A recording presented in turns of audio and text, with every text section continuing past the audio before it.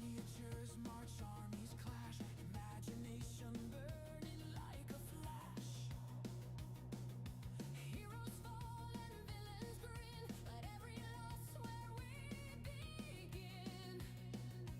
Through the fog, through the flame, we write our story, we stake our claim. Tenty tabletop, where dreams collide, where time won't stop. Raise your sword, claim your throne. Here we are, never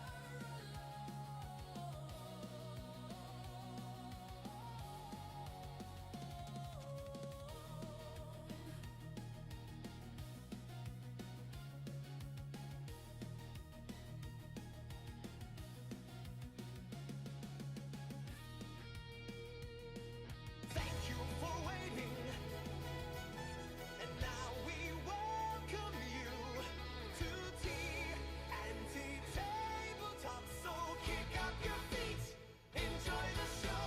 Here's your host, Tony. Hey everybody, welcome to TNT Tabletop. How you doing today, Rika? It's good to see you. Good to see you. And again, thank you for the hydrate earlier and for the advice about making my first priority a checklist for my stream. I really desperately need to do that. Anyway, so there's a little bit of some news I put on the Discord about the stream. I'm done with it. I'm done building, not done streaming, but I'm done with the template. I'm not building any more for it. Every time I add more to it, I want to add more and I want to do more, and it's just like it never ceases to end, and bugs keep popping up, and I'm like, you know what? It's about time I finally just kind of finished it. And sorry about this, by the way. I'm trying a new thing. I have another mic that I've been wanting to use because it was weird having two robot boners pointing at me the whole time I'm streaming, and it felt enclosed. Now it's all nice and open. I'm like, I like this better. Not crazy about this being here, but it is definitely a better mic. Well, actually, it's equally as good as the other two, but those were made for when I had guests on the show. And unfortunately, the guests that I've been trying to bring on have not been showing up. So I decided to finally just build everything to my liking. And that's what I'm going to... This week, I'm going to be moving everything around. But anyway, so yeah, I'm putting an end to building more to the Shadows of Brimstone elements of the stream. And I'm going to be working on a generic board game version. It's obviously going to be featured for specific games. Open OBS, make sure you have a game entitled Feed Fish, Clean Tanks, Game. Yeah, mine is like a... It's not organized at all, but I mean, actually, it kind of is. The very beginning is, it's like yours. It's... And I actually have everything... I'm on a Mac, so I have the lower drop menu. So I have, like, in line... my Stream Deck, Wavelink, Lumia Stream. What's the other program I use? Caster, Discord, and of course, I need to open up a web browser so I can open up YouTube and have feed going through the web browser, and of course Twitch, and then of course finally the OBS. And then after that, it's trying to link up everything and make sure everything is up. Which reminds me, I need to make sure audio is going through. It is. Good. All right. So, obviously it is if you can hear me. So anyway, that's usually my checklist. And then after that, it's chaos. It's like, okay, what's next? I don't know. I'll just throw some models in here. Yeah. But anyway, so I'm working on a new version of the stream, primarily for generic board games, because I want to bring Kingdom Death Monster.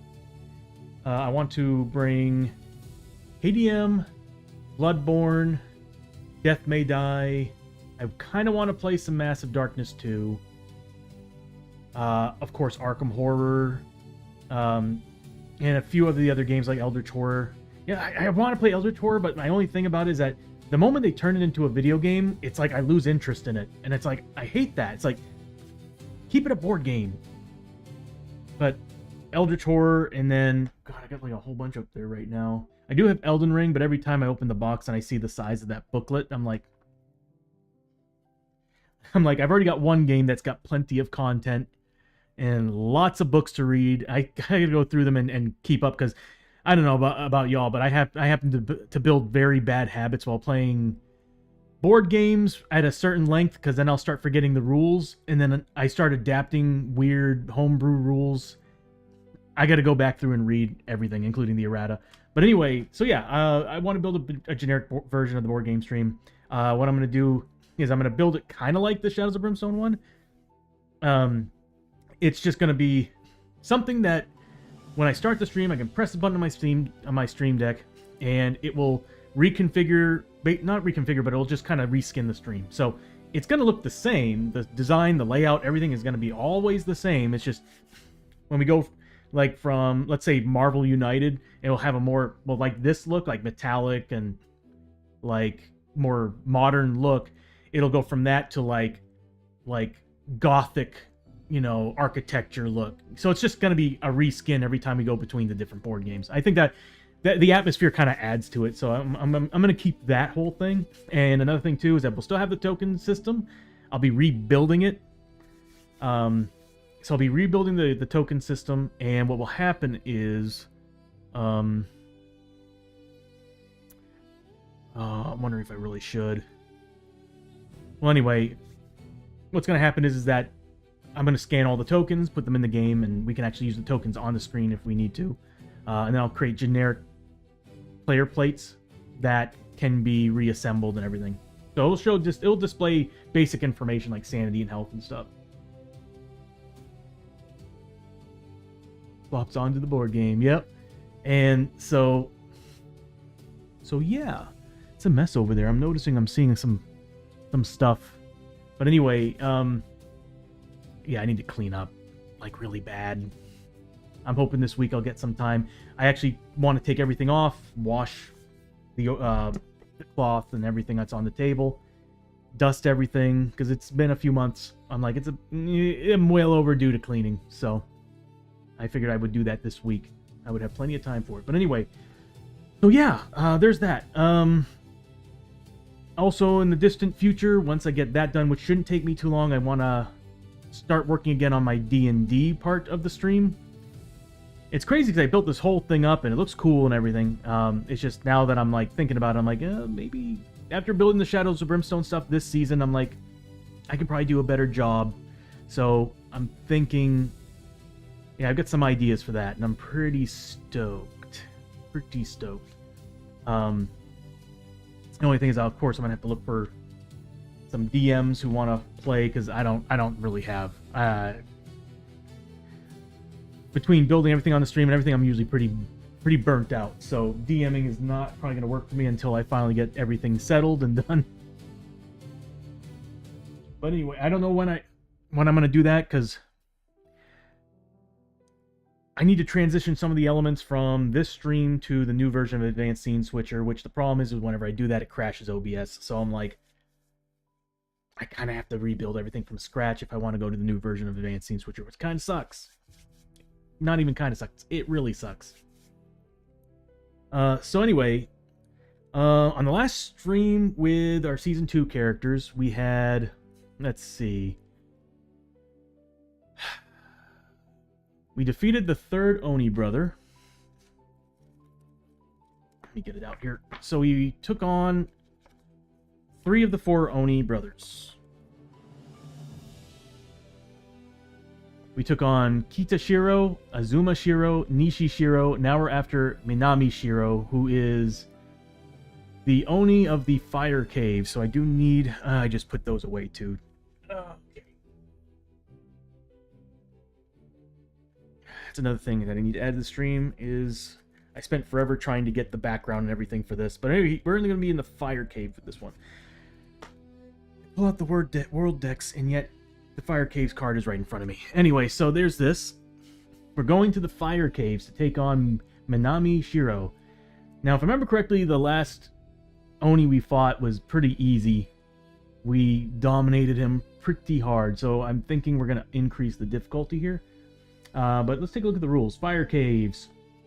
It's parts of the Caverns of Cinder expansion. Well, it's using the tile set from the Caverns of Cinder expansion, but yeah, obviously this came out for the Oni Warlord, or yeah, this probably came with the Oni Warlord to kind of give him a domain. But anyway, dangerous Earth environment. Heroes are -1 corruption resist, so that means everybody is... Oh no! That means the good Marshall's a 2 on corruption resist. He's gonna be mutating often. But also gets +1 max grit and also +1 to their max for any ability tokens they use. Oh, okay, so Hosho Ryo is actually a 6 now, not a 5. I forgot, I gotta write that down. We got new armor for him, which increases max fury from 5 to 6, and I forgot to jot that information down. Meaning... Well, I don't know if he has any moves that actually use... Yeah, everything he's got uses like 4 or 5 fury, so I mean that's good, I guess. It gives us at least 1 point extra in case. But oh no, it doesn't. No, I'm an idiot. All right, it doesn't.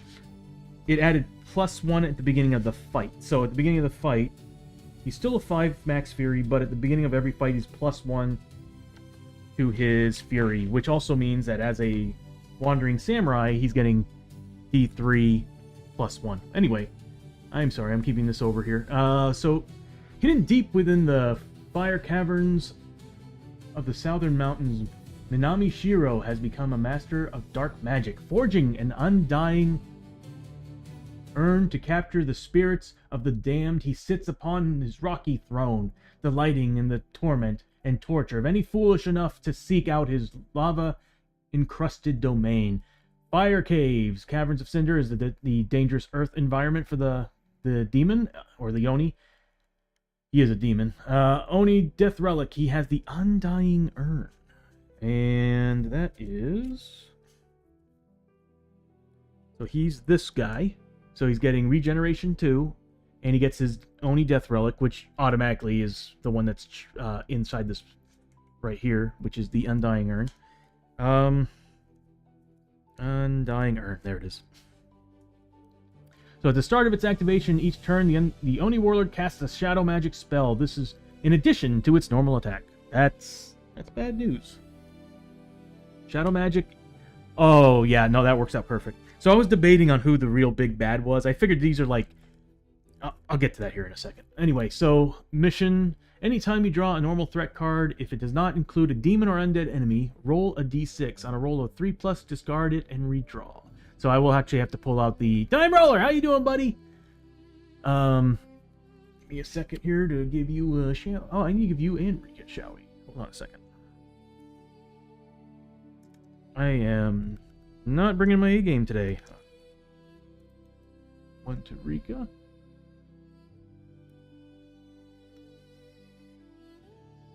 Like its brain's empty. Holy God. What? Oh, never mind. I'm breeding something.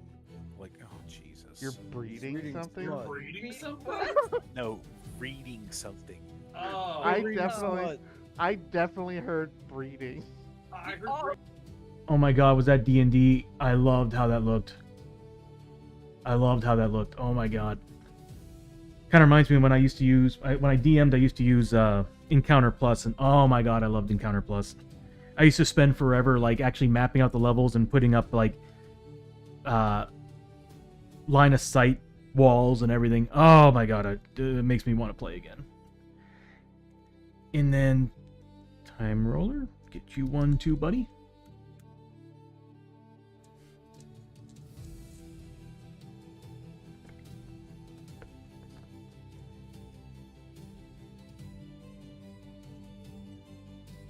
It's like, I got too many bags. Mooch, found the box. Mooch in a box.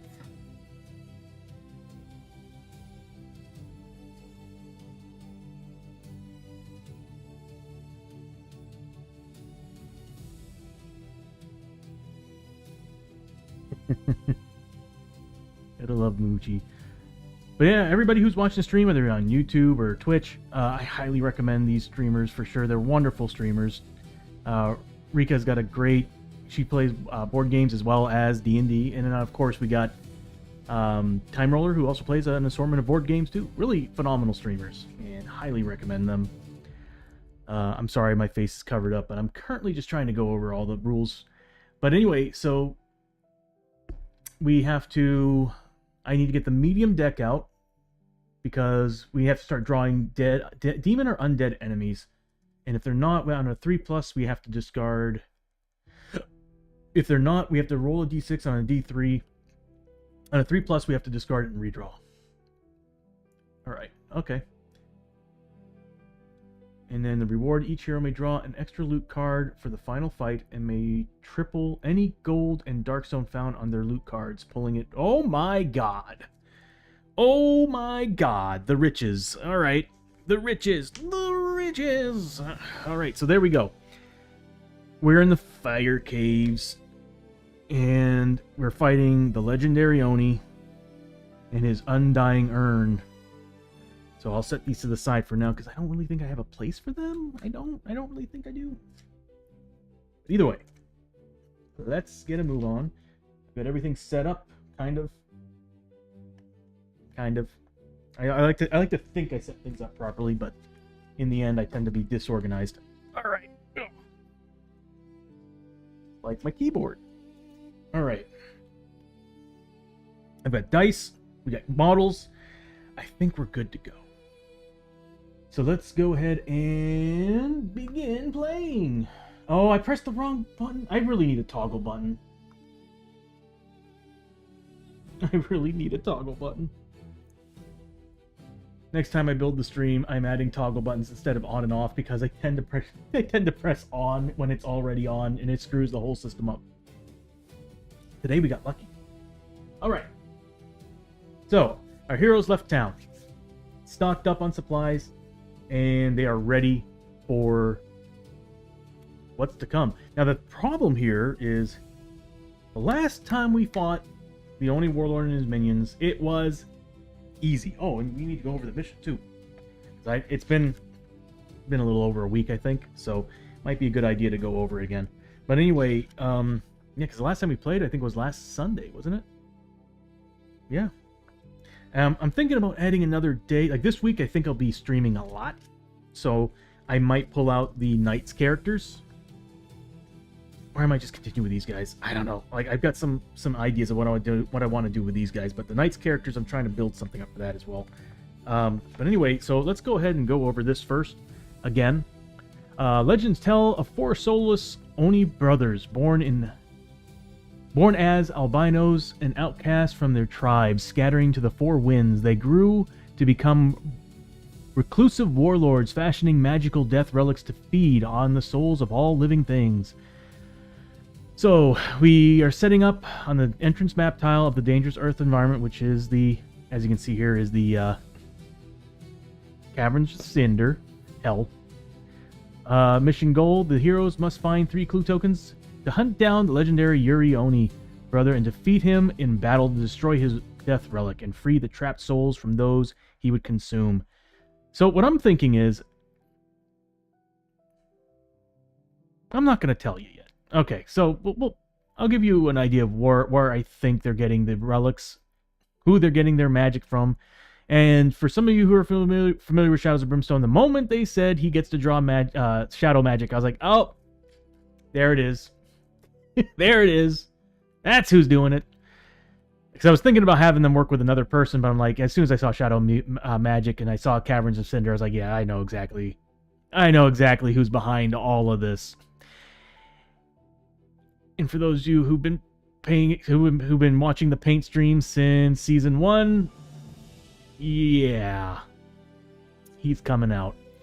No gates and no adventure card. No gates can be found in this mission. Anytime a gate would be placed, instead place a normal door. In addition, no adventure card may be played, so we can't use the Oni cards or undead cards, stuff like that. Stuff that kind of triggers the game. We could use warrants and all that, but I'm not going to. That is actually still one thing I want to add to the stream, but it's going to be me off-screen doing it. I would love to have the stream randomizing the warrant cards and everything, but I'm like, you know what? I think from here on out, I can do the rest of the work. I might just have, what I might do, though, is I might actually take all the missions, put them on a spreadsheet, we'll pop them on the screen, roll some dice, and that'll tell us what missions they are, and then we'll roll out some random warrants, heroic effects, or nightmarish, basically good and bad cards. Dangerous environment. Each of the 4 Yuri Oni brothers lives in a different remote region of Japan imbued with dangerous and fantastic elements by the magic of the surrounding area. The environment that is unique to the Oni being hunted is listed in the special rules. Use the New World card as well as the entrance and map tile set encounter cards and depth event chart of the other world and all that. Yeah, okay, we're good there. So we'll be fighting Caverns of Cinder. Are there undead models in the Caverns of Cinder? Definitely demons for sure. Minions. Each of the 4. Yeah, we already know this. Again, if it's not demon or undead, we roll a d3 on a. We roll a d6 and on a 3+, we change them all. We pull another card until we find something. Finding the 3rd clue. When the heroes find the 3rd clue, they have hunted down and cornered the Yuri Oni Warlord for a final showdown. Ignore any attacks or encounters listed on the final exploration token except for Darkness or Growing Dread or Depth Event. So it's just, we just ignore attacks and encounters. Oh! Well, an ambush is an attack. It does say attacks, and there's only an ambush and attack token. So I'm gonna rule it that an ambush is an attack, technically. Also, ignore any door gate icons on the token as the objective room has no exits. Reveal all Growing Dread cards in the stack as normal, and then the heroes must fight 1 Legendary Oni Warlord Epic Threat, which I decided I'm going to choose the hardest one, which is an Oni Warlord with a threat card. Why not? We wiped the floor with the last one. Epic Threat using a Yuri Oni Legendary Oni Warlord card with the Oni Death Relic card listed in the special rules of the Yuri Oni Warlord that is being hunted. When all enemies on the board have been defeated, the mission is successfully completed. Rewards. Use the unique reward result listed for the Yuri Oni Warlord that is being hunted, which is an amazing, amazing reward. Was it double the effects of gold and Darkstone? God, please give us Darkstone. We got plenty of money. Although, more money's also good. Money's good. Failing to defeat the sinister Oni brother, a small part of your soul is consumed by... this is the failure. By his relic, all heroes are now permanently -1 corruption. Oh, God, we need to pass. Campaign play. If playing a part of a campaign, the heroes want to hunt down all 4 of the Oni warlords. You may hunt them down in this order. In any order, however, the subsequent... Okay, so now... This guy's going to be +3 combat? I don't think we need to give him any more bonuses, if this is the truth. So he's going to be +30 health, +3 combat?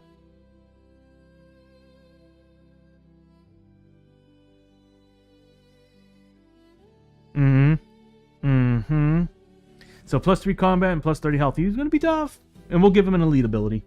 What we'll do is we'll do elite ability +1 on this one, because we're still level 5, right? Level 5 and 4. Come on, Lester. Catch up, brother. Alright, so... Note to self, Tony. +3 damage. I mean, +3 combat, +30 health on the Oni Warlord when we get to him. That's going to be pretty rough. Pretty rough. Alright. But we did see... Oh my god, we watched Abby just wreck him last time. Alright, so let's begin in the Caverns of Cinder. Do I have 2 different songs for Caverns of Cinder? Nope, I just doubled it for some reason. Ooh, spooky. Alright, so... Start of the round, we've got Abby and we've got Hosho who needs some desperate healing. Oh. And also, Chio's got... We do have tonics. But Chio... What do you got, Chio? You leveled up. Hero of the Dragon War. Fight with XL or larger. Every hero on the map tile recovers 1 grit. On a roll of D6. On a D6 roll of 4+ each at the start of every turn. God, she's good. And she's +1 combat. Hosho got level 5. I need better character sheets. And a roll of 6+. Oh, he rolled a 6+ for his agility bonus and health bonus. Flashing steel, holding blades, +1 damage combat. Once per turn, reroll all failed defense rolls just rolled. That's pretty good. And of course, Abby's just disgusting. I can't wait for her to level up because she'll be getting so many shots per turn. Gunslinger, Outlaw. It took a while, but I'm gonna say I was a doubter for a while that going down the journeyman path was bad because it took a long time for these characters to get into it. But the moment they got that tier 4 ability, oh my god, they're terribly, they're awesome. There, I'm trying to find a word. But anyway, let's start. Beginning of the round, we've got Abby. I think everybody's a 6 movement. Who's got what for ailments here?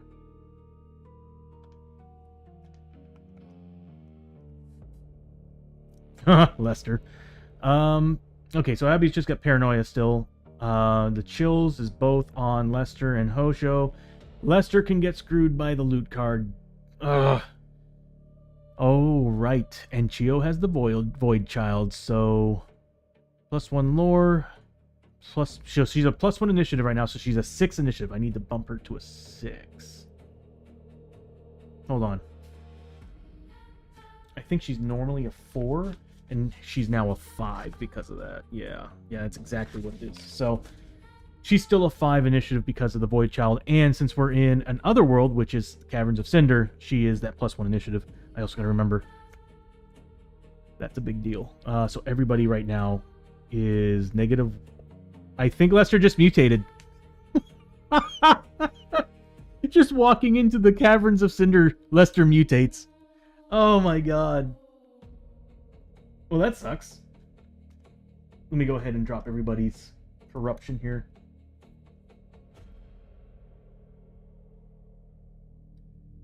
That's the wrong button.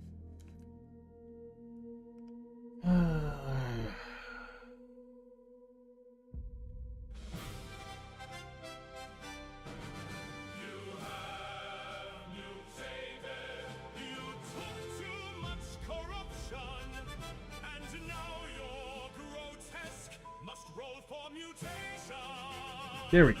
All right.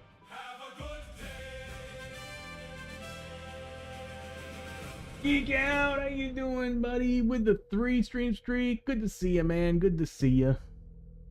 Gonna see if I can finish this Oni Warlord campaign. Let me give you a shouty while I set things up here.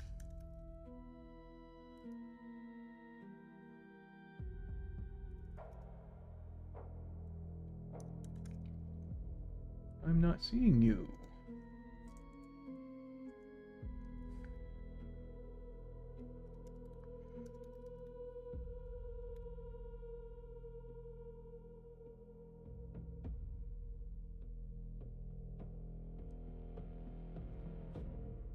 Well, considering we just got back electricity, was out electricity since 8. Oh no, man, I am sorry. That sucks. So you weren't able to stream at all yesterday.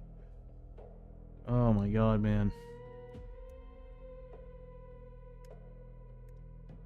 Is it gonna work? There we go.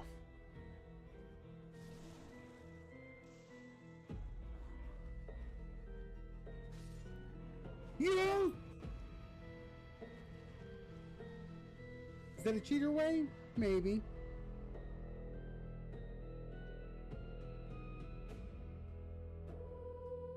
It's good to see you, bro. Good to see you. I just gonna make some changes to these characters because we're in the Caverns of Cinder, which is basically hell. And it's causing their corruption to drop by 1, which right now we're about to see somebody... Whoops. About to see somebody mutate. Yep, there it is.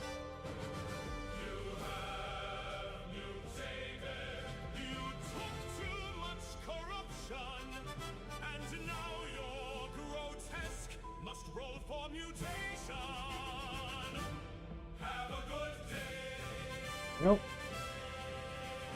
swear Lester is just looking for trouble every frickin' time we play this game. Alright, let's pull up some mutations. Let's see. Oh god, he's at 2 corruption. That's so ridiculous. Alright, the gold is going to be... I kind of wish I kept that 6. Alright, so that's going to be the 10ths. Yay, the higher the better. 36, alright, get down. Half point seems like it would be alright. Hopefully. Alright, 36. Oh no. Void Plague. The hero, any hero adjacent to you at the end of the turn automatically takes D3 wounds ignoring defense. That's bad. That's bad. There's no benefit to that at all. Okay, so there's usually a benefit and a problem that comes along with it, but in this case, nothing. It just sucks. We're gonna use slot number 1.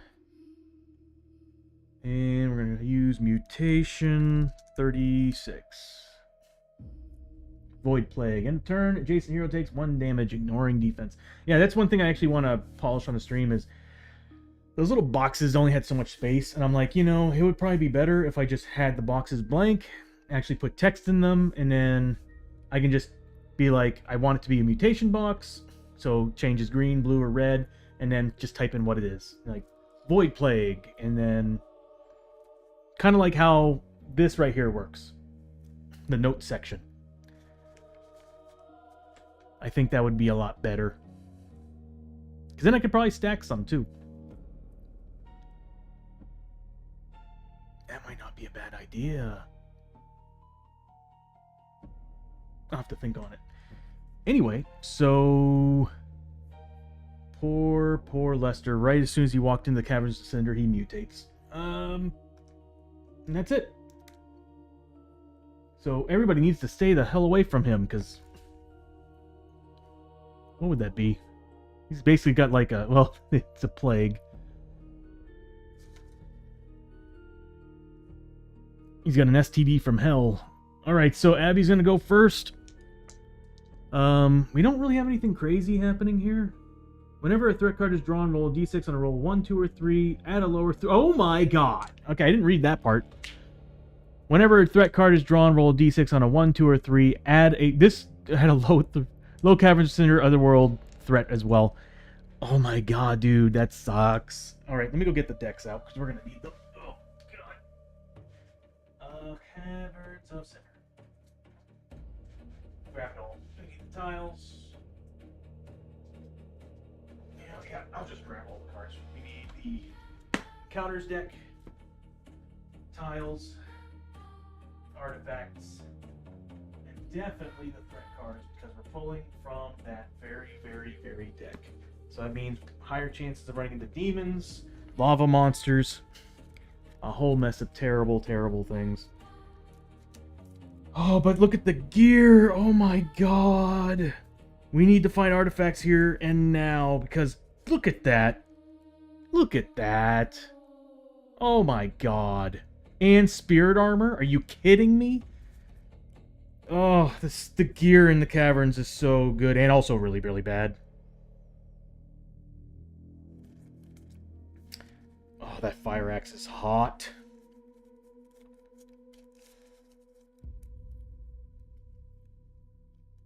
There was no pun intended on that. I mean, it took me a second to realize, oh, yeah, that could have...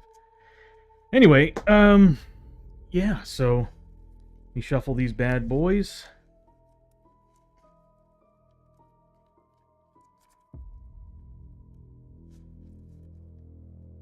Yeah.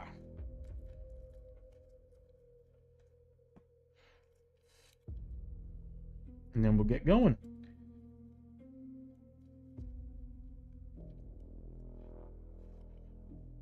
Counters, and then finally the map deck.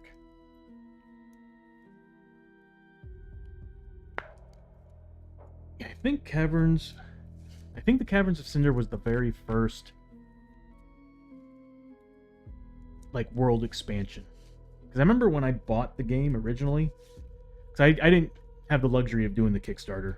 I had to pay for every little Kickstarter piece out of pocket, which was expensive. But when I saw it sitting on the shelf over at my local comic store, Madness. Well, no, it wasn't local. It was out of town, but Madness Comics over in Plano, I think is where it is.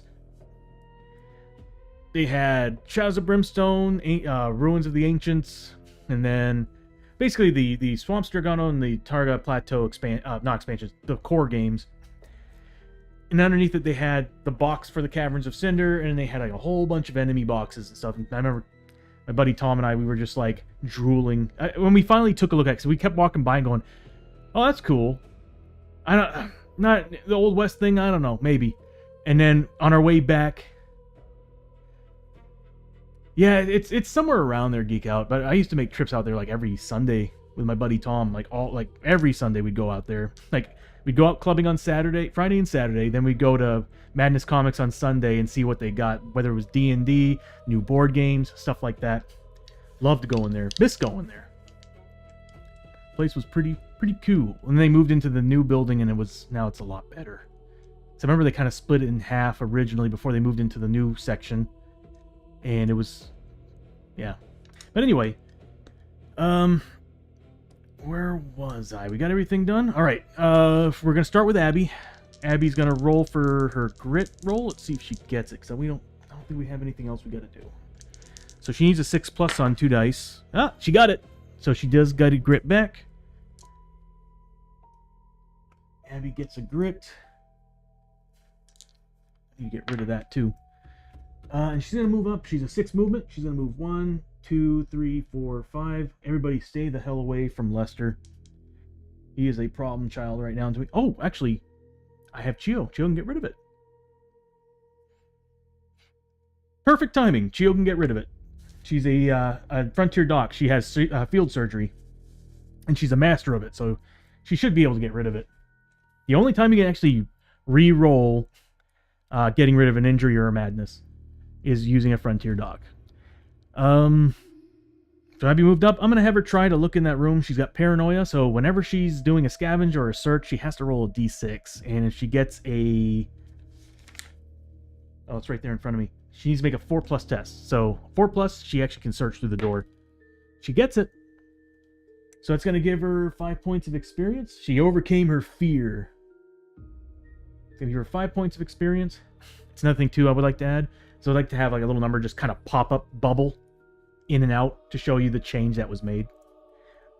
Kind of like how it was in the last version of the stream. It's just having that big number pop up and go down. It was taking so much time. And I'm like, nice thing about this setup is that we can keep things rolling without interruptions as much as there was. So she gets 5 XP and she searches that room, finding a mid-passage. So we do move down 1 step. She finds a mid-passage in the Caverns of Cinder. The good thing is there's not many tiles. They don't really have much, so we should be okay.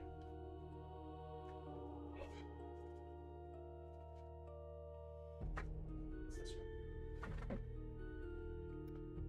Yes. Alright. So she moves up to the doorway, searches it, and manages to find just another short little, well, not short, but a mid-passage through. Sentinels of the Multiverse? Is it a board game, or is it a role-playing game? Card game?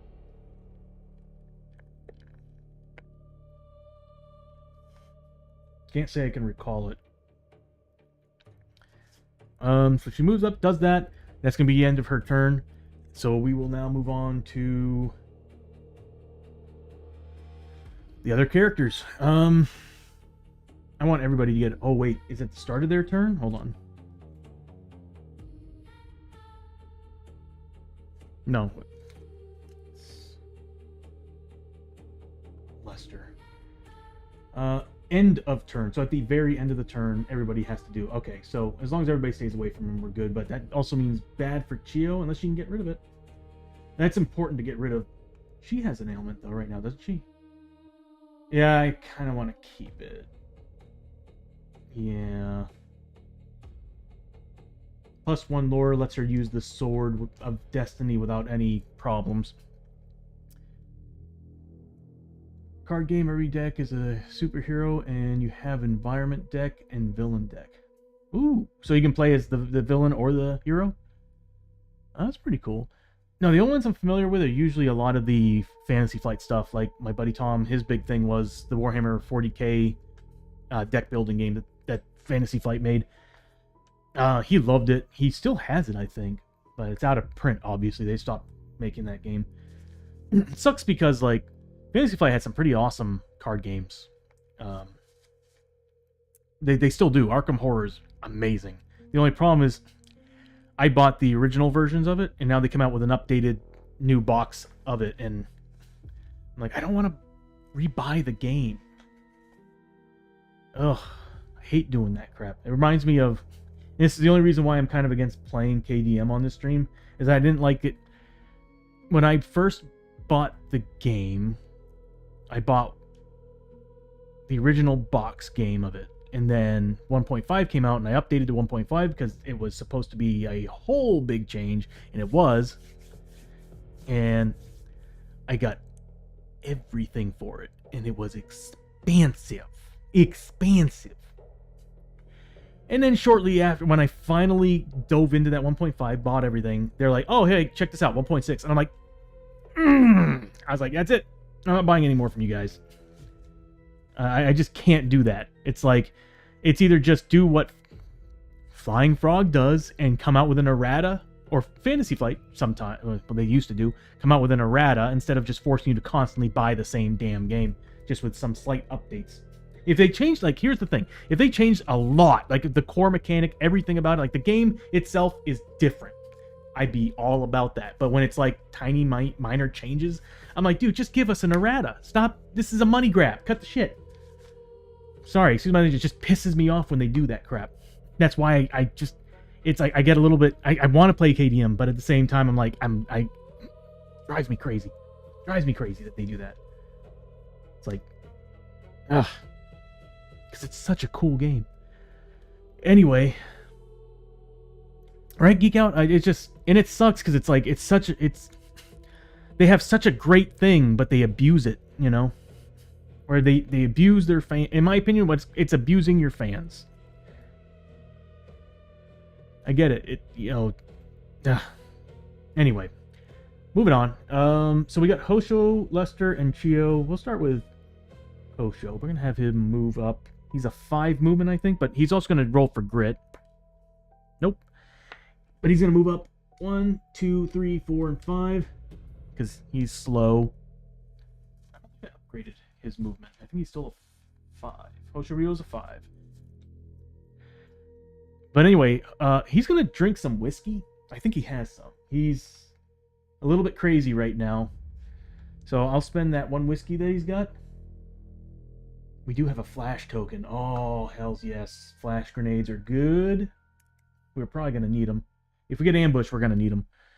He's gonna get back a whole flippin' 6 points. That's perfect. I should have had another character do it. I would have gotten XP. Damn. Everybody, whenever you play Shadows of Brimstone, never ever let your character heal himself. Let another character do it. Spread the love.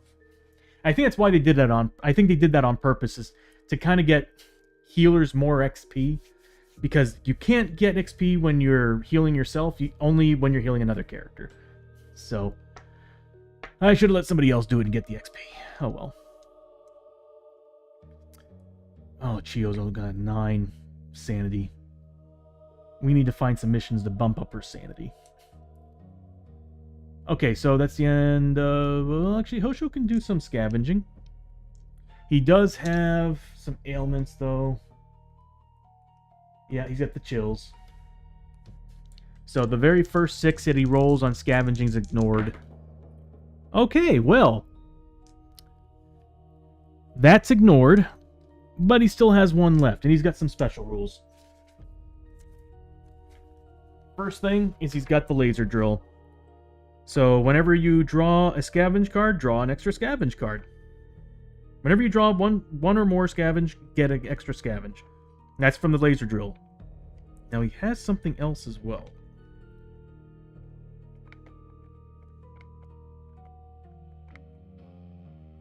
Oh, he should have rolled 4 dice on scavenge. Okay. I forgot that the Shahari Finder does that.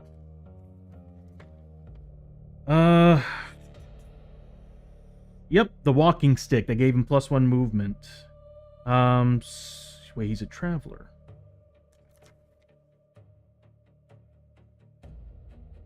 He should be a 6 movement. He's a 4 base. He's a traveler character. Yep. The walking stick gives +2 movement to the character that's a traveler. He should be a 6 movement. He doesn't have any ailments or anything saying that he'd be -1 to movement.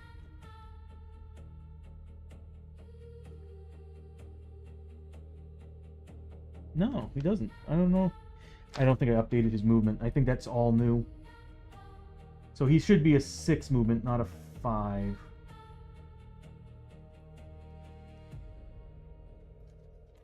We did have a long stream the last time we played these characters, so I probably was forgetting to write things down. No, I was forgetting to write things down. So he actually could have moved up to there. But there was one other thing that he had. Oh, yeah, it's the walking stick. So when you get 1 or more scavenge card, draw an extra one. So I have 2 items that let me do that. So technically he got 3 scavenge cards. So Hosho's really good at this. Scavenge and loot. The only thing is scavenging's kind of a frightening thing to do. Ugh, and that's why. So he got 30 XP. He got $50. Gave us a Growing Dread card.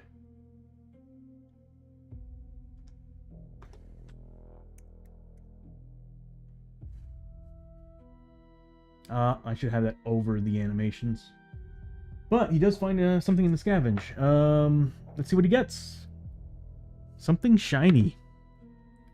A 5 is a gear card. Oh, I wish it was artifact. So we got a gear card, which is still good.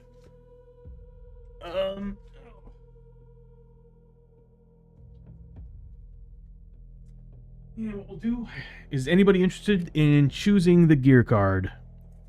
If you are, raise your hand. Or just shout out over the chat room. And you would charge either one... choose either 1, 2, or 3. Or left, right, left, middle, or right.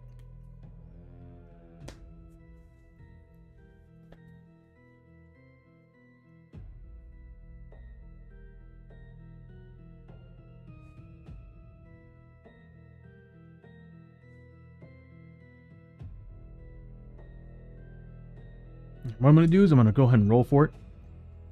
And we'll just have the D6 roll. So 1. So the very first one. Third one would have been Outlaw Shackles. Once per fight at the start of turn, choose an adjacent XL or smaller enemy and make a strength test based on the size of the enemy. 5+, 4+, 5+, or 6+. If successful, that enemy loses its activation this turn. Wow. Once per fight. For real? Once per fight at the start of the turn, choose an adjacent... Wow. That's really, really insanely good. Make a strength test. That's really good. That is... Oh my god, I wish we had that. That is a really good item. Second one would have been... A Hanging Cross. Oh my god. Attached to any item. +1 spirit, +1 sanity, only holy. Yeah, I could have put that on Chio. Would have given her another point of sanity, and she desperately needs a spirit buff. That sucks, because that's really good. Alright, the one that we did get. Gunpowder Keg. Discard to throw just like dynamite after any bounce. Any model in the same and adjacent space take peril dice wounds, ignoring defense. Any models on the same map tile take 2 hits from the falling debris. Holy crap. Okay, so after any bounce. So discard and throw. That is dangerous. Peril dice damage too. So what's awesome about this is that it explodes every time it bounces. So you kind of want to miss. You want to miss the throw. And on top of that, so give this to somebody who has a really bad range. miss the area that they're throwing at and let it just deviate and bounce around and blow up every time it deviates. That is insane. I like that. I'm going to use that. That would probably be great on whatever, because we're going to be drawing a lot of enemies. That's going to be helpful. Oh, we got a growing dread. That sucks. All right.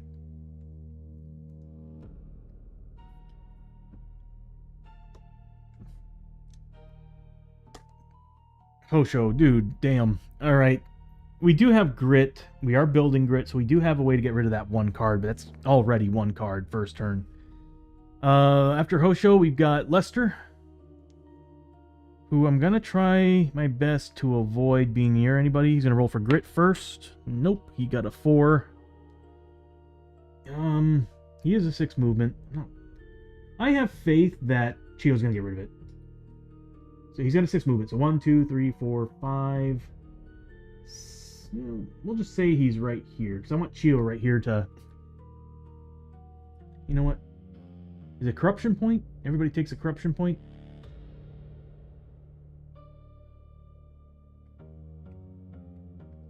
And it's ignoring willpower, isn't it?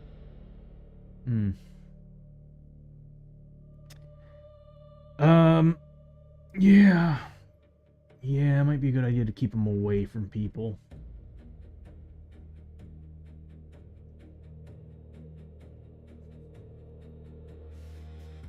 I don't like him being far behind, though. Screw it. Mutations all around. He's going to move up. And you know what? He will stay away from Abby, though.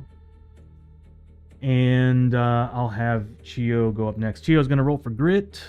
She also gets a token. You gotta remember she gets that stuff. She gets 1 key token. And she's going to... We had to do the darkness roll, didn't we? We did. She's going to roll for grit. Nothing. She's going to move up 1, 2, 3, 4, 5, 6. No, it doesn't really matter if she's where she is. She's going to be right there, and she's going to attempt surgery. How's everybody doing on health? Well, at the end of this turn, because she's holding on to her staff, Lester's going to heal 1 point. So she's going to attempt surgery on Lester.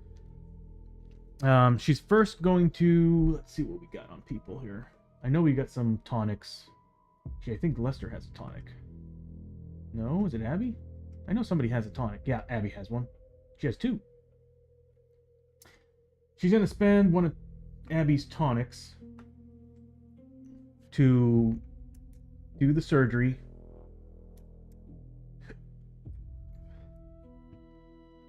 And it's going to be a dice roll of 4+ on Lester to get rid of the Void Plague.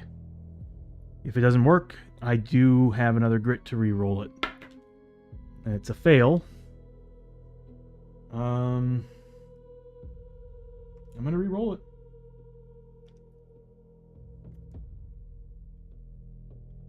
She'll spend her grit. Come on. The worst possible frickin' outcome. That is, I think, -1 to health permanently. Really? A 3 and then a 1? Too bad you can't bump that with anything. Oh, which, by the way, I forgot to mention, started the adventure, we reset the bar. Okay, damn.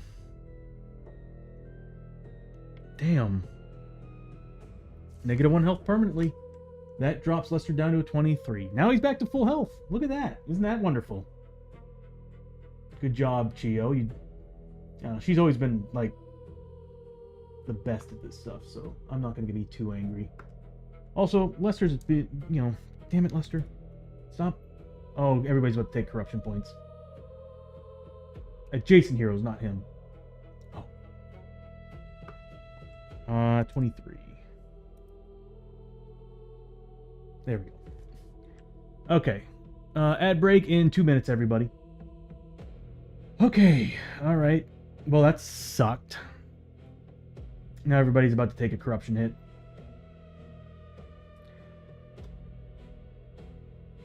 Alright, from here on out, we need to avoid Lester.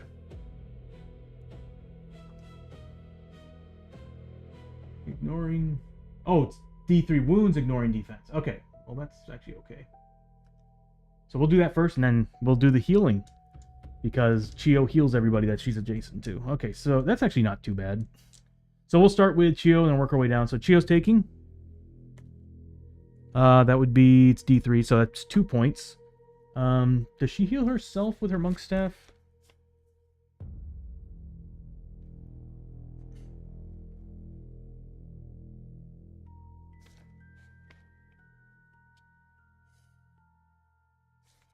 It says all adjacent heroes, so it doesn't say anything about yourself.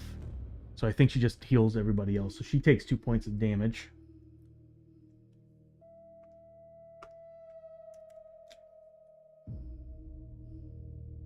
I might look into that. Give me 1 second.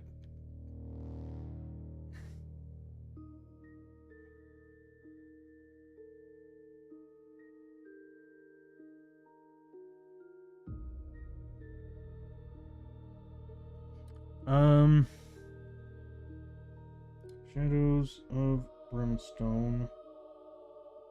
Monk's Staff.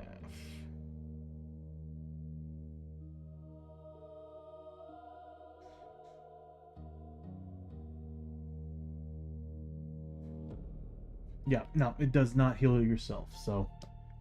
Alright, so what we're gonna do is... She's taken 2 points of damage. Next up is Hosho. He's gonna be taking 2 again, but this time, because it's the end of the round, Chio's also adding +1 to the heal because of the monk staff, so he's taking 1 point of damage.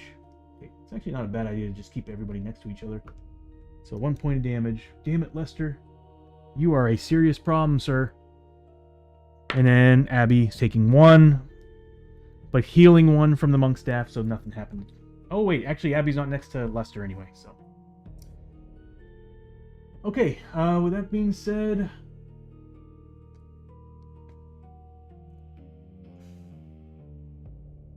That is it. Alright, so... End of the round.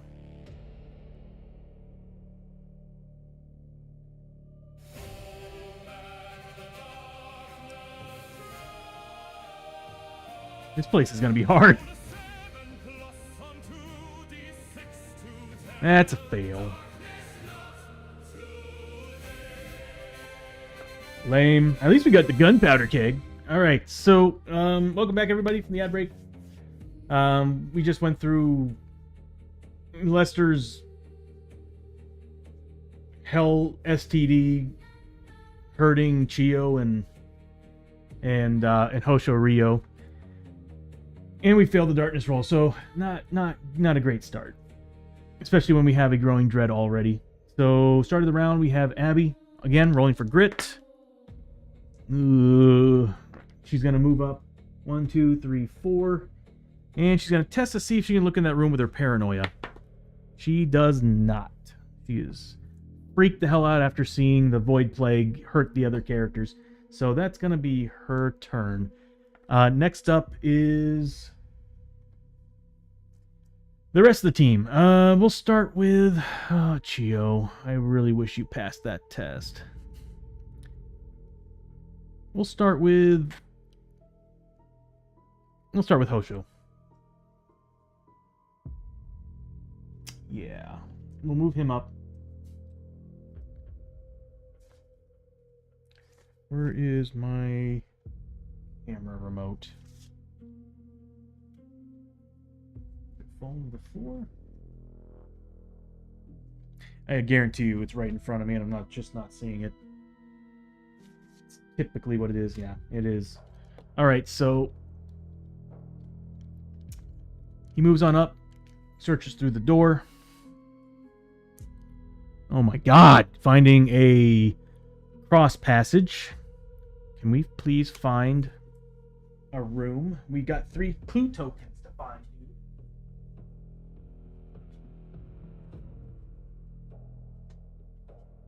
Not having good luck here. We do move down 1 space in the depth track. What just happened? Well, anyway. The heroes find another flippin' passage.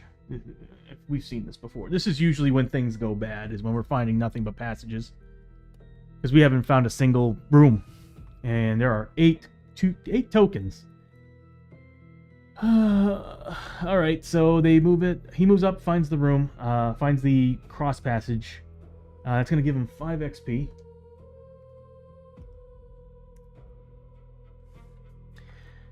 And then we'll have Lester go.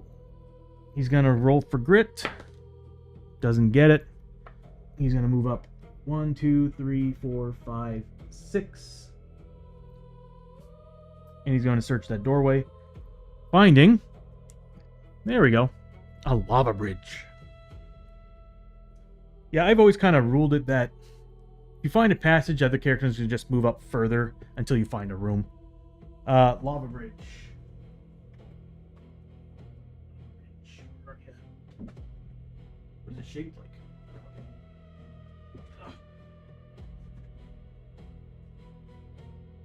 It's not it.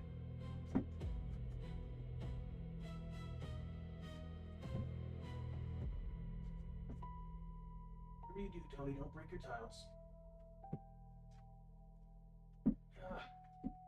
Is that it? Yep, that's it. No, it's not.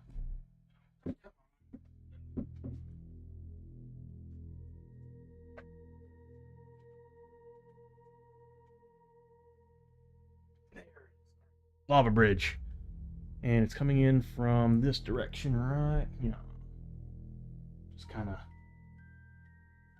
Thank God this thing's modular and easy to move around while I add to it. My biggest problem right now is this effing apartment. It's so damn muggy in here and damp in here that it's damaging my frickin' tiles and it's pissing me off. Like, yeah, it's damaging my tiles. I hate this friggin' place. Alright. So there's nothing we can do. I did not know that this place was built on a flippin'. There's several things about this place. One, it's built on wooden basically the whole structure of it, including the foundation, is pretty much just wood. So I'm allergic to penicillin and therefore mold, and I'm in here and I'm sneezing on the regular. But like, if I would have known it was this damp all the time in here, I would have been like, no, big pass. But of course, you know, people work in the office don't want to tell you half of what's wrong with this place. I think it got flooded. You can even see it on the doors, the base of the doors. It looks like it's been flooded. But the thing was, they didn't show us this place. They showed us the place next door, the upstairs. So of course it was nice and clean. Walk in here, it reeks like friggin' mold.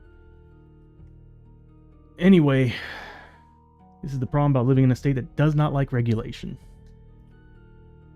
So anyway, the marshal moves up.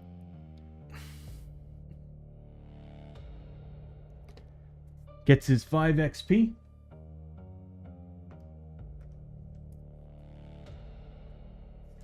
And he's getting closer to leveling. And then we'll have Chio. I think it's good that he can stay up there by himself. Chio is going to roll for grit. Doesn't get it. She's going to move up 1, 2, 3, 4, 5, 6. Staying away from the marshal a little bit. He's all by himself. And that'll be her turn. You know what? Let's do a scavenge. She does find something.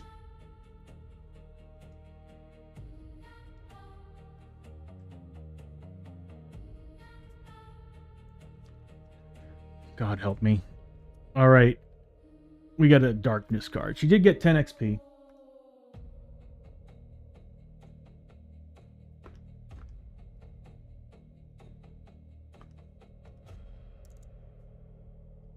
But we do draw a darkness card, which really sucks.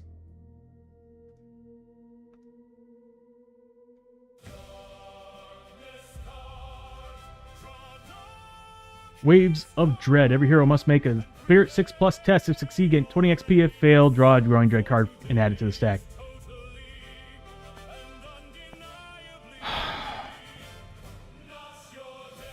I am getting the feeling we might not pass this mission. This is not a good start at all. No more scavenging. I'm done with that shit. Alright. Damn. So everybody now needs to make a whole mess of tests. Or one test that just sucks. Spirit. And we're not really good at Spirit. And we used our potions already, too. We got tonics. And we're probably going to need to use them to get out of this. Because this is bad. We're going to need to use them to try. Ah, we need 6 pluses, dude. Alright, here we go. Here's Chio.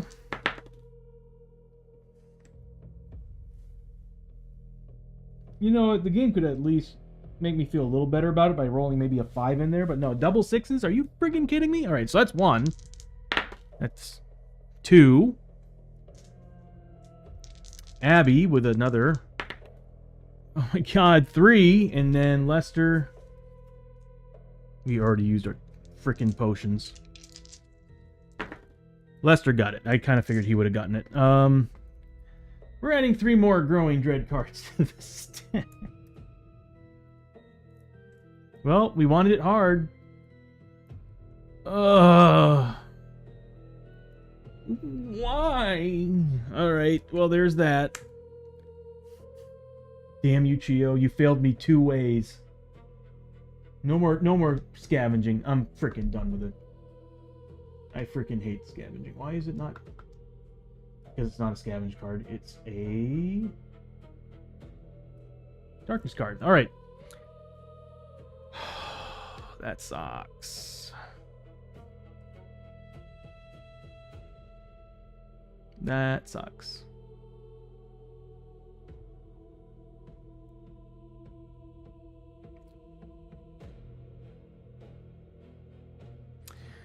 Okay. Alright, let's see what we get for an exploration token.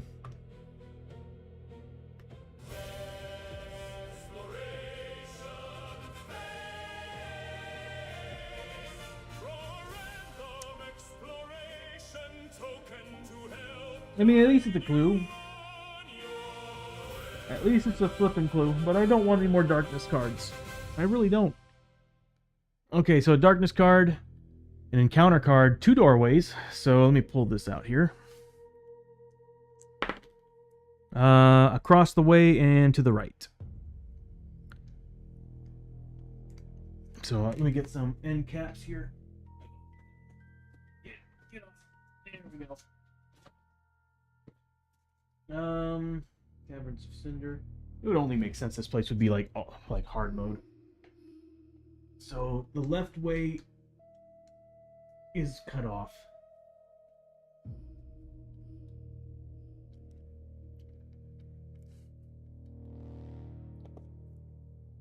I wonder if I have the filter on.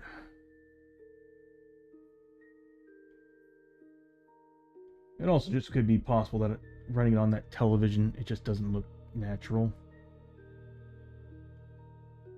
Yeah, that just works. Okay. So, we have to do another darkness card, and then on top of that we have an encounter, but we do have 1 clue token. So let's see what we get for darkness card number 2.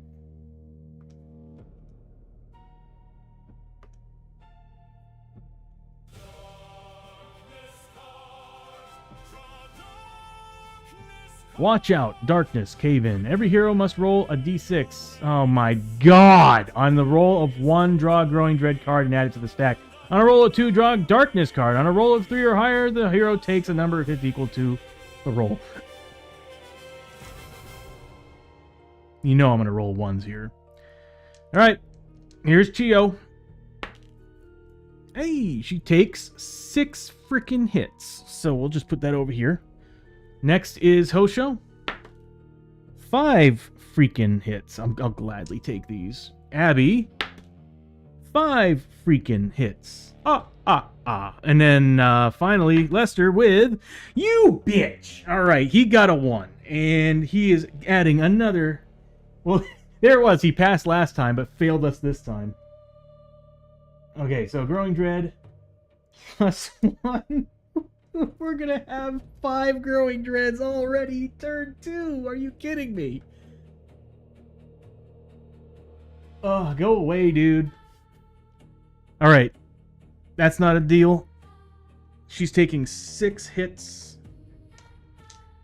She needs to make defense rolls. God, we might get killed by Darkness and Growing Dread, not even the fights.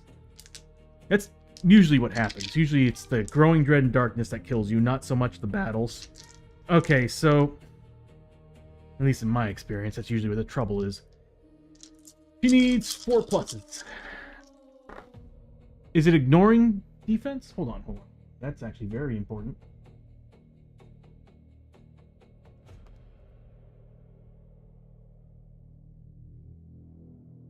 That number hits equal to the roll. Okay.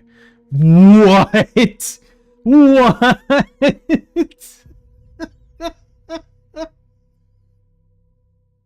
4 1s and 2 3. Not a single one passed. So that's 6 hits. She does have armor saves of 4+.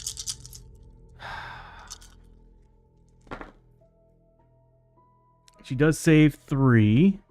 So she takes 3 points of damage. This is just dumb. I think their bad luck's returning. So she takes 3 points of damage. Yeah, no more scavenging. Scavenging has screwed us big so far. Frickin' big. And she needs to take a corruption hit because she saved... Is it 3+? Or more than 2. If it's more than 2 saves with the Takobake armor, she needs to make a corruption hit. So she needs a 3+. She gets it. Oh, this ain't looking great. Next up is Hosho. He needs to take 5. He's got a 3+ defense, and now he's got a 5+ armor. Are you fucking kidding me with these ones? Alright, so he's taking 3 points of damage. He's got 5+ armor saves. So 2 points of damage.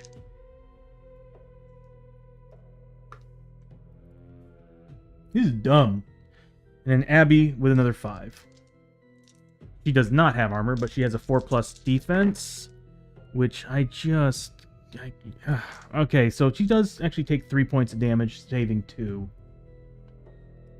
I just can't get over the fact that we have that many Growing Dread cards on turn 2. All because of scavenging. Brought to you by Scavenging, the downfall of this team. So 2 points damage for Abby. Bishop with the cheer for Chio. Thank you. Dude, we already got 5 Growing Dread cards. Turn 2. 5.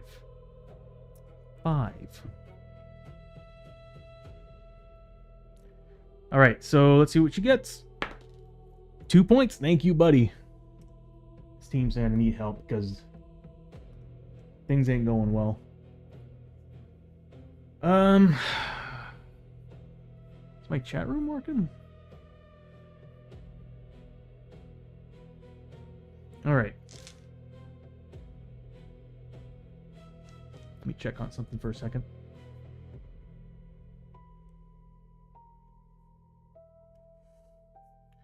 Okay, so we did go down a room.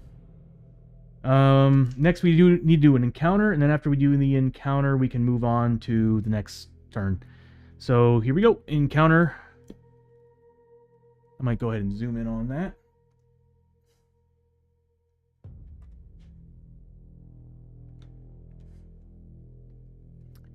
Laughter of a dark god. Booming laughter echoes through the cavernous chamber, giving you the distinct feeling that you are but a plaything for the amusement of the dark god.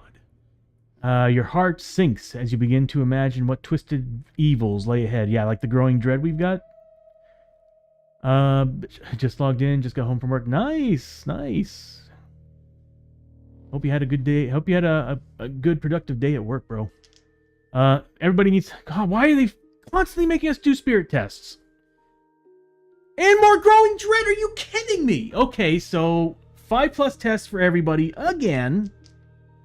Oh my god, dude. We are just having the worst friggin' luck. Alright, so here's Chio. 5+ instead of 6+ this time. Oh, she did not pass. So she does give us another Growing Dread. Next is Hosho. Passes with a 6. And then we got Abby. Passes with a 6. And Lester, he should pass with 5 for his bonus here. Yeah, oh yeah. There's already a 5 on the thing. So, Chio, again, lets us down for the 3rd time today. Everybody else gets 10 XP and a grit. Dude, Caverns of Cinder sucks. Alright. So, damn. So another growing dread. So we're up to 6 now. Turn 2, we have 6 growing dread, everybody. Everybody else is getting a grit and 10 XP.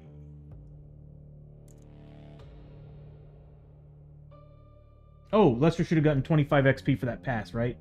Yeah, I didn't add that in. And a grit, because I got so pissed off about everybody else failing. I was about ready to have a crash out. Because I'm like, how can we have so many growing dread cards this early in the game? We're not going to win this. 10 XP for you. And then finally, Lester. 1 grit for you, buddy. And 35, because we didn't factor in your 25 points. Snowballing dread. Dude, for real. You know, I'm cool with like... No, I'm not cool with 1 per room, but I mean, it's only been 2 rooms. We've gotten basically like 3 per room. It's insane. It's insane. Alright, we did everything there. We do have a clue token. So we're 2 away from the Growing Dread probably wiping the team. It's like I said, like with this in Shadows of Brimstone, my experience is usually Growing Dread and the Darkness cards are the ones that end you. Monsters are usually doable if you can play them right, or enemy battles are usually pretty decent if you can play them right, but it's always the Growing Dread and the Darkness. It's like you don't know what's coming, and it's always bad. Always bad. Oh yeah, so end of the round. We've already failed 1 Darkness roll.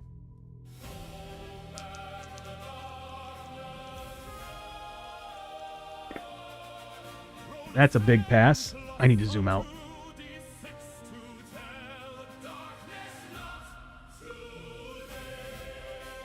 Yeah. So, passed on that. And what else? We're good. Oh, we had a failure, so that meant that Chio should have actually gotten D3 back. She'd gotten 1 point back of key. She actually should have 2 points key because I keep forgetting to add the key. That's actually one thing I need to polish on the stream is I kind of want the key tokens to be represented like somewhere on here that I can actually see it. So this way I kind of remember, oh yeah, they got Fury or they got Key or something. Like a little token somewhere around here. I don't know where. Maybe over the player plate, something. I just need something. So, anyway, Chio should have 2 more points of key.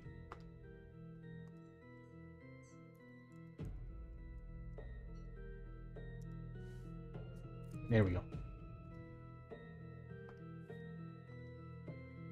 And we're back to Abby.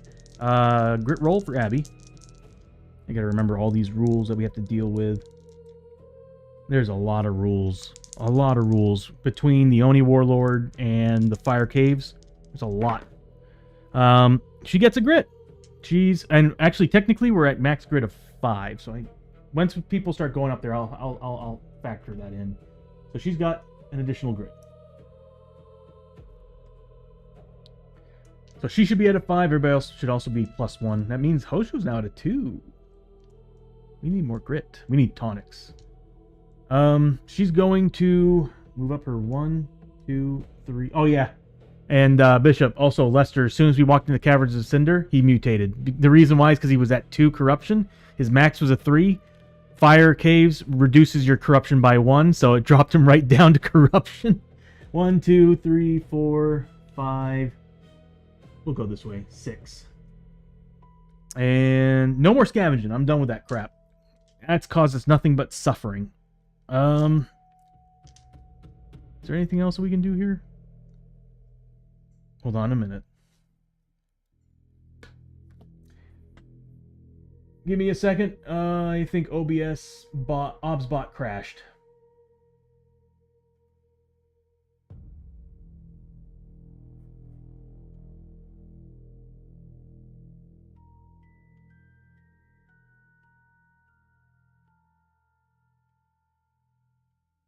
Yep.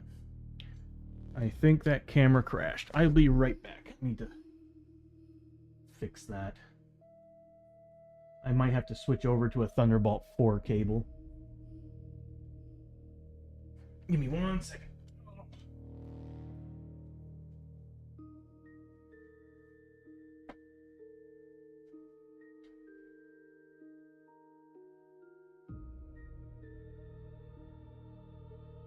It's the brand new camera too.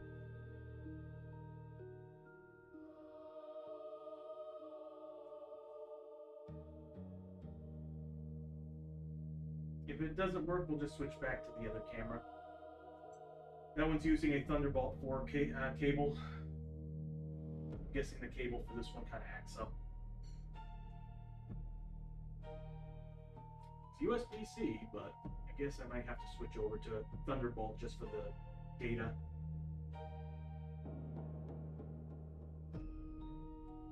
Or it could be possible with cable gone bad.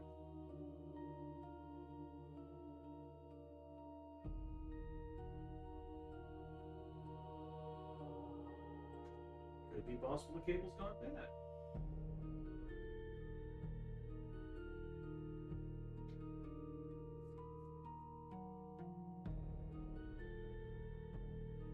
There it is. If it does it again, I'll just switch cables, because I'm getting the hunch that some of these cables are just not reliable.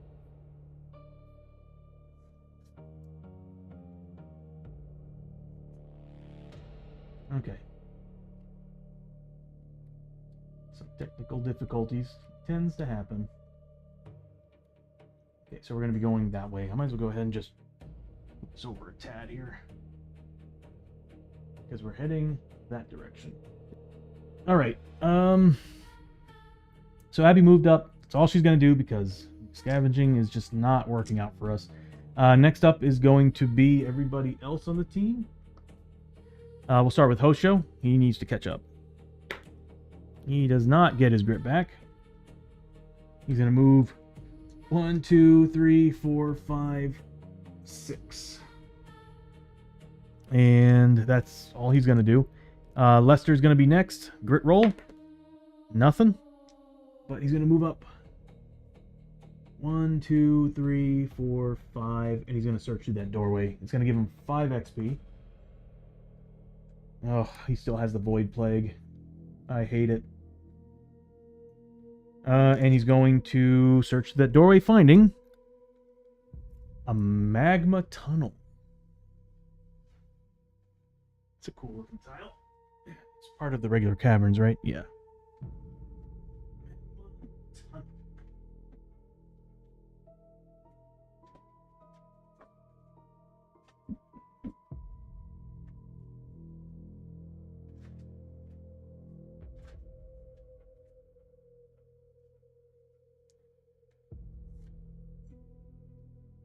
I think this is it. Yeah, that's it. Coming out a little bit brighter on screen, but it's coming in from this direction.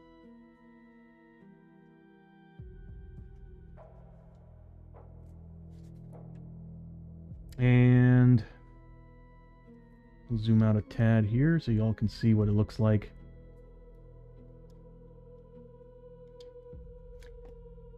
So he moves on up and finds a magma tunnel. We need to close the gap over there. Unless it's an ambush, then we're just in trouble anyway. Because we're going to be hitting... We're going to get hit by a lot of enemies. Keep that over here to reflect on the doorways. Next up is Chio. Does not get a grip back, but she's going to move up. 1, 2, 3, 4, 5. How's everybody on health? Yeah, people need health. So she's going to heal people up with her staff. Yeah. So that will mean that Hosho and Abby get 1 point of health apiece because of her monk staff. I have to keep reminding myself I have that item.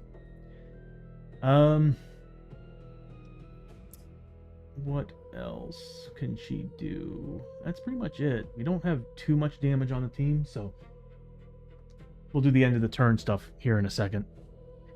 As you notice, Lester's far away from the team for reasons. That's it. All right, so let's pull out an exploration token.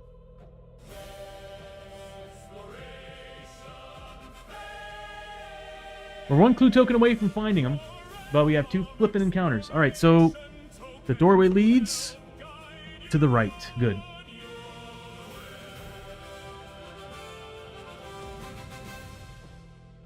Yeah, the humidity in this apartment is causing damage to my tiles, and I'm not digging it because they're all not fitting well.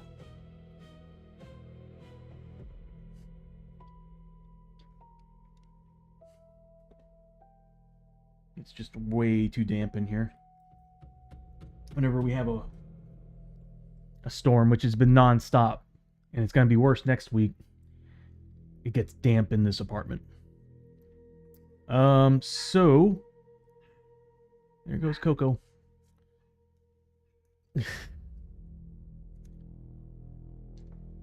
Kids are probably playing outside. Oh, we do move out 1 more room.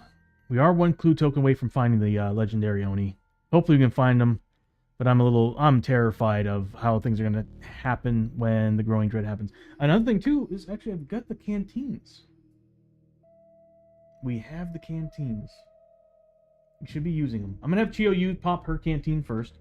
They both Chio and Hosho are wearing the canteens. What are they called? I have the card around here somewhere. Oh, it's right here. The Explorer's Canteen. So at the start of each adventure, place 2 grit here. Once per turn, discard a grit here to recover a grit. Discard any remaining grit here at the end of the adventure. We have 2 of these, one on Hosho and one on Chio. So it's probably in my best interest to be using these as much as possible. And I probably should have popped this earlier instead of using the tonic. Alright, so she's going to pop that. It's going to give her 1 grit. This way we can at least cancel 2 of those flippin' Growing Dread cards that the game just keeps throwing at us. So 2 encounters. Here we go. Apparently Growing Dread is very popular in Hell. It only makes sense, right? Alright, so here's the first one.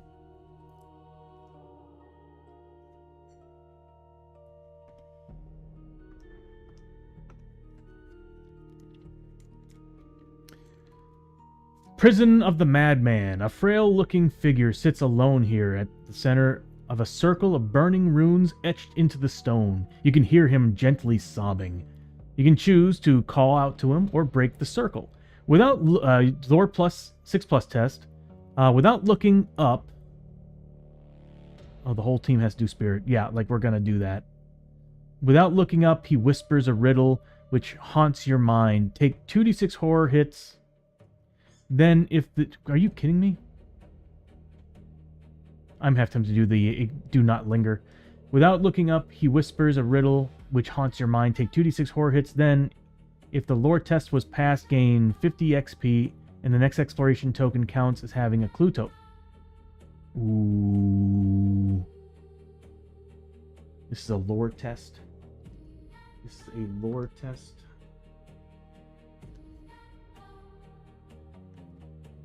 Chio's good at lore. I get to choose the character too. And she's got a grit. I think it's worth doing. So 1 character gets to do this.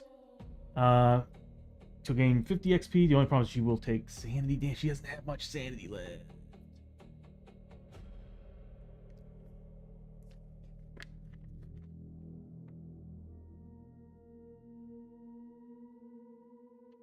It's 2d6.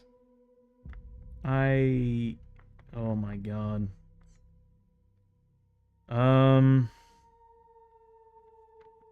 She does have the Sacred Rune still, the Destiny Sacred Rune, so if she is KO'd, she can recover.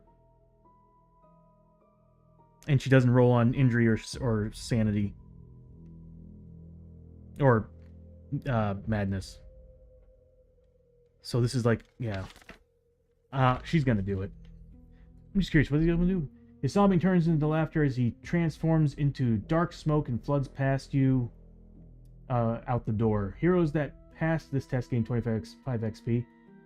For each hero that failed, draw a darkness card. Yeah, no way in hell. See, I want Lester to do it to get the XP. But I just feel it's better if we have Chio do this. Oh, this could go so bad. So she gets 5 lore. I really wish we had those potions. We used those potions at the end of the last adventure because of the bad roll for the town stay. And we had 2 potions. We used them both to get out of whatever the trouble that was. I think the town was being attacked. Here we go. She needs a 6+. She does have grit. Are you friggin' kidding me?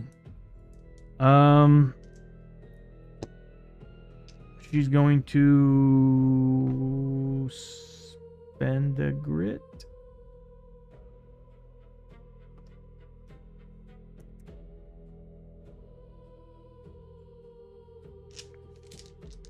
Come on, Chio. You should get a 6 on this out of 10 rolls. There we go. We got it.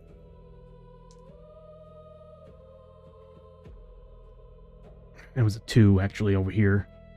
Just hands are sweaty because it's freaking damp in this damn place. All right, so she passed.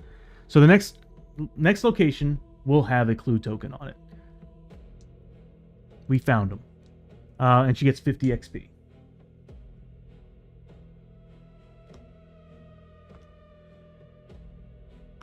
It was worth the clue token. I say that now, but then we won't have the clue tokens to get rid of the Growing Dread cards.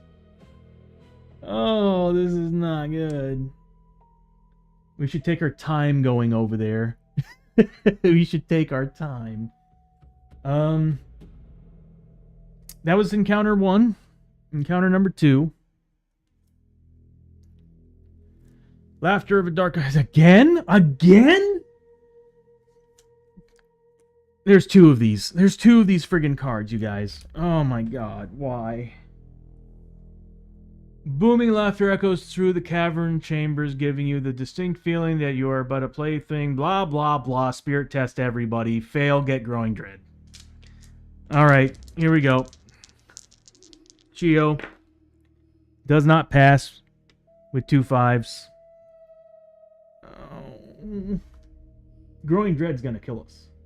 I guarantee it. It's gonna kill us. I'm just gonna zoom out. Next up is Hosho. He gets it. Abby double gets it. And why is it always Chio? And then 5 for Lester. Does not get it. So we got 2 more Growing Dread cards, everybody.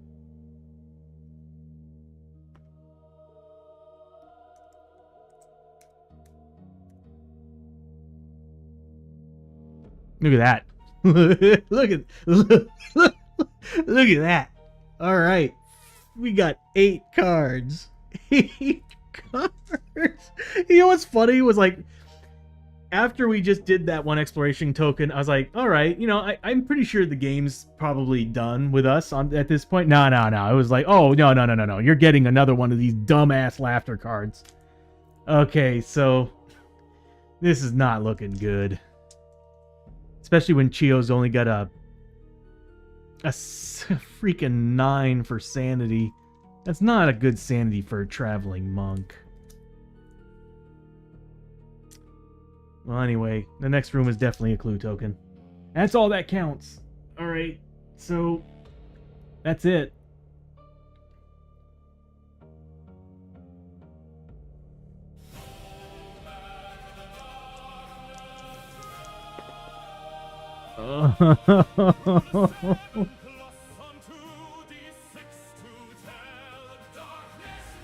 Three rooms. 3 rooms, everybody. 3 rooms. 3 growing dread. 3 darkness cards, 8 growing dread. The growing dread's gonna kill us. I guarantee it. It's gonna wipe the team. What are the failure rules on this? I think it's really bad. Darkness card. Please just be a remains in play thing. I don't want any more of this freaking take sanity damage, health, and all this shit.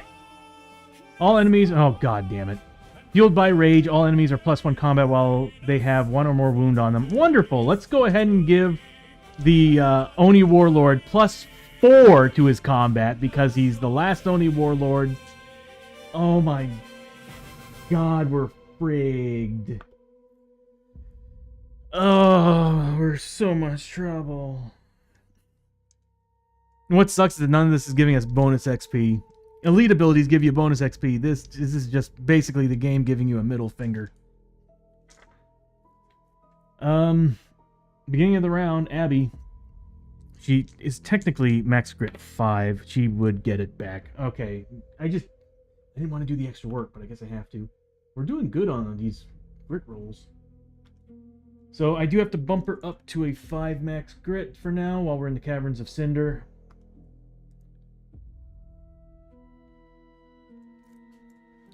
And she's going to move up 1, 2, 3, 4, 5, 6. We'll say 5 because knowingly this asshole is going to be over here. I wish she could divvy out her grit. She's got a lot of grit. A ton of grit. No scavenging, please. So she's done. Hosho Rio's next. Does not get anything, but he's going to move 1, 2, 3, 4, 5, 6.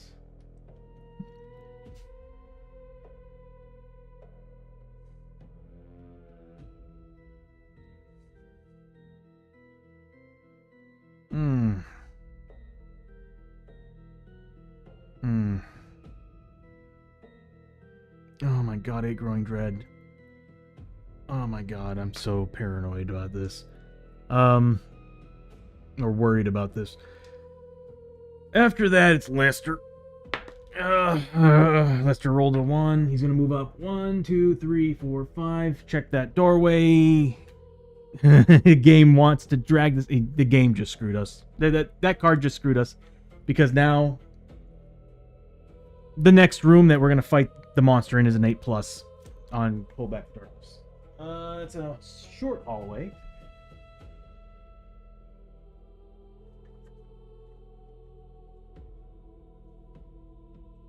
It's in here somewhere. It would be the flippin' short hallway. It broke again. Okay, I'll be right back.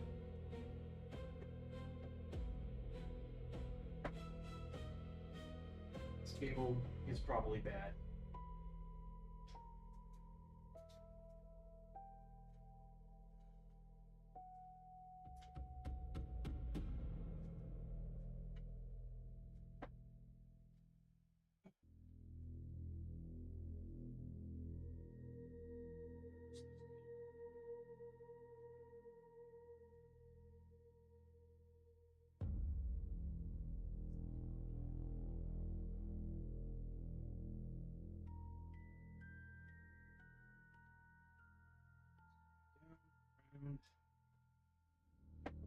Here.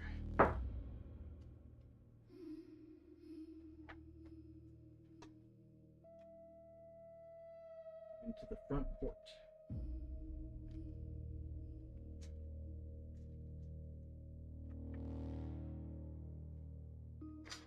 We're gonna have to use until I can get that all fixed, we're gonna have to use the old camera.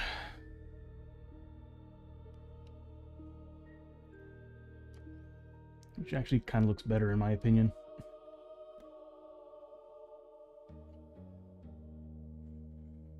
right. So we found a hallway. It's gonna give him 5 XP.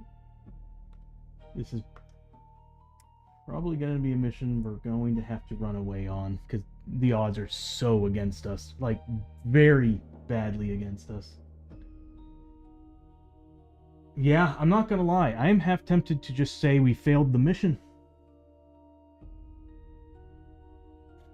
Where am I seeing the issue here?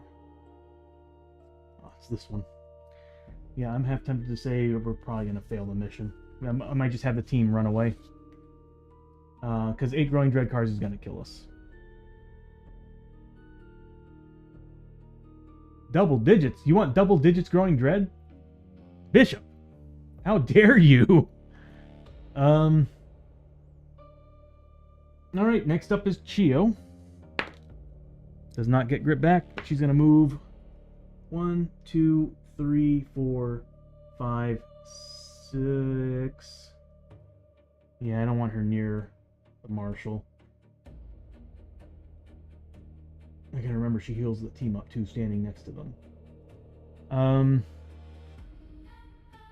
That's her turn. Gotta go for a personal record.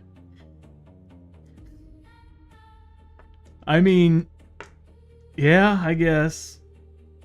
That'll be the end of the turn. We didn't reach a doorway or anything, so... Oh, and Chio is gonna pop the canteen she's got, and I think she's gonna steal the one that Hosho has. They'll trade, so this way there's still tokens on the one that Hosho... Oh. Hosho... Hold on, does he have tonics? He has 2 tonics. So...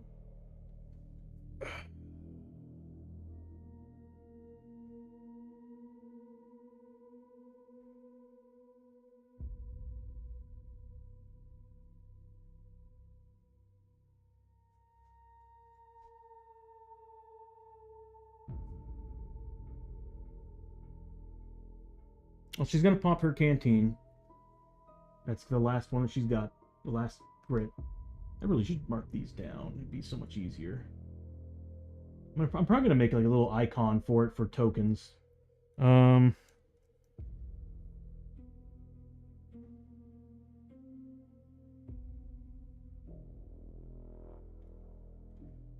her a grit, and then she's going to trade with Hosho to get the other canteen. So Hosho's at max grit, so he's better off with the tonics.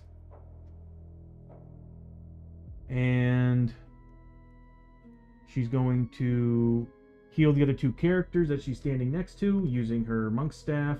That's free, so Hosho's going to get 1 point of health. Abby's going to get 1 point of health. I actually should have done this last time, I forgot to. And that's going to give 10 XP for Chio. I just want to level the Marshal up. I want everybody to be level 5. Abby's close to level 6. Once she's level 6, she's going to be crazy. Okay. It bothers me that that camera's acting up. I'm hoping it's just the cable. If not, the good thing is I do have the warranty on it, so...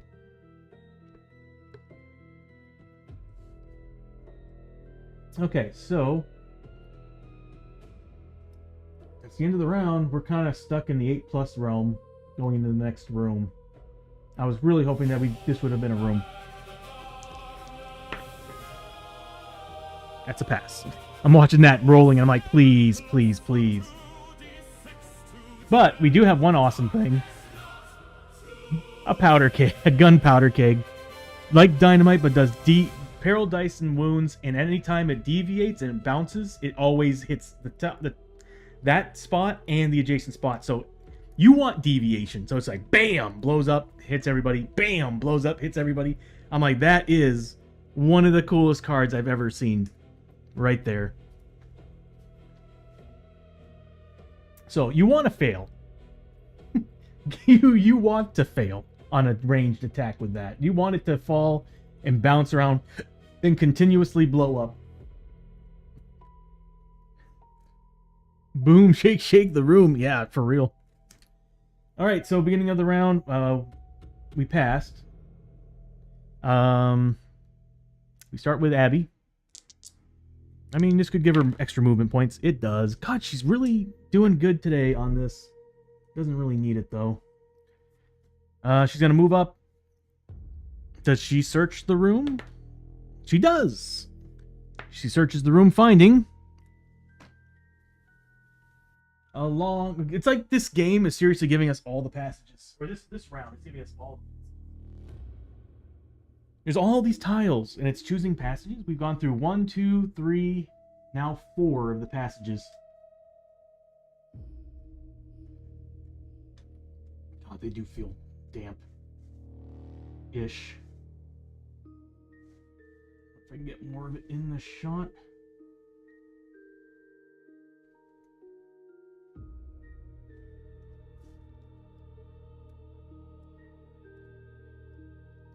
There we go.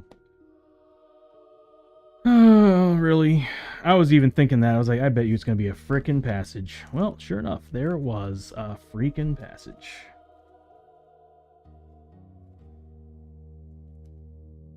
Okay, I have too many discard piles here. Okay.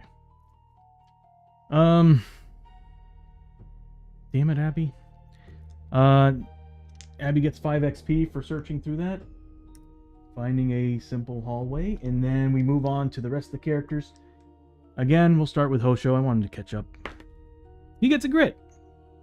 Which means I'm just going to double his movement points. So he's a 6, so he's a 12. Plus 2 because of the military boots that he's spending a grit. So he's going to move 14 points. 1, 2, 3, 4, 5, 6, 7, 8, 9, 10. Oh, whoa, whoa, whoa, whoa, whoa, whoa, whoa, whoa, whoa. 1, 2, 3, 4, 5. Oh, come on. I need new ones. I need to make some new versions of these. They're old and they're falling apart. So he was right here, right? 1, 2, 3, 4, 5, 6, 7, 8, 9, 10. I don't want him on those spaces. Oh, I know this game. The Passages of Brimstone. Yeah, pretty much that's how it's feeling. The dreaded passages of Brimstone is what I'm thinking. The dark, dreaded passages of Brimstone, because that's what it's been. Darkness, growing dread, and passages. This is getting worse and worse by the moment. Alright. He searches the room. I was waiting for the last passage to pop up. So this is it. This is where we're fighting. The Drilling Chamber. And it's the final clue token. Because we passed the test. There it is. And it's coming in from this direction. I need to clean some of these tiles too. Yeah, they're feeling a little bit on the damp side. I am fully blaming this friggin' apartment for this. The damage on these tiles. I wish you could hold like management accountable for not telling you about what the apartment has gone through. Anyway. There we go.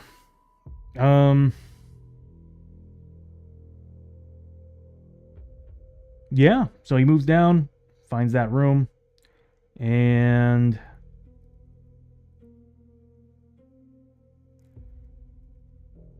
there's a part of me who wants to scan all these as a backup in case something happens to them. Because I don't want to rebuy these. What am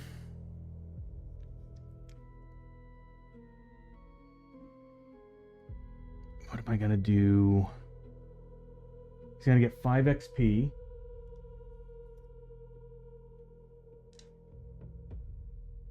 And that'll be his turn. So now we're gonna move on to Lester. Doesn't get a grit. 2, 3, 4, 5, 6. And that'll be it. Chio does get a grit back. Good, we're gonna need it. It's not gonna help us too much, but because even if we drop it down to 6 growing dread, we're in trouble.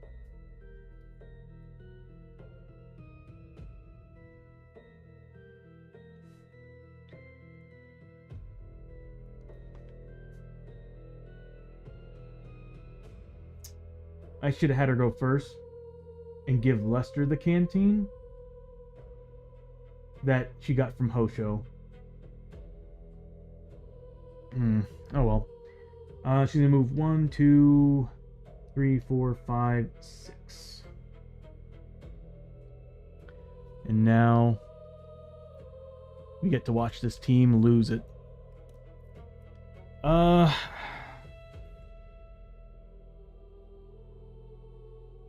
We ignore attacks and encounters, but there still could be other things that happen on the card. Like, I don't know, maybe a depth event or some crap. Alright, so let's see what happens. So that's the end of everything. Abby will be getting a health point back because of Chio. But let's go ahead and do an exploration first.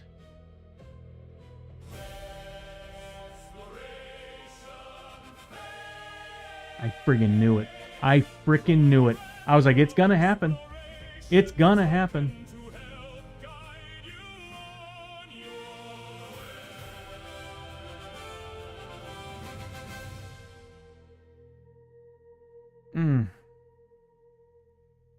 I freaking knew it. All right, let's see what it is.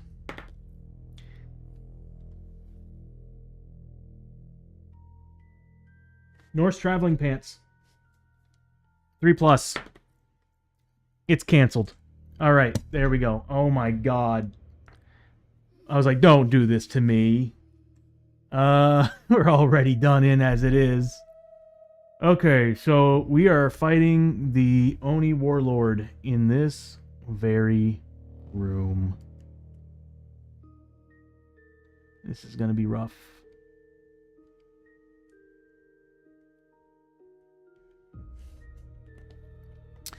Yeah, this is gonna be rough. Because we chose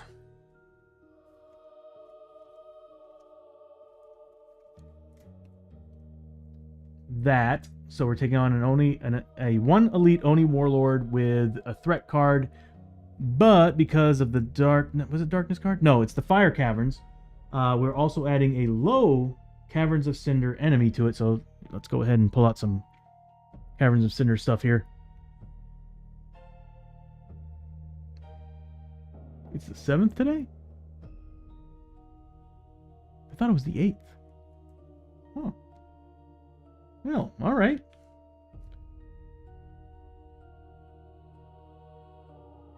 Huh.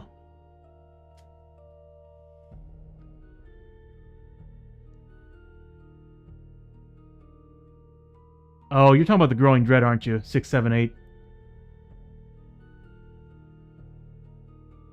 Well, I'm about to whittle that down to a 6. Unless there's something else that I'm not realizing. Yeah, I got stuff that's going on, and I kind of thought today was the 8th, so I guess I had an extra day to do things. Whoops. Oh well. That's good. It freed up time.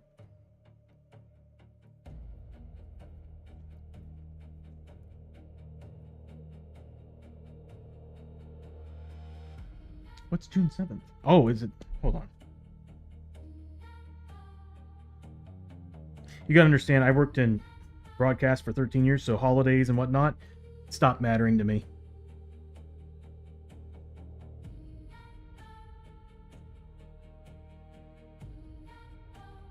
It is National Cancer Survivors Day. Okay. World Food Safety Day.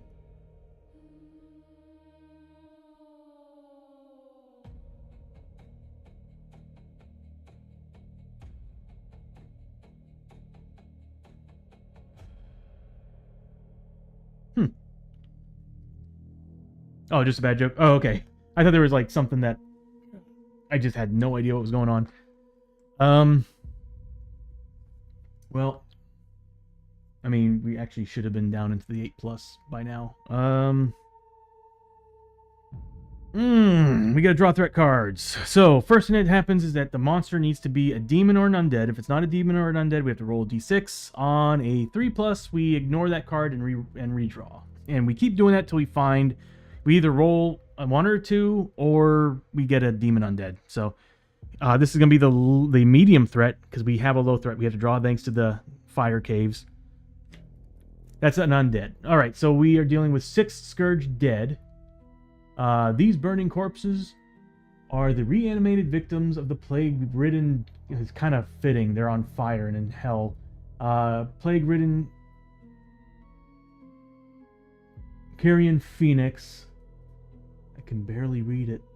The Amnarake, burnt to a crisp by the scarring flames of the creature. These poor souls rise again to do its bidding. So we're taking on 6 of them. Ad starts in 1 minute, everybody. Sorry I'm a little late on that. So 6 Scourge dead. We don't have to roll for that. That is an undead model. And then we get a low threat thanks to the fire pits. I don't think that's a I think it's construct. Let me take a look. I'd be cool with fighting. And it'd only be one of them, which I would be very happy to fight. But let's take a look.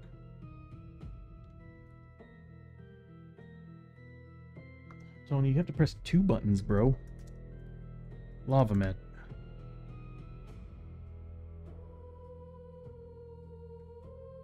Yeah, construct cinder. We still have to roll for it. And a 3+, we ignore it. Yep. Okay, so Lava Men, not happening. Firewolves. Same thing. Beast. I'm sure we have to roll on that as well. Yeah, we are ignoring it. And moving on. Lava Men. Ignoring it. Moving on. There we go. Souls of the Damned. Oh boy. Souls of the Damned are hungry dead with the following rules. We get peril dice number of them. Ethereal can't take more than 1 wound per hit and may move through other models. They are 2 health, damage, d6, but they're 25 XP each. And we're taking on peril dice numbers. Why not? Okay, so we're taking 5 on of them. So 6 of the Scourge dead, 5 of them. You know what? That powder keg is going to be our savior. That thing's going to hopefully fail the roll, deviate 3 times, and nuke that whole area. At least they have 2 health, so you're just going to need to get 2 hits. But I guarantee you they probably have armor because they're... Well, actually, hold on. No, they won't have armor because Hungry Undead do not have armor. So I think we're good. Scourge Dead, though, I'm a little bit scared of. Alright, let's start pulling their stuff up. So first is Scourge Dead.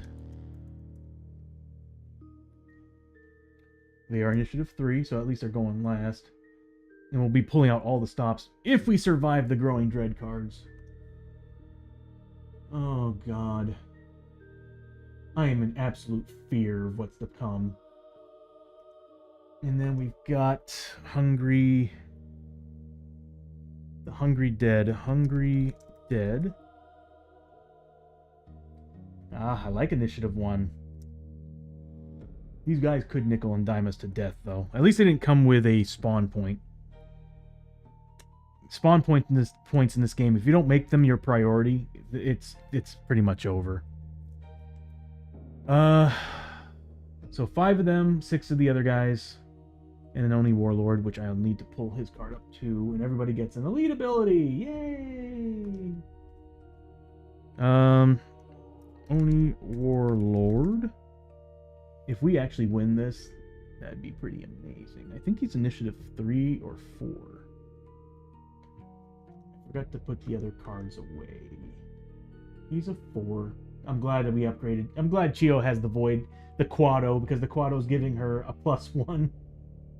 So I'm gonna have to I need a way to actually fix that without having to redo all of this. Oni Warlord. He's a 4 initiative. Welcome back to the ad break, everybody. We currently are going to be fighting 6 Scourge Dead, 5 of the Hungry Dead, and then, of course, the Oni Warlord himself. So, not bad, not great. There's some special rules The Scourge Dead don't have any special rules, but the Hungry Dead are actually Souls of the Damned, so we can't do more than one wound against them. So that means we actually have to have at least 2 successful hits to kill them. And they do a lot of damage, too. We'll have to look further into what they're capable of here in a second. But I'll put that over here as a reminder that we have them to deal with. Oh, and yeah, let's get on with the... let's see if it's worth pulling the models out. Because the nice thing is that most of the team is on a whole nother tile. So if anybody dies, we can drag people back and res them. We do have a character that if she goes down, she instantly reses with no madness or injury. And that's Chio, because she's got the Destiny Sacred Rune that we bought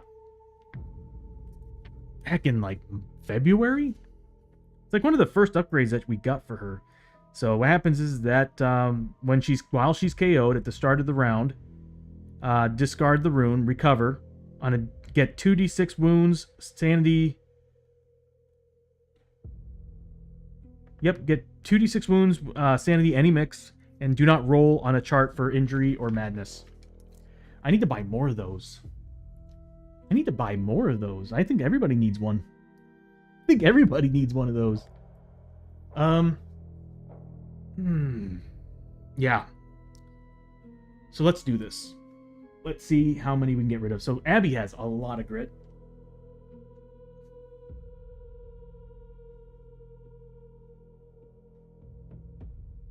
I forgot our max grit's +1. I could have given Hosho Rio that damn grit.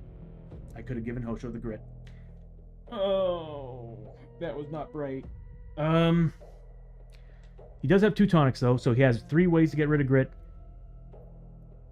Lester's the problem.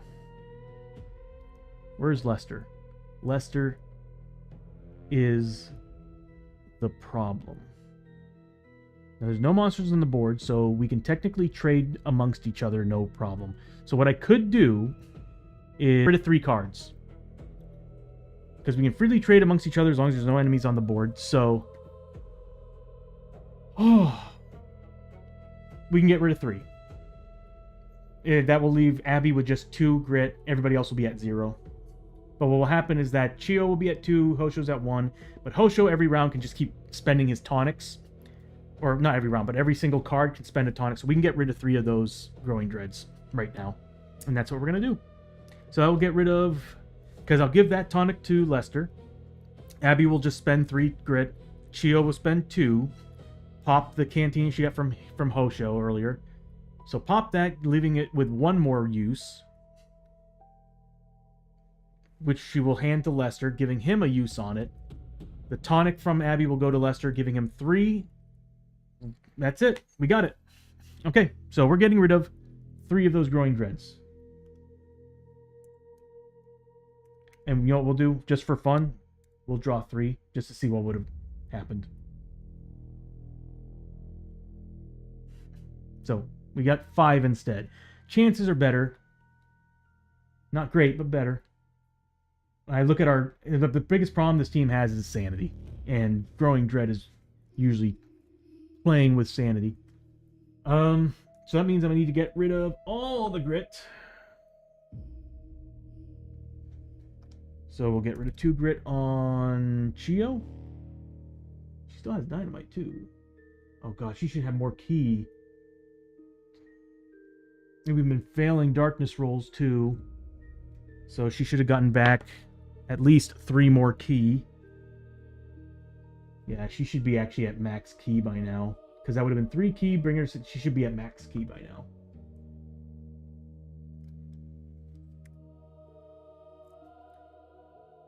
It's, like I said, I really want to add the focus tokens on the top of the board because I forget they exist. Beginning of the fight, Hosho's going to be getting some. So she pops the canteen, gives it to Lester, giving Lester... No. It doesn't work that way. No, it doesn't work. It's only once per turn. We can get rid of 2 cards. We can only get rid of 2 cards. Okay, last time we had 6 Growing Dread cards that actually came out. It was with the Season 1 team, and it wiped the board. It wiped the board. And there's a lot of enemies here, too. Damn. Alright, so he uses the tonic. Giving him 2 grit. Damn. Alright. We'll just go to Hosho first. He's not going to bother spending 2 tonics. He's just going to spend the 1. But he'll get rid of his grit. Or actually, you know what? He'll just keep his grit. Yeah, he'll just keep his grit. We'll just get rid of the tonics.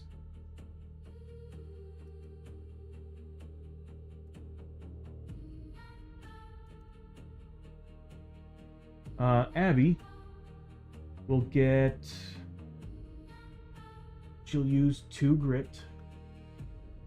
So we still have 1 hit of the canteen on Chio is what I'm thinking. And then Lester will be using her tonic.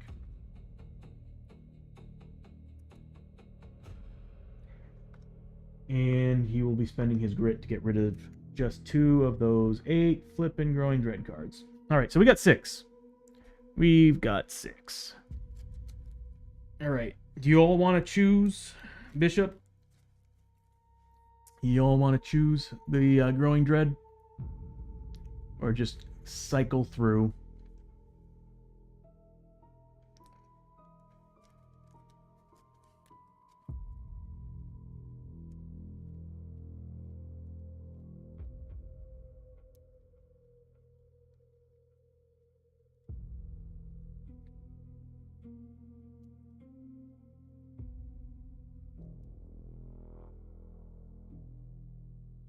Okay, I'm just going to go ahead and start drawing.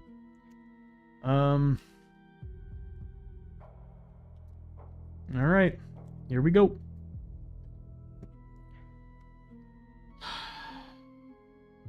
We only get rid of 3. I wish there was a way or an ability that let me disperse Growing Dread cards.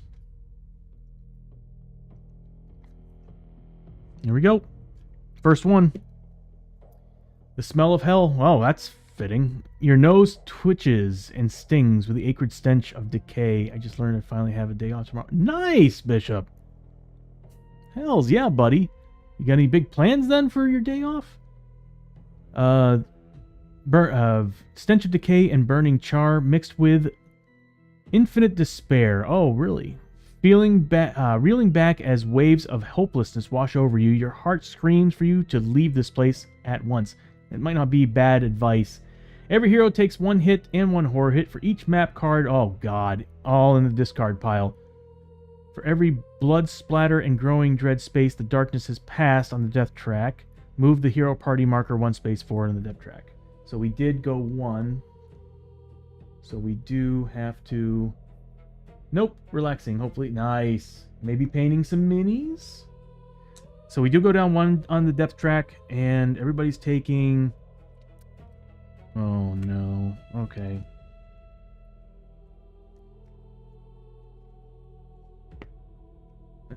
Thanks to the passages. Well, technically, it should be at 8, so we should be at... Yeah, 8. Oh, wait, no, it should be at 7, because we were at 9. 1, 2, 3, 4, 5, 6, 7... Yeah, 7. So we should have 7 hits each. Sanity and damage. Good God. Alright, so let's start with Chio. Again, this is what sucks. The Growing Dread tends to be the one thing that kills the team. That's 6, 7. So everybody's making 7 of each. So here's Chio. She needs 4 pluses on defense. She does pretty damn well, so she saves all that. Failed this one, so she needs a armor save of 4+. She gets it. Took no damage. Sanity-wise, she's a 3+. Damn. Well, no, she did great. So it's looking like she took 2 sanity. She has a 6+ save against sanity. to which she actually saved one. So 1 point of sanity damage is all that Chio took. And now all the people who don't have all the cool benefits that Chio has. All right. Hosho Ryo is a 3+ defense. Did not roll well at all. 4. But he now has armor. So he's got a 5+ armor save. He saves 2, takes 2 wounds. And this is, again, mind you, the very first card out of 6. Sanity damage. He's a 4+. Ouch. Ouch.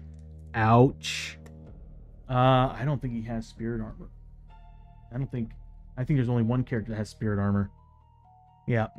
These cards might actually kill the team.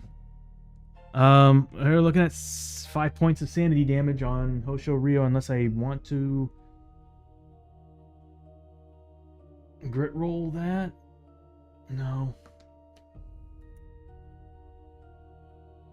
It's funny, I'm looking at this, I'm like, the one who looks like she might actually survive is Chio, and she's the only one with a recovery. Fuck me. Alright, so Abby's next. She is a, you know what, I'll bring it all up here. She's a 4+ on her defense. She does not have armor. She does take 3 points of damage. Yeah, the sanity's gonna be what kills us. And then sanity, she's a 4+. Oh my god. Oh, she's gonna spend a grit to reroll these.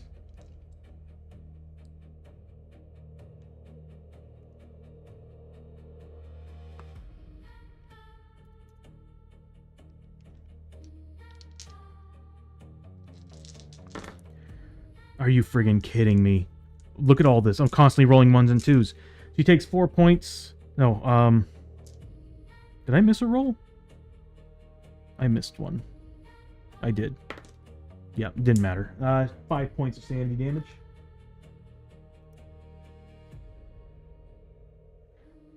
And then we've got Lester, who's got a 3+ defense.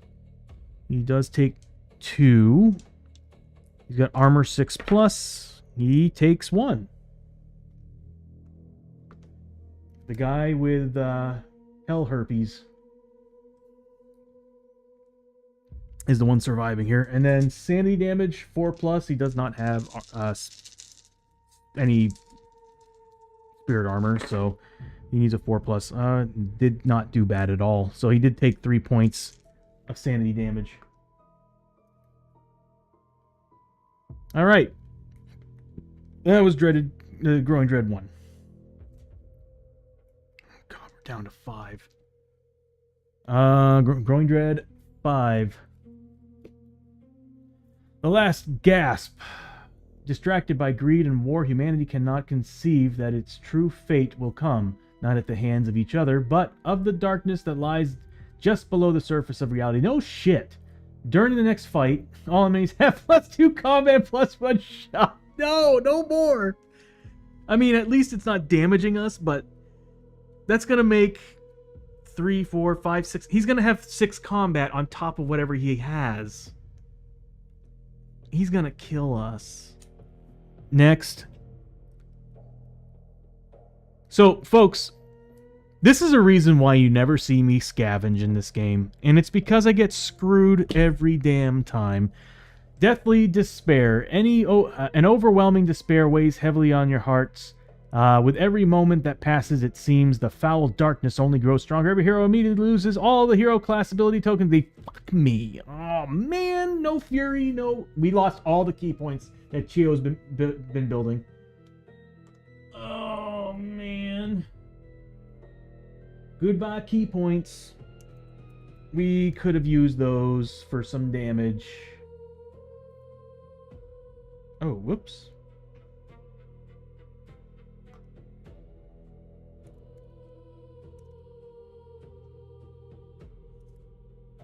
There we go. Well, I mean, it's not terrible, but still sucks. So we're down to 3 more. Memories of tomorrow. Terrifying images flash before your eyes. A bleak future of doom and destruction. Stumbling onto the ground, you shake your head in a futile attempt to clear the ghastly visions from your mind. All heroes are now -1 initiative for the rest of this adventure. We're still... No, we're tied with the Oni now. Thank you, Growing Dread. These two need to stay on the board. 2 more cards. Archaic Madness. The horrors of this place assault your mind with the weight of countless ages gone by and the dark depravity of mysteries beyond time. The hero party as a whole immediately takes a number of sanity damage equal to the current position of the darkness of the depth track, ignoring willpower. If only 1 or 2 heroes take half this amount, instead round up. Oh, we're not... Yeah, we don't have to worry about that. These sanity damage can be divided however the heroes see fit. If you cannot agree, yeah, we're good here. We're only 2 in on the darkness, so everybody's taking 2 hits. Ignoring willpower. Chio gets 6+ saves against this because it does not ignore spirit armor, which she saves 1. So we're taking 7 points. We need to divide it evenly. Oh my god. Everybody's taking 1. And then Abby's taking an additional 1. So this way, everybody's at 3 sanity. We're screwed. Unless we can get a depth event 6, I think we are screwed.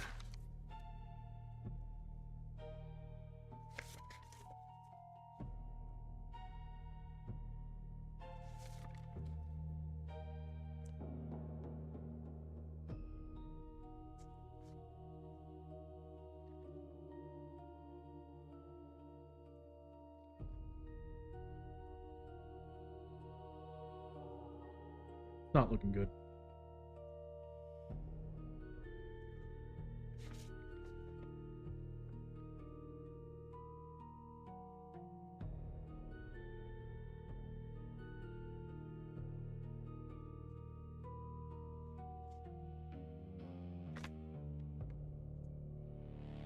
I think we got some whiskey on the team. We do have the healing stone.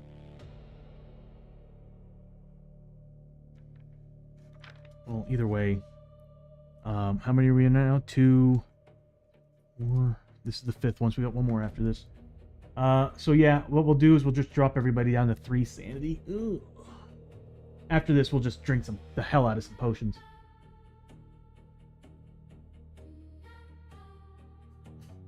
Well, let's see. We got 5 cards out here right now.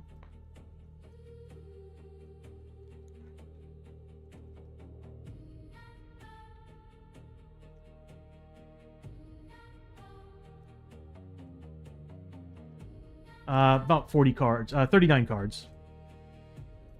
That's where I'm at. Yeah, adventures added quite a bit.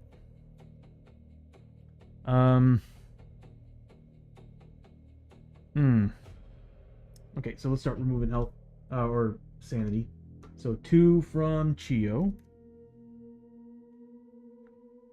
2 from Oshorio. 2 from Abby. I mean, 1 from Abby, sorry. Bring Abby back up to 3 here. And then, because everybody should be at 3 health after all this. And then 2 from Lester. Yep. It's always the Growing Dread cards, I swear to God. Darkness is pretty bad, but it's usually Growing Dread cards that end the team. I don't have a way to get rid of this. Nope.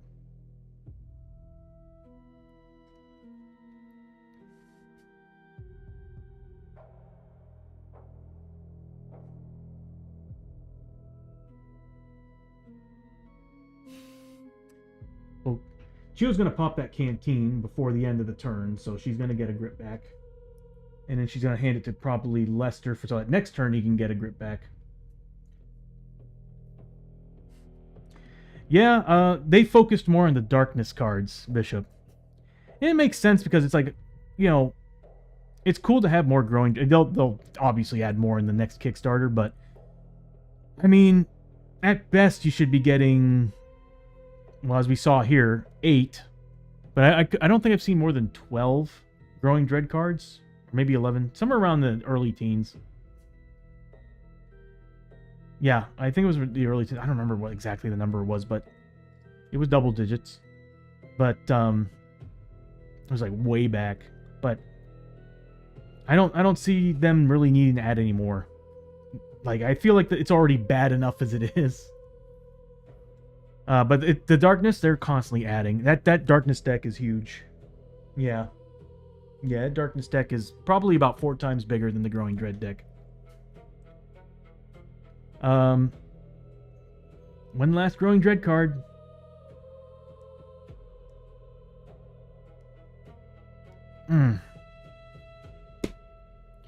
Shadows in the Deep. The deepest places of the world hold the darkest secrets and the deadliest foes. The darkness works tirelessly to dredge the darkest shadows from the deep. During the next or current fight, every enemy gains +1 health, while the darkness is in the lowest stage of the depth track, or +2 in the mid. Okay, so they're also +1 health. Yeah, let's, before we end the round, because we actually do have a chance here. We're gonna drink ourselves silly. We got plenty of whiskey for it. Yeah, we got plenty of whiskey for it. And we got the powder keg. Hell yeah! That's gonna be fun. I'll probably have Chio use it. I think she's too far behind, so she might just go ahead, go up there, and just huck that thing. The problem is, I don't like this card. -1 initiative. That is bullshit. Yeah, that sucks. That means the Oni Warlord's going to be able to go... yeah, unless I drop a flash bomb. We do have one. We might have to do that. First turn, we're going to have to do it. I mean, either way, he's going to throw down on us. But if we can stall him, because he's going to get a lot of attacks. He's going to get a lot of attacks. And what's his special rule? At the start of its activation, each turn, the Oni Warlord casts Shadow Magic. Oh, no.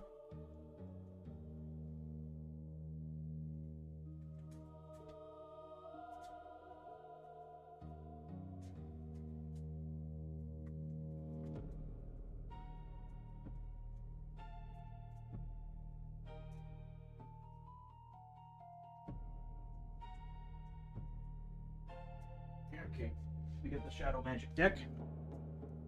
It's about yay big.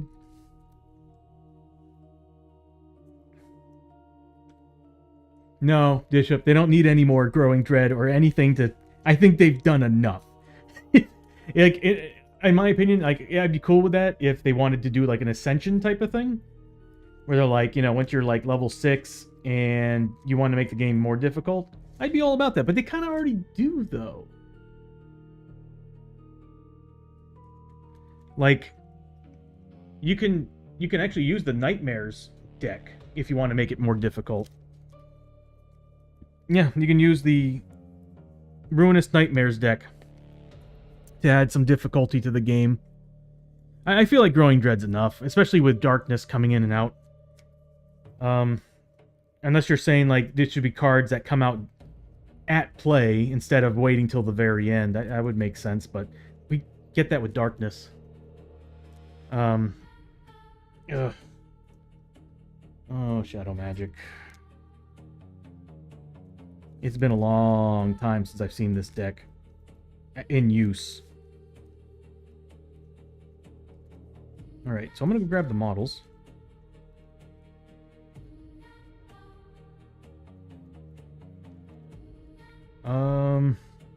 Yeah, I'll be right back. I'm going to go grab 6 Scourge Dead and 5 of the Hungry Dead that are actually ghosts. I don't think I have any models that look like ghosts.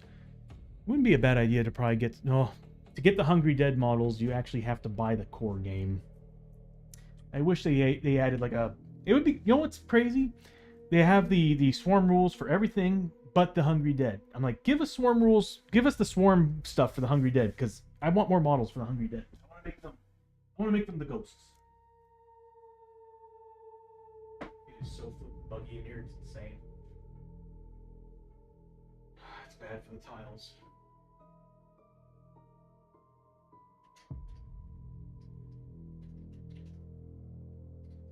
And for the paint.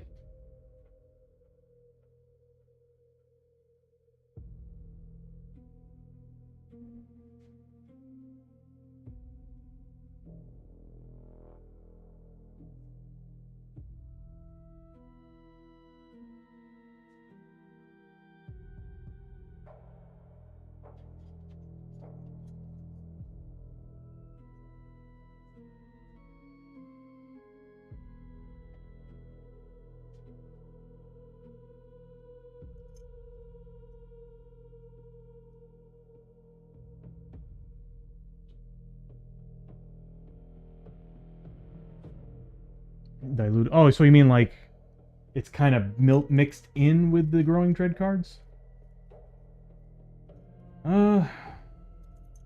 See, I would be actually really cool with that if they did growing dread this way instead. Like, instead of being like, this is strictly what you're getting, it'd be cool if they made it to where, yeah, you could spend, everybody can spend 4 points. Here's my thoughts on it. This would have been cooler. You get the growing grid card. Yeah, okay. You spend 4 points of grit to get rid of that card straight up. Great, fantastic. Which is probably what I should have waited for them to come out to actually do any of that. But I think you remove it before they're played. But anyway, it'd be cool if it comes out and it has 4 degrees of difficulty. And it's like, okay, you can have every individual character spend a grit on that card to bring it down a level. I think that would be kind of cool. Exactly, make it less suck. Like, for example, like here instead, like, you know, all 4 characters, or maybe three random characters, or 2 random characters, 1 random character, or it just doesn't happen because you spent 4 grit. You know, something like that maybe, or yeah, it just has different levels of what it does to the team. So maybe you're right. Maybe a different deck to where you can actually change it. So maybe it'd be like Growing Dread level 4, Growing Dread level 3, 2, and then 1. And you'd be like, all right, I want this one to be less. Let's all spend 2 points, or let's have 2 characters spend 2 points. Now it's a level 2 Growing Dread. That would actually be pretty damn sweet. I mean, it'd still be random as to what it is, but it would still, yeah. Because Growing Dread can be pretty awful. These actually weren't too bad. That first one was terrible, but the rest of them weren't horrible. Oh, I don't know. That +2 attack. Ugh. Alright, so I got the models. The initiatives are Hungry Dead are last, so they will be in the back. Way out in the back. You know what I'm going to do? Get rid of these guys.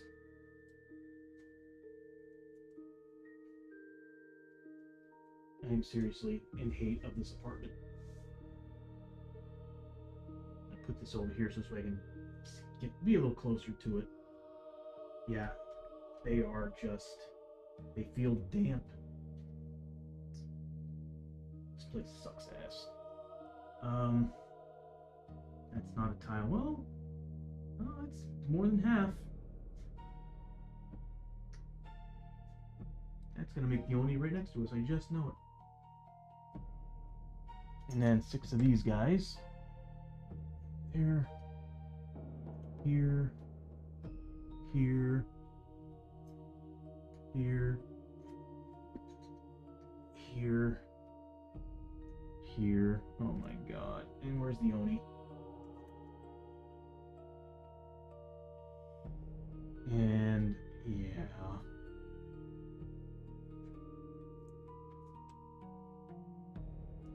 my god. Not crazy about this fight.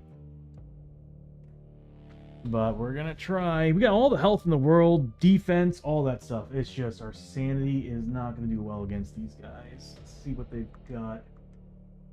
Of course, they got fear too. Oh, and they got a Vile Plague card. What an awesome thing. God damn it. Let's see. Actions. Actions. Vile Plague. Yep.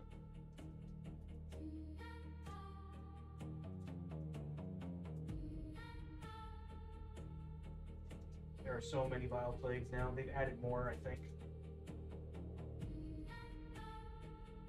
Oh!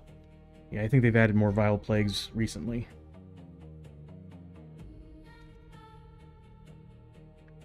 Yeah, they definitely did. The card sleeves are uneven. That's usually a sign that there's been some added.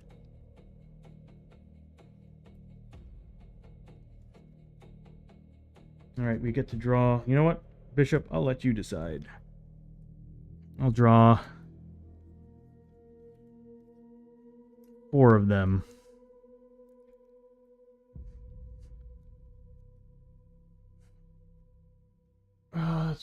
While you choose, I'm going to go ahead and read the rest of this.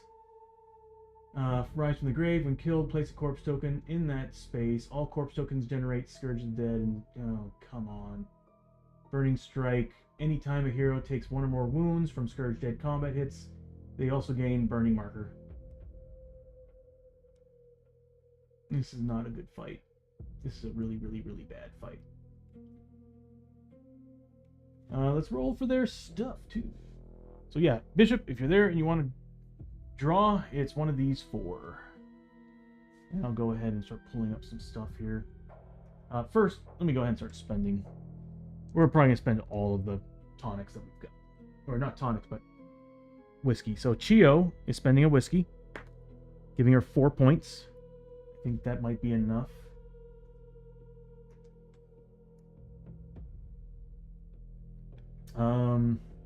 Number 2? Okay. I'll just kind of make note of that. Number 2, it's going to spend 1 whiskey.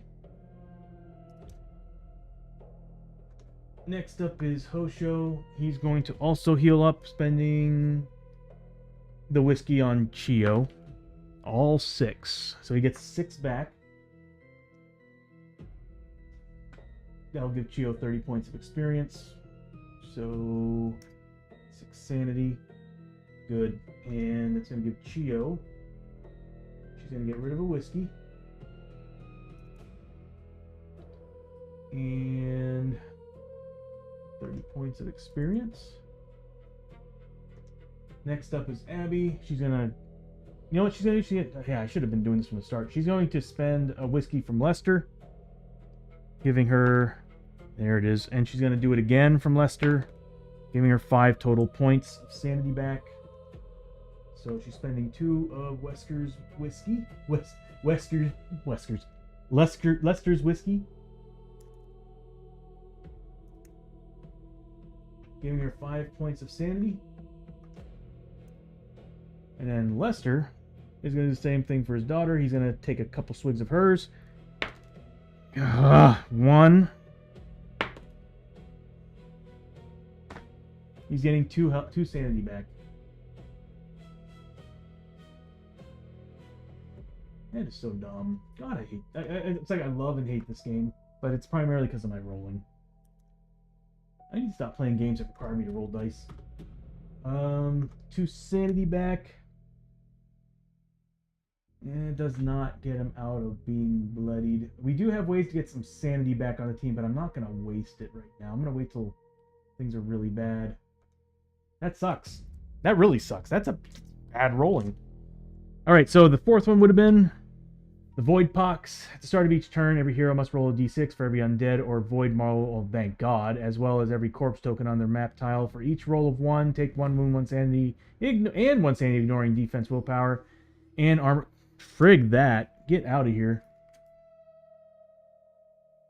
It really is, Bishop. Crimson Skull. At the start of each turn, every hero on the same map tile as a corpse token, undead or dread model must make a lore 6+ test. If failed, gain shaken. I'm glad we don't have that one either. I hate Vile Plagues. They suck. Bleeding Eyes. At the start of each turn, every hero on the same map tile with corpse token. That's another thing too I hate about this. Too many rules. Too many. At the start of each turn, every hero on the same map tile with a corpse token, undead, or dread model must make a spirit 5+. I'm glad it's not spirit, because bleeding sucks. Bleeding sucks. When drawn, every hero with at least one undead or corpse token on the same or adjacent map tile must immediately roll once on the madness table using a d6. Everybody. Because it's adjacent map tile.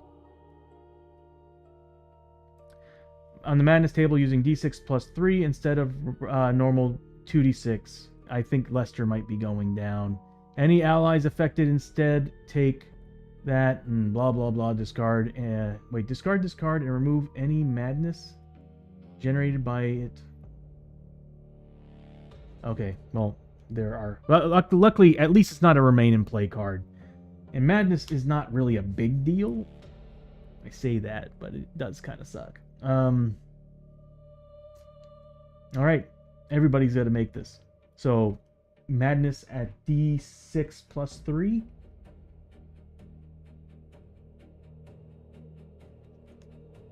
Hold on.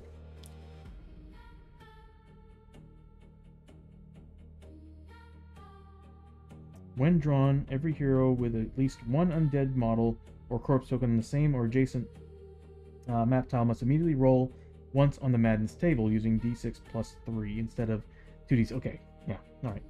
So, everybody's getting a madness. That's not good. That's not good. Alright, here we go. Let's go to the charts. We might have a dead character.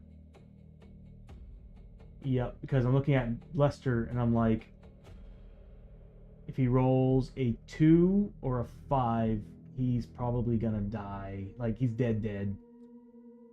But I can actually have him re-roll it. No, I can't because we don't have a tonic. I could just say we haven't used the canteen yet. We'll just say I haven't used the canteen yet. This has been nonstop screwing me over here. So we haven't used the canteen yet. We'll just save it for Lester in case he dies. Because then we can actually re-roll the madness chart. Because if it kills him, if it potentially kills him, we can re-roll it. Them's the rules. Alright, so charts. Injuries and madness.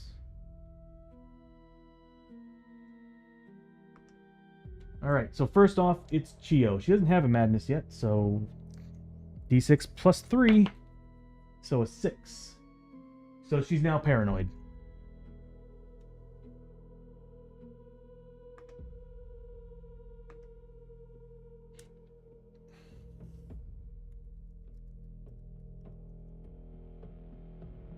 Yep, she's now paranoid. Wonderful.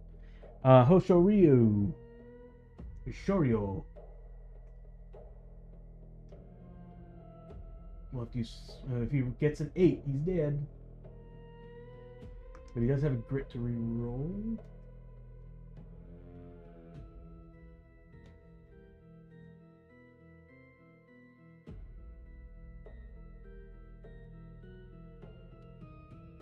Does he?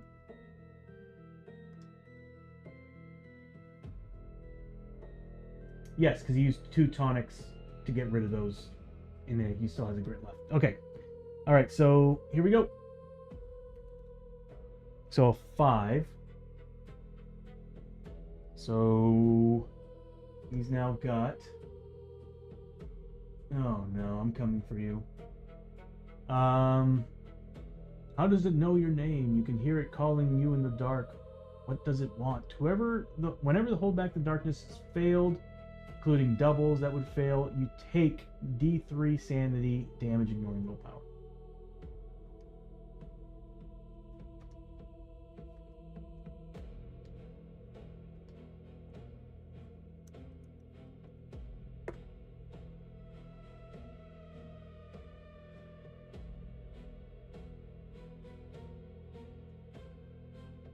Oh.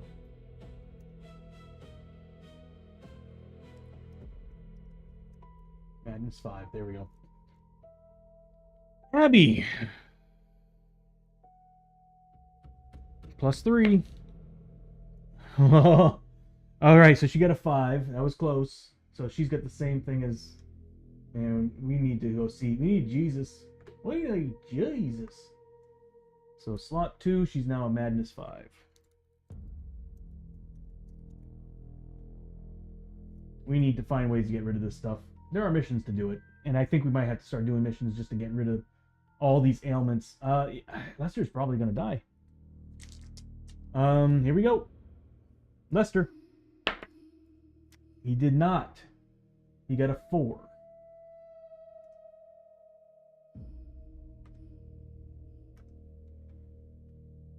The itching. Okay. Your skin burns and itches as you scratch it feverishly. Why isn't anyone else scratching? At the start of each turn, you take 1 hit as you claws your skin at your skin.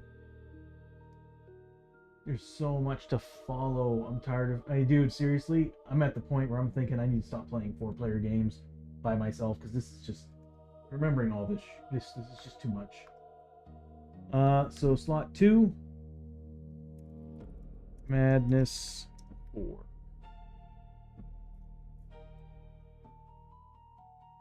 Lester's just looking crazy.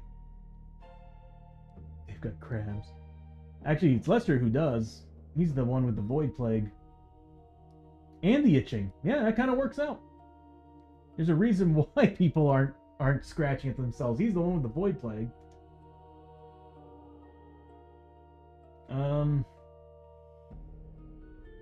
Wow. Well, Vile Plague's over and done with. I'm surprised the team hasn't died yet. Alright, let's see what they're getting. God, I hate Scourge Dead. They don't go away when you kill them.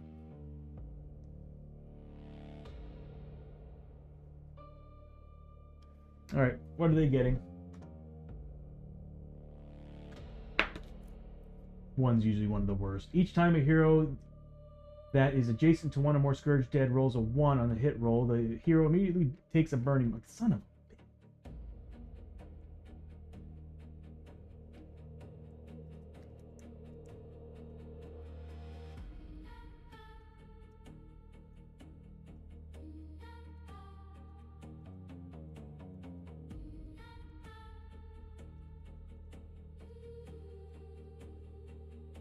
Each time.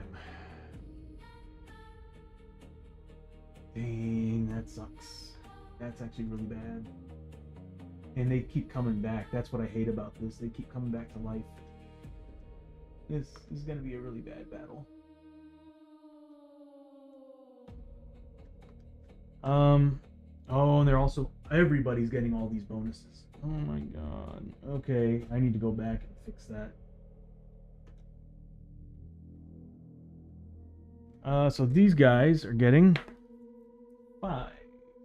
Stench of Death. All heroes in the same map tile as 1 or more hungry dead or corpse piles are, oh great, are -1 on all their hit rolls.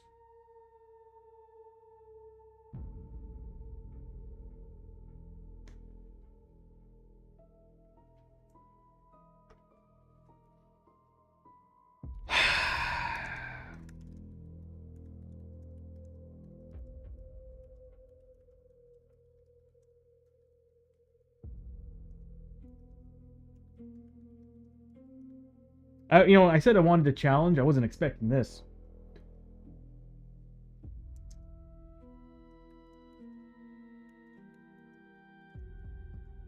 I think what we need to do is we need to back everybody up on the other tile.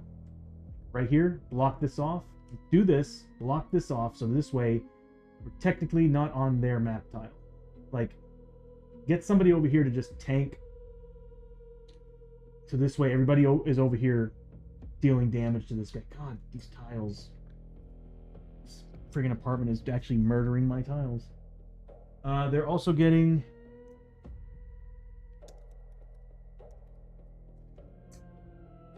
+2 combat, +1 shot.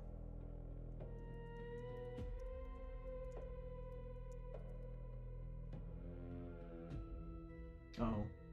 Hold on. We have a darkness card, too.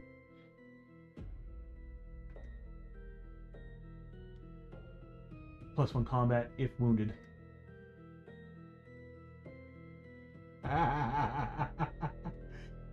Let me note that, because I'm going to forget it.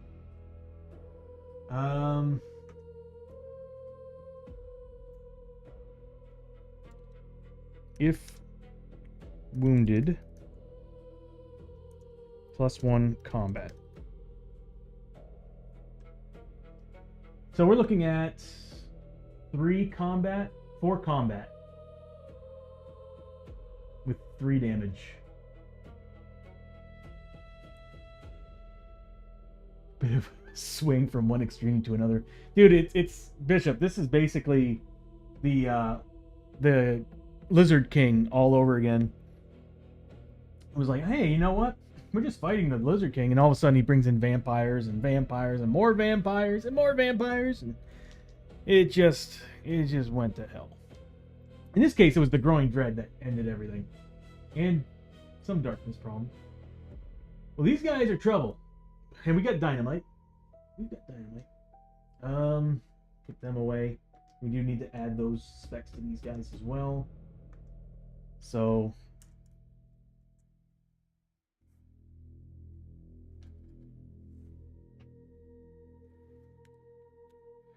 +2 combat, +1 shot, and then if wounded, +1 combat. Oh, that's right. These guys are not hungry undead. They actually have other rules as well. I better put those down because I'm going to forget them as well. Scourge. There you go. The souls. Damn it. Yep, these things ain't sticking anymore.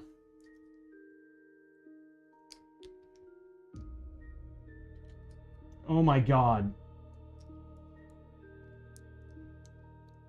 Yeah. I need to print new versions of this. They just don't want to stick anymore. Okay, so might need to get myself some putty. So they're 2 health instead. Can't take more than 1 wound. Yeah, we're gonna have to use the powder keg. Mad Arts!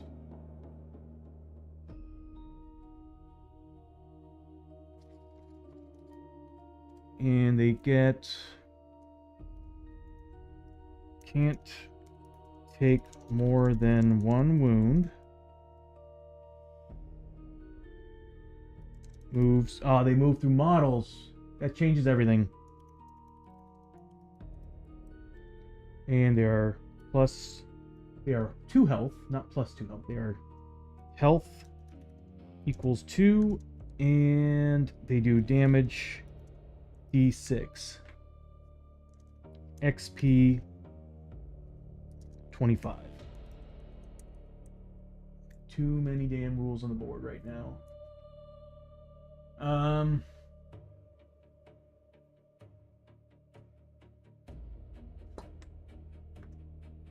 Yep. And then the big guy. We don't need this anymore now that we got it down.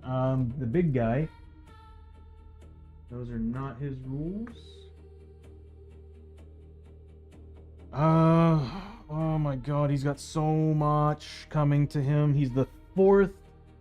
Let's just do the roll first. He gets 3.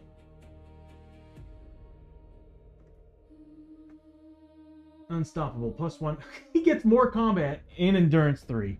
God.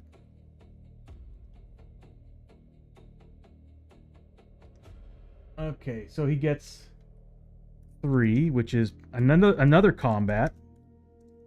He's getting so much combat. Oh my god. We're gonna die. So he's getting +1 combat and endurance 3. Yeah, he's gonna be a tough MF. A tough MFer. He's getting +2 combat.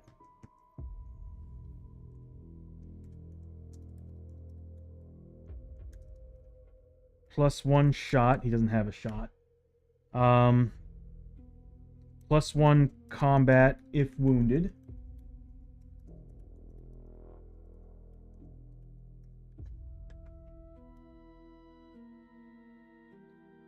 At the start of its activation, cast Shadow Magic.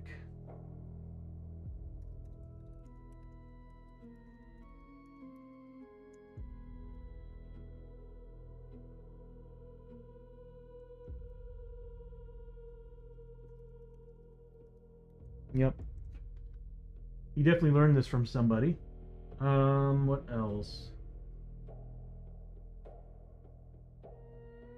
Oh god, he's got more health too. So do they. Dude, Growing Dread freaking sucked. Oh, and he's +3 combat, +30 health because he's the 4th dude. +3 combat, +30 health. 4th Oni. Oh my god. He's also got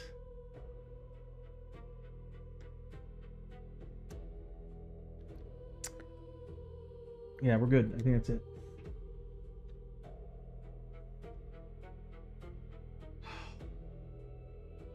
This is freaking frustrating.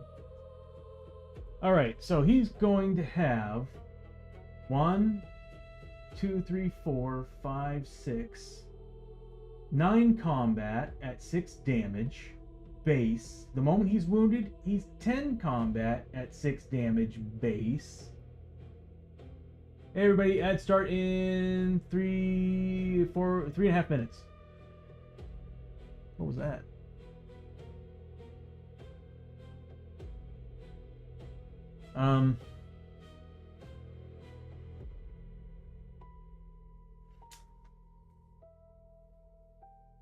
Did somebody put up a poll? Is that what that was? Anyway, this guy's gonna kill us hard, especially with the Endurance 3. No, we can only do... Oh my god. Yeah, we just can do the best we can. I think... Oh, hold on. I gotta remember... The Growing Dread card's adding +1 health. So long as the darkness stays where it is. Yep. If it stays where it is on 2, or in that 3rd track, it's +1 to everybody's health. So technically, we need to hit those undead 3 times to kill them. Oh my god, dude. I hate this fight. There's too many freaking rules. All right, let's do this. Let's get it over and done with. Because we're here for the experience, and that's it at this point. Because there's no way. Yeah. By the way, Mad Arts. So it don't matter. We can't do more than 1 damage. They have special rules. Can't do more than 1 damage. Dynamite's useless against them. But I do have something. I just hope I fail the roll good enough to where it bounces multiple times, hitting the same targets. Yeah, Dynamite's useless right now. Very useless. Oh my god. Okay. Here we go. Oh, we still have to pass the darkness roll too on top of that. Because now... yeah, so, Mad Arts, what happened was... First 2 rooms... Scavenging brought Growing Dread to 6. First 2 rooms. First 2 rooms. I scavenged and brought darkness cards up. That forced the team to do spirit tests, which we're bad at. Drawing more and more and more Growing Dread. We end up having 6 Growing Dread at the second room. In all, we had a total of 8 Growing Dread cards pop up. We got 8 Growing Dread. We got rid of 2 of them. But we had 3 3 Darkness cards that screwed us big. Just bad draws, man. Really bad draws for scavenge and everything. Darkness cards were the worst. Okay. Let's do this.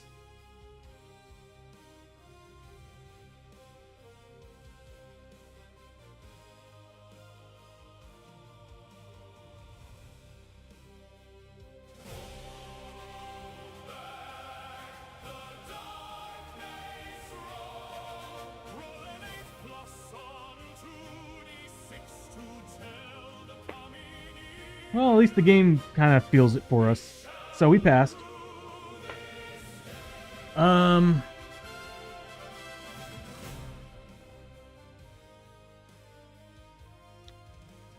I don't think my Lumia stream's working. No, you know what it is?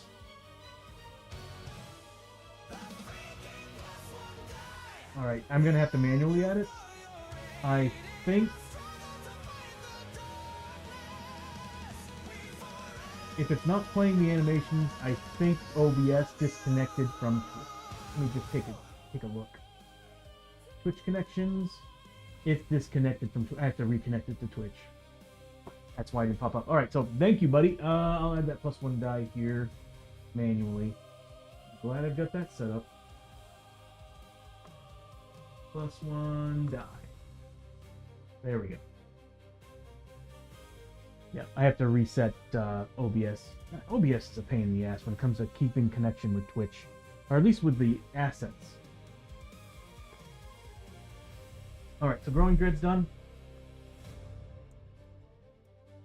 What sucks is that initiative drop screwed us big. Because now the Oni's at the same initiative as us. But what I'm going to do is I'm going to drop the flash. So first thing I'm going to do is Poshirio is going to drop a flash bomb.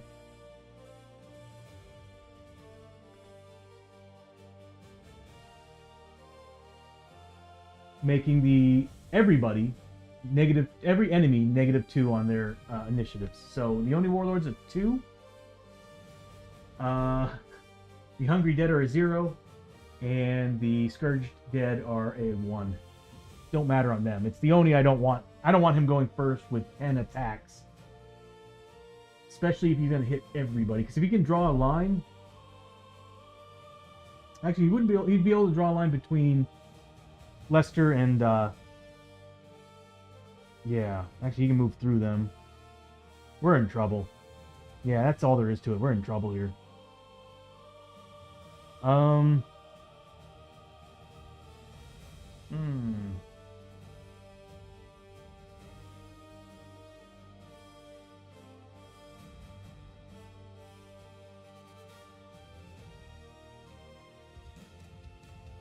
Alright. Let's see what happens. First things first, everybody's popping their feet. Chio's going to give everybody the cover saves, so everybody's getting a 3+ cover save. As long as they're on the same map tile, which they are.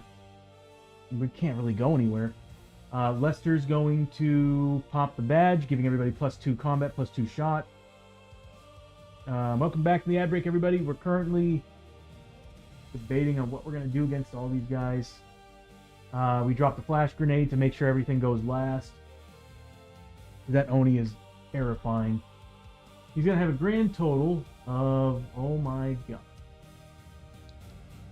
55, 85, 86 points of health. And all we can do is nickel and dime him for 3 points of damage.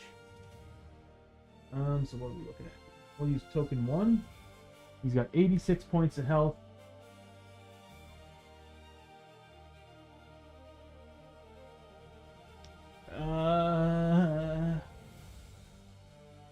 I might have to have...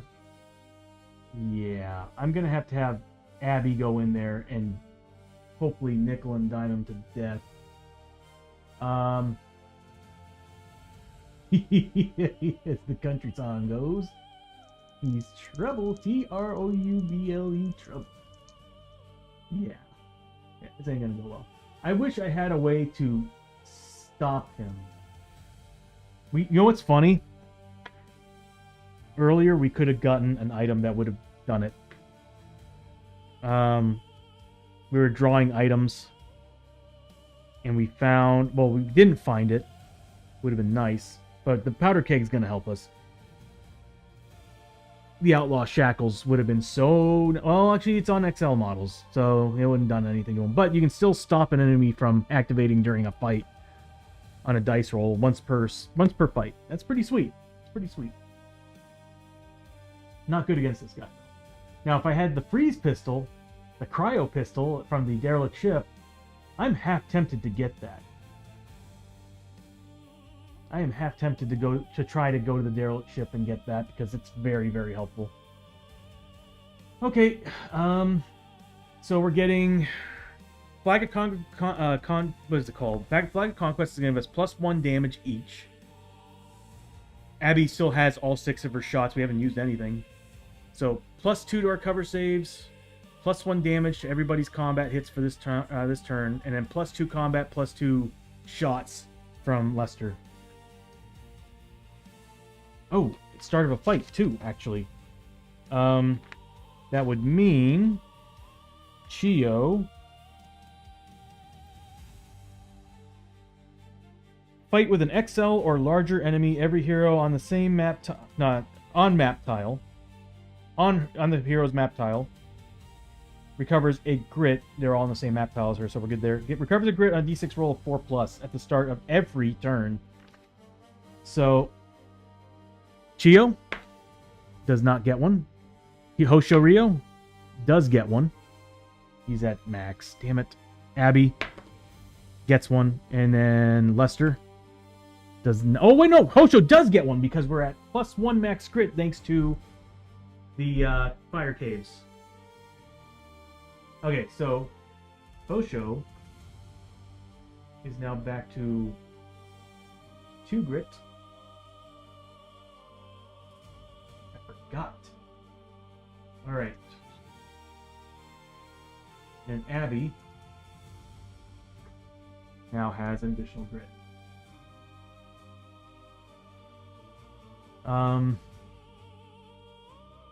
Alright, here we go. Abby's technically a 10 on initiative on first turn in combat. She's getting +1 shot, +3 shot, thanks to the Marshal's badge. So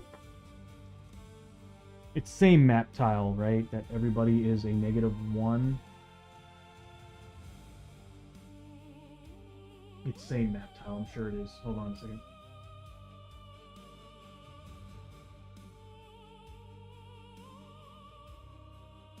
Yeah, same map tile. So she's safe from this. I will be using the powder keg though. I'll probably have Lester throw it. But he's good at range. I want somebody who's bad at range. And Chio's really good at taking on the Oni Warlord, so I probably shouldn't be using the powder keg.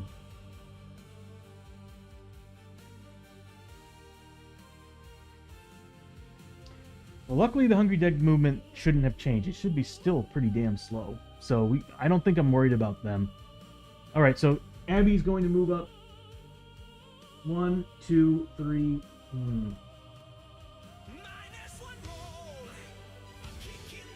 Matter for the -1 roll. I need to end that manually.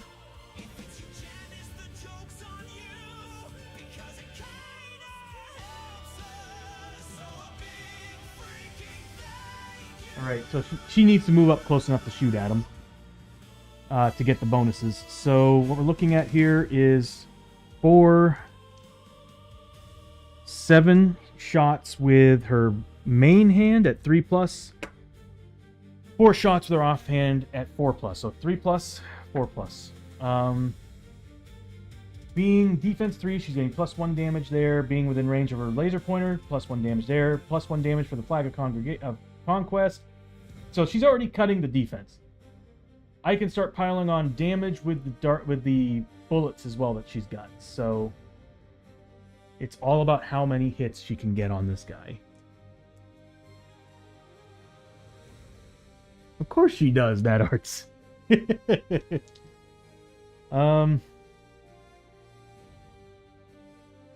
Yes, there we go. Oh, she rolls for grit. I forgot she needs a grit roll. He's Unspeakable Terror. She does take a horror hit at 4+. She passes at a 5. Grit roll. Doesn't get any grit back. Thank you, buddy. Need all the help I can get, because this is going to be a very rough fight. Those Darkness and Growing Dread cards are really, really awful. Not bad. Wow, okay. Those all hit. I'll spend the grit to reroll these. Why not? She's got plenty. She's got a lot of ways to get it, so. Especially with Chio around. Spend a grit. Doesn't friggin' matter. I rolled the same damn thing. Alright. So we did get a lot of hits here, though. Crits would only matter if she managed to level up and get the bonus I want to give her, to where all 6+ are double hits. I want that really bad. Yeah, she's 5 grit because we're in the fire cave, so she's +1 on that. I'm only adding the +1 if they're actually reaching max grit, because I don't want to spend all the time. I should probably do it this way next. This way, I know that they all need to remove that grit bonus.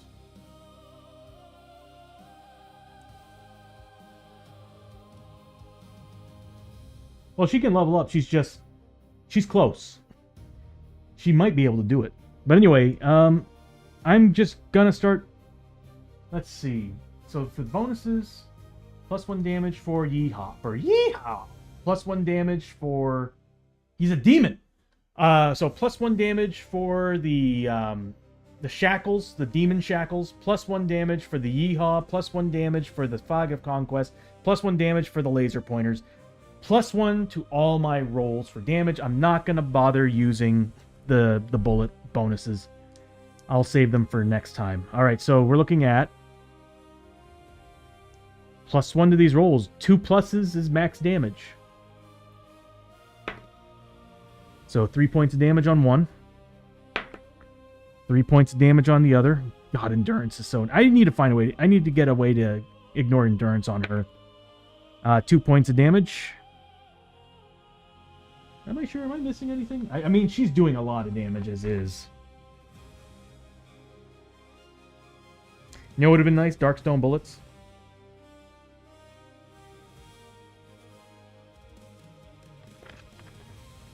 God, I'm all sticky. It is too damn humid. Yeah, that's it. So 3 damage on that one. Again, if I roll a 2, it's 3 damage. 3 damage. 3 damage. 3 damage. 3 damage. 3 damage. So she did maximum damage on everything except for the third shot. Yeah, even though the shackles cost 2 weight, that +1 damage against demons has been stupid helpful.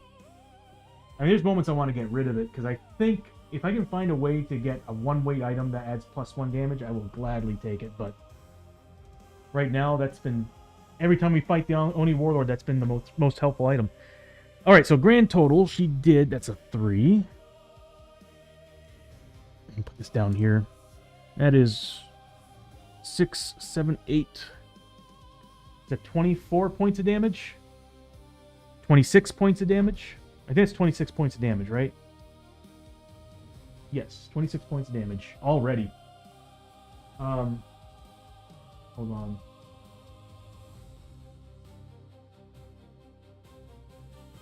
Means critical hits doesn't matter. Yeah, okay, we're good.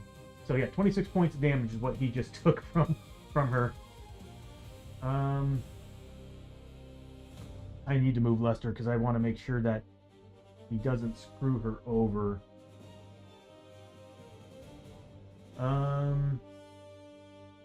So 26.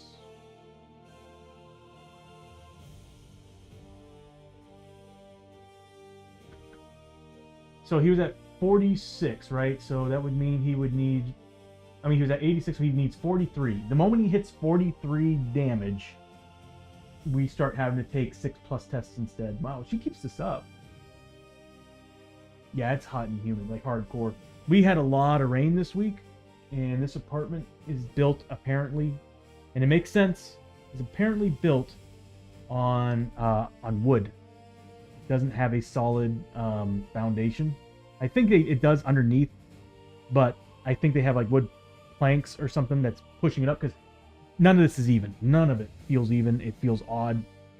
Creaks. And we're on the first level, but like I think it flooded in this apartment before we moved in. That's probably why it was open and available. Because we come in here and it just, the first, I wish, well, it would have been nice if they would have shown us this place, but I'm pretty sure it was in bad shape. As far as experiences, we're getting plus, any other bonuses? No. So we're looking at 15 plus whatever for wounds. So I don't think he's getting any other bonuses. I need to double check here.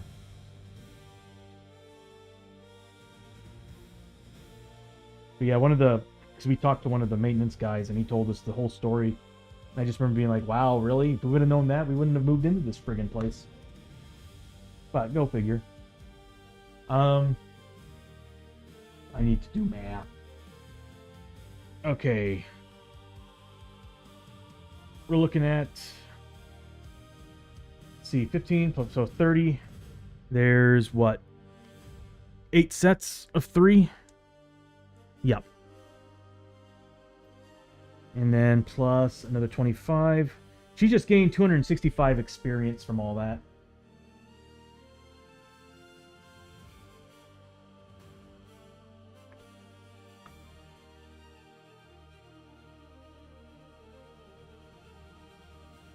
She's a little under 300 from leveling to 6. Is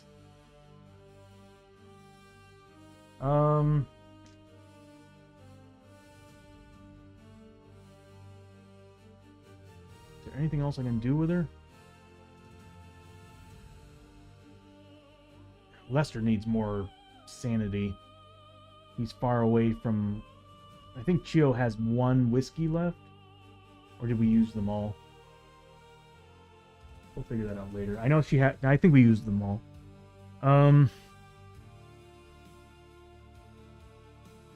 We'll take a look when I move them up. I just don't want them standing next to anybody because they're going to have to take wounds, but I'm not really worried about wounds. It's sanity that I'm worried about.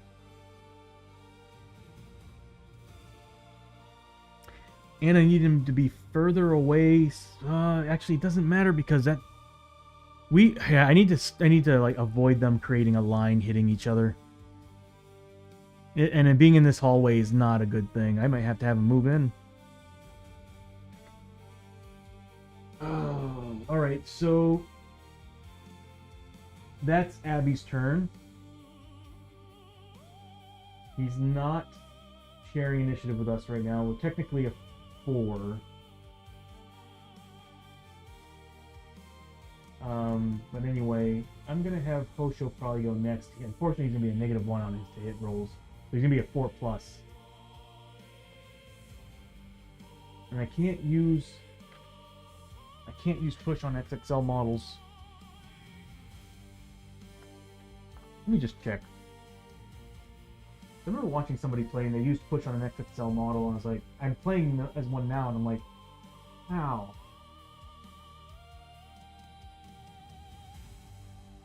Might be actually a skill tree bonus.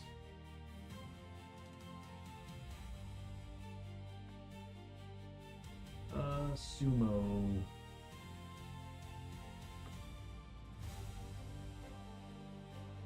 Yeah, so base push, whenever moving into a space with a model, you may roll a d6 on 4+, you may push that model back into one of the 3 adjacent spaces behind it, instead of shifting it into a space you just left. No single model maybe, so then, hold on. This hero is large size.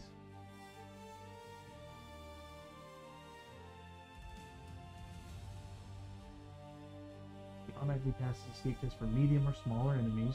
Move into spaces with that medium or small. That's what it is. So he can still actually push any model. Oh, okay. I read that wrong. All right. So he's gonna use push. Yeah,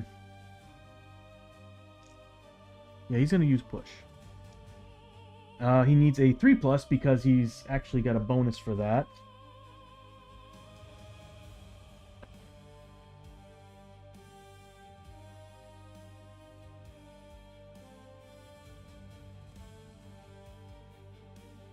Yeah, wrestling champion. Pass all escape tests, can move into spaces with large models and smaller models, and can use push on a 3+. He gets +1 damage on models that he uses that on. So he's gonna push him. He needs a 3+. Oh, first he's gonna roll for grit. No, he's not going to. Well, he needs to make a. I'm getting ahead of myself.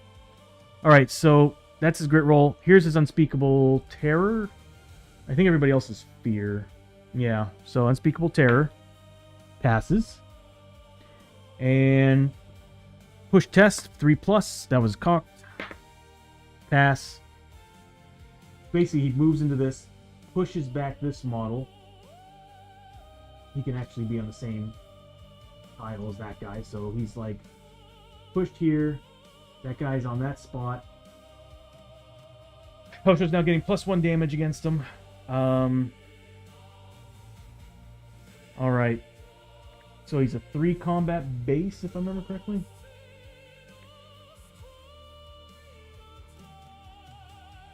I feel like as if at this point we're just trying to take down the Oni Warlord first. He's too much of a terror. Alright, so he's doing 3... Hosho Ryo is a 3 combat base with the laser drill. He's getting 2 combat for the Marshal's badge. Yeah, I'm thinking we're just going to go all out on the Oni Warlord.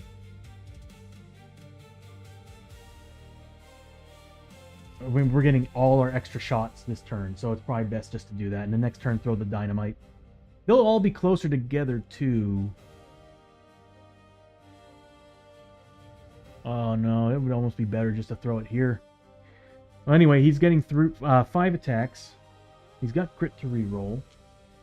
He now needs a 4+ to hit because he's on a map tile with the damn ghosts.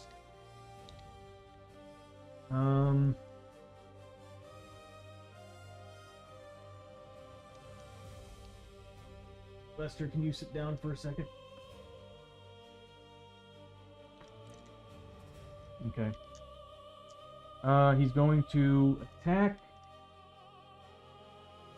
So, base right now, he's going to be doing 4 damage. On crits, 5 damage. Yeah, because he's... Trun Weapon is giving him +2 damage. The Laser Drill is giving him +1 damage. Getting +1 damage for the push against the Oni Warlord.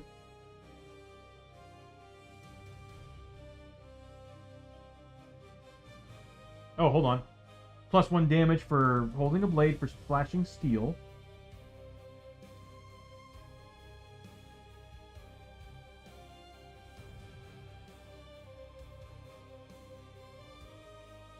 Okay, so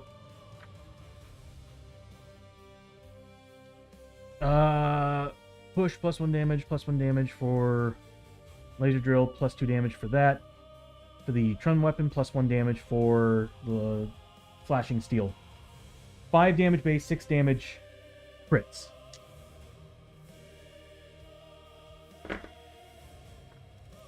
Wow. 1 hit. Grit roll.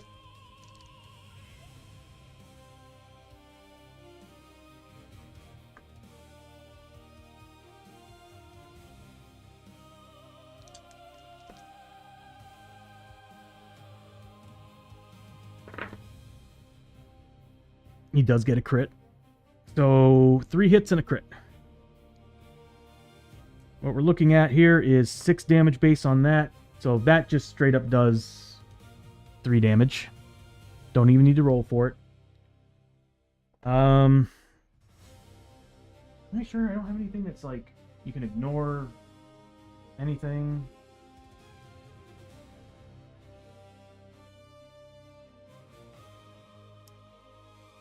Start a fight, he should have gotten some fury. +1. So 3 fury.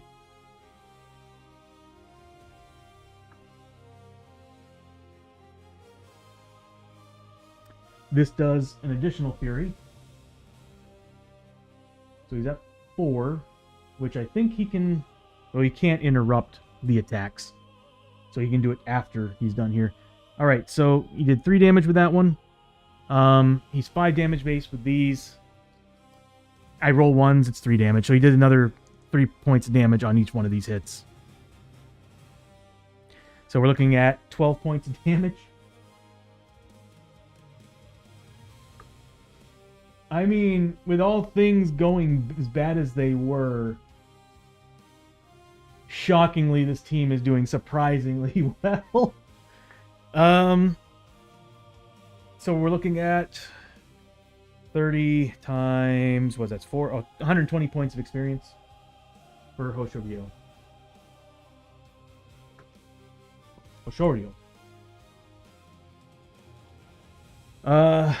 Next up, we'll say Chio's gonna be hitting on 5 pluses. I don't know if I like that. That sucks.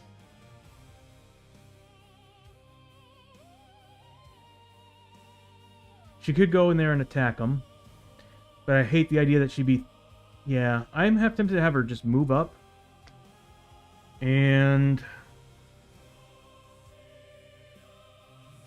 Yeah, I might actually have her throw the gunpowder keg. But first, let's see what the Marshal can do. He needs 5 range to reach him with a shotgun. He's got it. He needs to make an Unspeakable Terror. 4+. He got it. Grit roll. Nothing. He is holding the canteen. I should probably give it back to Chio. Did I use the canteen? Don't remember. No, either way. I don't remember using it. I remember like holding it just in case we needed to use it, and it didn't happen.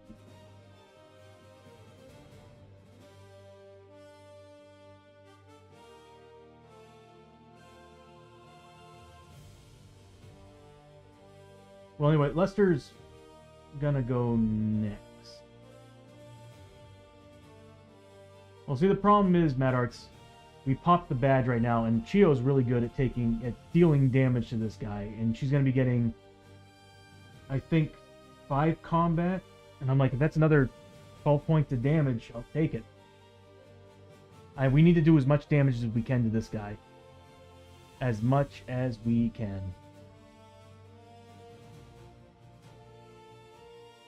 I'm gonna probably save the powder keg for the next one. Because if we can take him down... we won't be able to take him down next turn, but... Another thing too is he's gonna move and choose targets right now.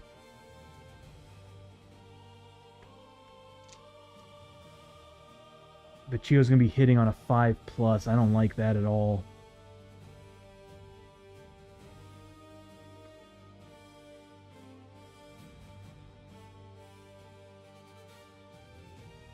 Hold on, 5+2 shot? No, it wouldn't matter on the powder keg. And it's just like dynamite, so it is treated as an attack.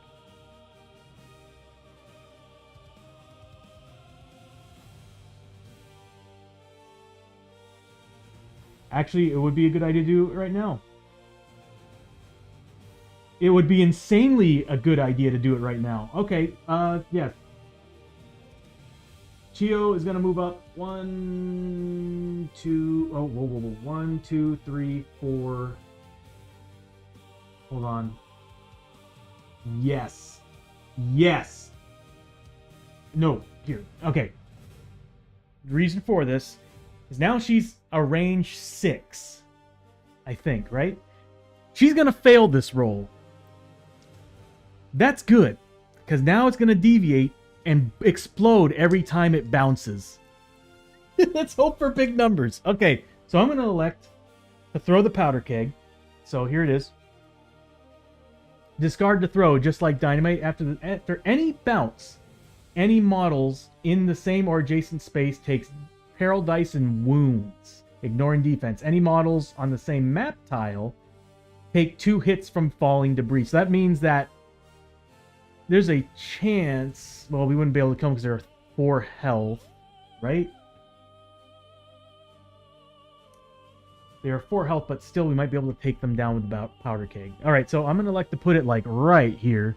Right behind him. Right on that tile, and I'm hoping it bounces around a little bit. Yeah.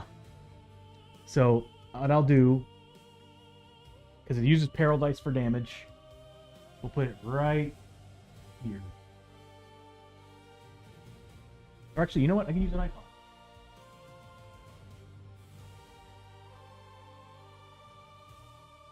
Time for exploding. That's right, Bishop. Alright, I'm going to use a token just to reflect or represent where it's going to be. So I'll set it to... Hold on. I'll set it to number 16. 15. We'll set it to dynamite. There we go. It's going to be right here. Right in between all those tiles. So first thing she needs to do is roll to see if she passes.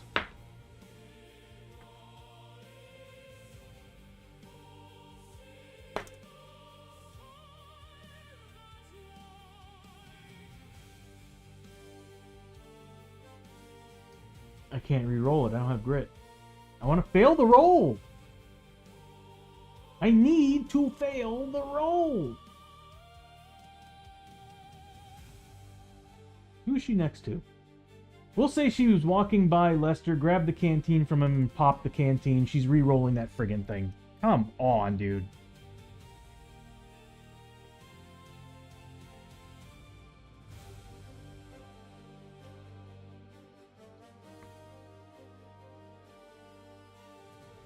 Oh, that's right. I forgot those.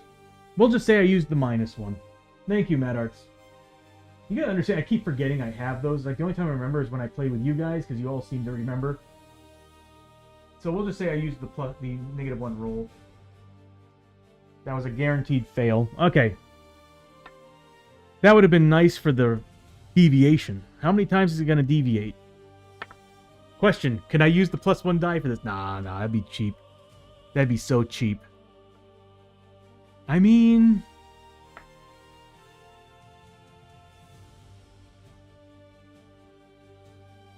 What's the census on that? +1 die can be in favor of just about every... Yeah, I'd say you could use the +1 die on deviation. Why not, right?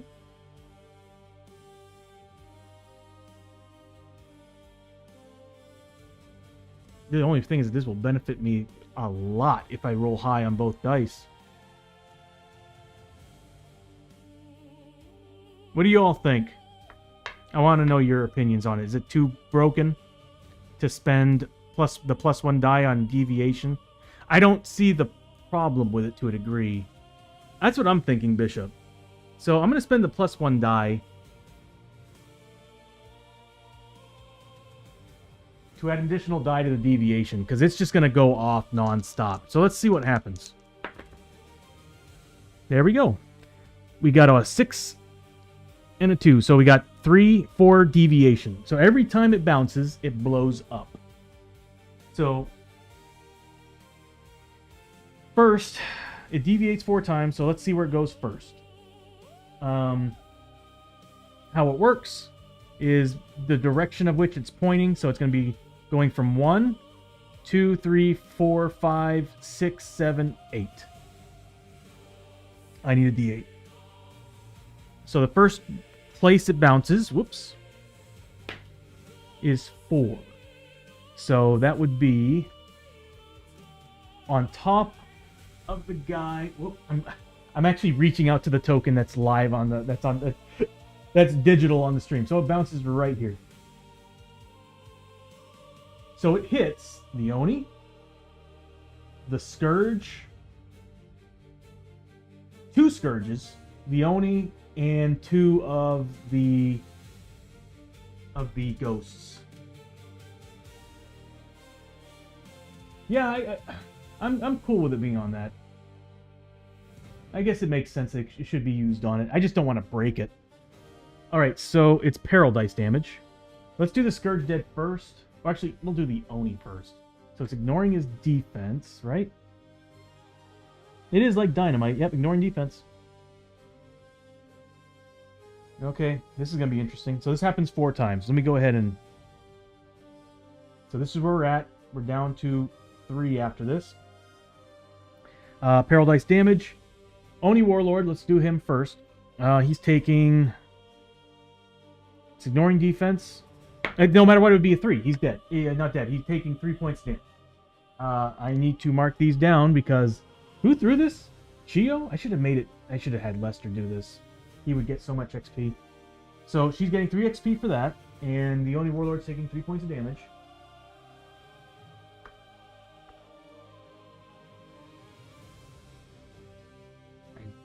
I'm only going to do this for the Warlord. For the rest of them, I'm going to kind of wait.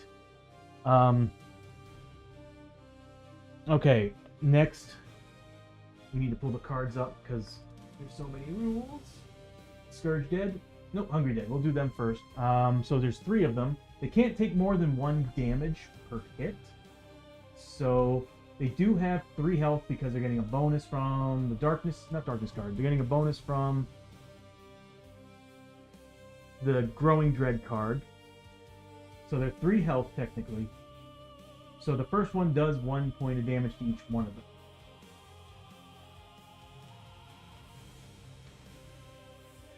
We'll just say 1 point of damage on him. 1 point of damage on... Wait, where was it? Okay, him. Him. And this guy right here. And then the Scourge Dead. You gotta do this 4 times, that's insane. The Scourge Dead, what do they have? Do they have anything? They got Fear.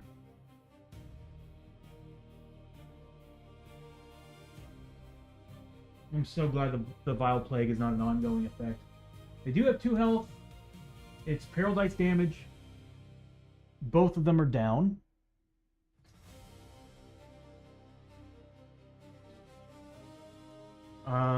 I need corpse tokens. Tokens, they're around here somewhere. No. Is that a corpse token? It is. So, corpse token here. Corpse token there. And that's going to be 40 experience. You know what? We'll go ahead and just tally it up right now. So this is 15 plus that, so 30 plus 40. So 70 points of experience so far for Chio. 70, right? Yeah.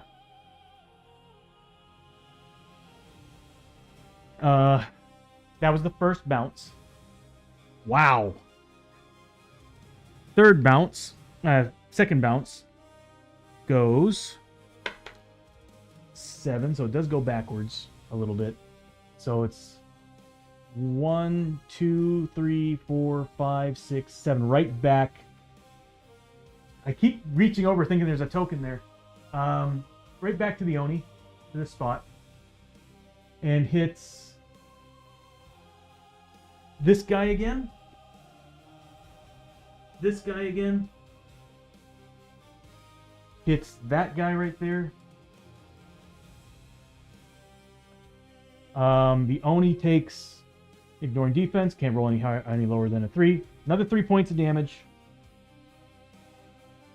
Hopefully he keeps hitting him. I'm not gonna lie, this is kind of beating using her sword right now. So 3 points of damage. That's it. That's all it can hit. There's nothing else adjacent. So we got two guys that are... Hold on. He's outside of the range.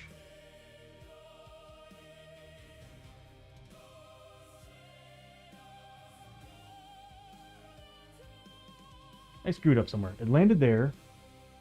Hit all those guys. So he should be at 1 as well. Okay, so that's what we're looking at. All right. So 30 points of experience.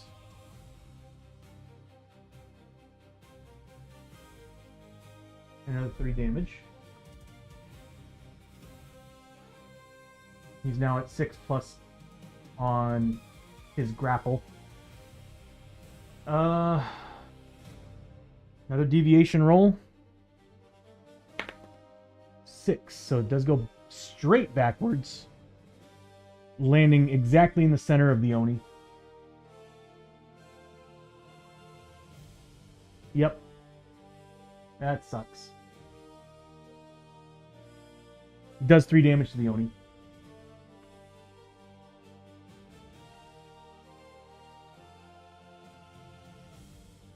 And another 30 experience. And then the final hit. If it rolls back again, it hits Hosho Ryo. 2. Goes forward 1. So it went backwards, bounced back to the same spot. And again, hits these targets. That's dead. These guys now have 2 wounds on them.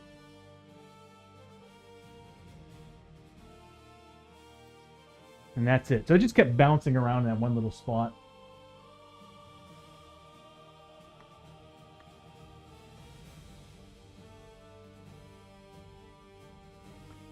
And another 3 damage to the Oni.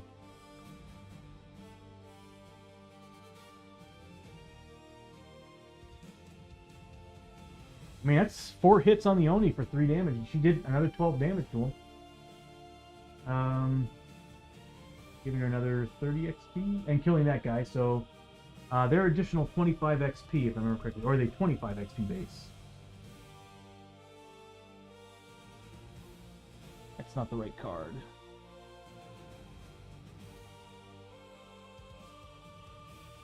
They are 25 XP base with an elite ability. So 30 points experience from that as well. So 60 points total.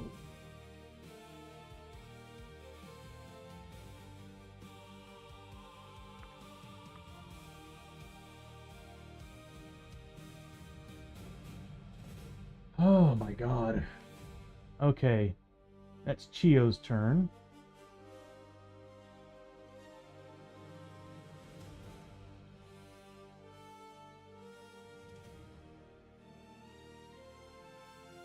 Might not be a bad idea to push back Lester. What's the range of his shotgun?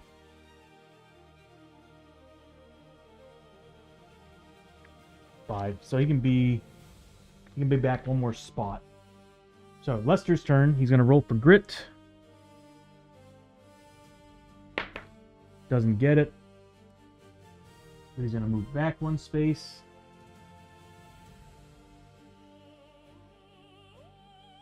Chio should have gotten a point back of key since she had her activation.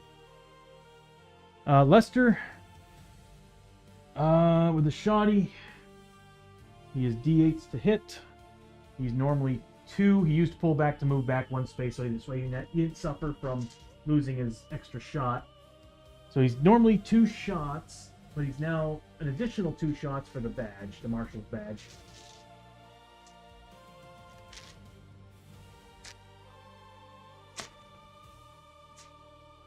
And it does D8 for damage as well.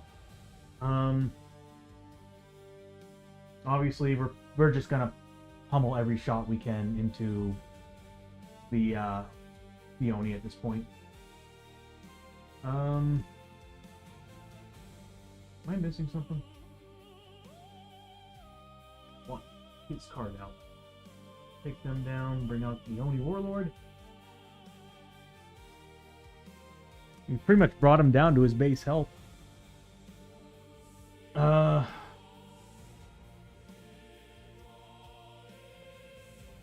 God, he's gonna do so many. He's gonna have so many hits. We do have the Gunslinger's gun belt. Do we have anything?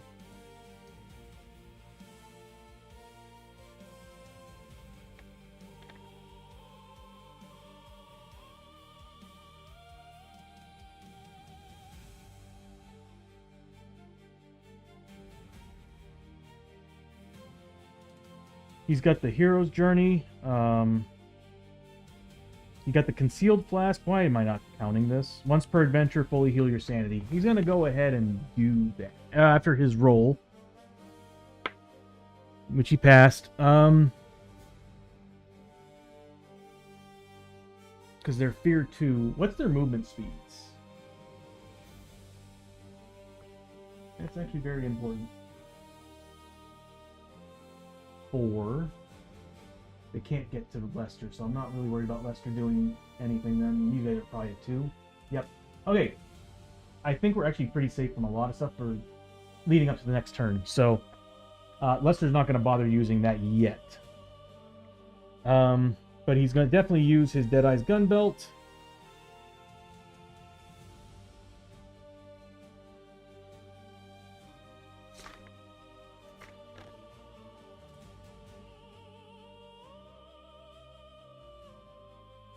Once per turn, reroll 1 defense roll. He's got the Earth Emblem. I need to remember that he's got that. That's important. Bosho's got an awesome one. I hope he's the one that's going to be attacked.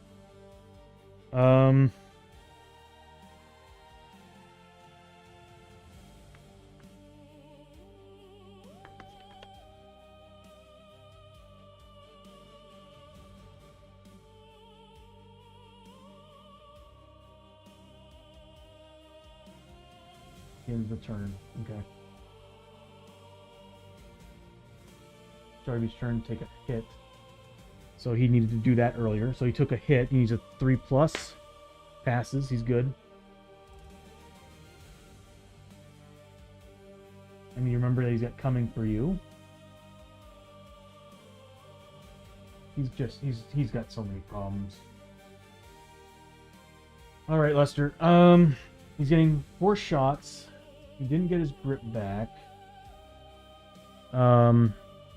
He does get a reroll with his Darkstone inlay on the shotgun, though. That's 1 hit. Crit, regular hit. Reroll with the inlay on the 1. That's a crit. Alright, so we got 2 crits, 2 hits. The first crit, it's ignoring defense, so I don't think I'm really worried about using the Gunslinger's gun belt till I get to these 2 guys. So the first hit, regular damage, D8. 3 points of damage. Next one's a crit. 3 points of damage. Next one, Gunslinger's gun belt, -1 to the roll. 3 points of damage. -3 to the roll. That's a big old 8 right there. 3 points of damage. That's some good shooting, Lester. Damn, dude. All right, so another 12 points of damage on the big guy. Those growing dread guards had me scared. But, I mean, he can still wail on us with his attacks. That's going to give Lester a lot of XP here. So we're looking at 120 XP.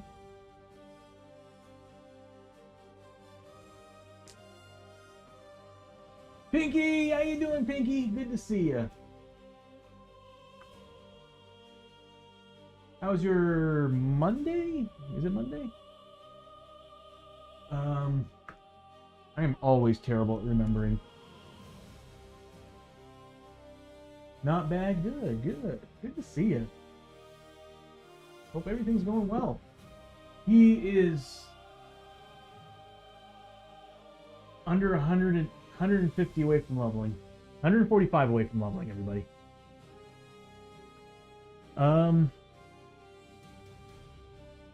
Dang. Alright. We dropped him down to 24 health. That powder keg was pretty sweet. Just kind of sucks we used it already. All right. That's it. It's now his turn. Who is he going after? 1 or 2 is Chio, 3 or 4 is Hosho, 5 or 6 is Abby, 7 or 8 is Lester. Please be. He wants Lester. So he moves on up. What's his movement speed? Because that could actually play a big factor in where he's going. Oh, he's a 3. He can't get to Lester. So I have to roll a d6. So 1 or 2 is Chio, 3 or 4 is Hosho, 5 or 6 is Abby. Hosho Rio. He's going to stay right there. So he's targeting Hosho. Well, actually, yeah. Hold on. He wouldn't move. So he's going to attempt grabbing Hosho Rio. Hosho Rio needs a 6+ on an agility test.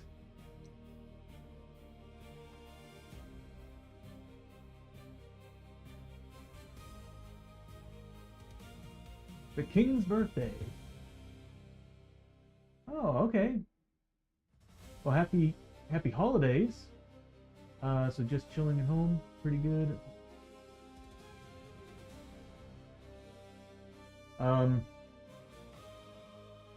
Or happy king's birthday. What am I looking at here? It's good that you're actually getting some time to chill out, just hang out and do that. What am I gonna do? He's moving up. He's gonna try to get Hosho Rio with a grab. Hosho needs agility, so he's got a 4. He has grit, so he can re-roll if he needs to. He needs a 6. He fails. I'm gonna re-roll that with a grit. I don't want Hosho being captured. Come on, do it, buddy. He got it. He got a 6. So he avoided being captured by the Oni Warlord. Good God, he's a fear D6. Oh,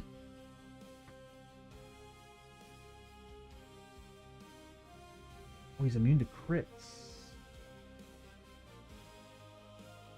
Oh, it didn't matter with Hosho because he did a lot of damage. He does 6 damage base on his 6+, so he cut through the defense no matter what. And I should have probably used another move too. Yeah. Anyway.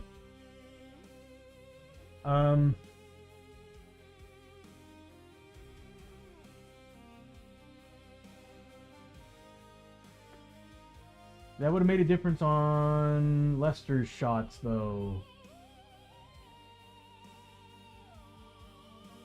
Damn it. Anyway, yeah, that would have made a difference on Lester's shots.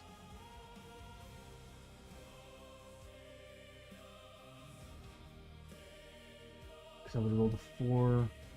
Yeah, I would have done a little bit less damage.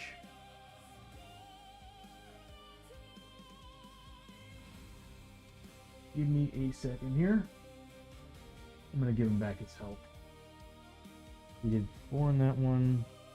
Solid 8. That one did straight up 3 damage. That one would have done 3 damage because it was a 7. That one would have done 1 damage, so it would have done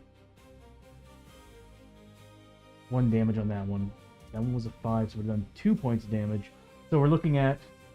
He should be getting 3 points of health back. Oni Warlord. So he actually should be a little bit higher. And then we should be removing 15 points of experience from the Marshal. There. Alright, so he's actually at 27 health. The dynamite cut through the whole defense thing. So I'm glad we used the dynamite. Okay, so what we're looking at now is he failed at attacking at putting Hosho Rio into the urn. Oh, he uses shadow magic. Okay, I forgot. He uses shadow magic at the beginning of his activation. First thing he does, you know what? I'm going to put 3 cards out here. Who wants to choose what shadow magic he uses? Pinky, do you want the honors? You can choose 1, 2, or 3. Middle? Alright, so the first one would have been Shield of Shadows until the start of the spellcaster's next activation. It ignores any hits it would take on a d6 roll of 4+. The third one would have been Stench of Darkness. The spellcaster immediately heals a number of wounds equal to the current position of the darkness marker on the death track would have been 2. The hero with the lantern may use 1 grit to immediately make a hold back the darkness roll. If successful, the healing is canceled. So you have to make a hold back the darkness roll. So you could actually push the darkness further if you fail. Put that over here. Well, we got Vicious Shredding with a wave of his clawed hand, an invisible pack of hellhounds. I can't read that. Tear at the heroes, snarling and snapping with the fury of 1,000 millennia. 8. Every hero on the spellcaster's map tile must make an agility 5+ test. If failed, take d6 hits that each do damage equal to the hero's level. Oof. Oof, that hurts. Alright, so agility test. 5+. So here's Chio. Fails. Osho. Fails. Do they ignore defense? They don't. Okay. Abby. Oh, Hosho should have had 2 more dice. Fails. Abby's a 3. Passes with the 5. And then Lester passes with the 5. So Hosho and Chio are about to take some hits. So Chio's taking 4 hits that do 5 damage apiece. She gets cover saves of 3+. Look at that. All right, she passes 3. I'm so glad I used that. She's got 1 hit, a defense, 4+. She gets it. Nothing happens to her. Hosho Ryo takes 2 cover saves of 3+. Fails both. Defense of 3+. Passes both. Good thing I used the cover save stuff. Oh, it's okay, Pinky. I was prepared for the first turn of this fight being the worst part of it. So that's why I threw down all our bonuses. So we got cover saves and all these good things that were helping us. It's the next turn is when things are going to hurt. So nothing happened there. Now he's going to make... Let's see. He's got to choose 2 targets. Well, he chose Hosho. He's going to choose another target within 3 spaces. So... I'm glad I separated everybody the way I did. So he's going to choose evens and odds. Evens is going to be Chio. Odds is going to be Abby. He's choosing Chio. So these 2 characters are about to get their asses kicked. But luckily we got cover saves. He's getting... Oh my god. 1, 4, 6... 7, 10 combat against each hero at 6 damage a pop. So, we're looking at 8. Oh, it's 9. 10 hits on Chio at 4+. Oh wow. He doesn't have any 6+ rules, right? I don't think so. No, thank God. 4+, these hits managed to get through, 6 of them. So she gets cover saves. Bucket of dice time. It's almost like a Leader Cola comment. So we're looking at 3+ saves and cover. To fail, defense rolls of 4+. That's a save. And a fail. So 6 points of damage with 4+ armor saves. The beauty of cover, defense, and armor right here. 4+. She does save 4, so she will be taking a corruption hit with the Takobake armor. So we're looking at 3 hits that get through, dealing 3 points damage. Not bad. And she takes a corruption hit at 3+. She fails it. Okay, so she does take a corruption.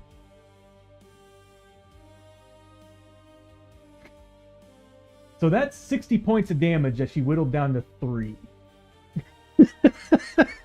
All right, Hoshorio is now taking 10 as well. 4 plus.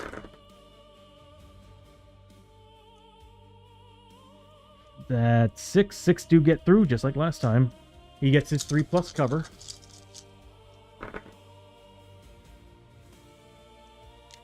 Three plus defense.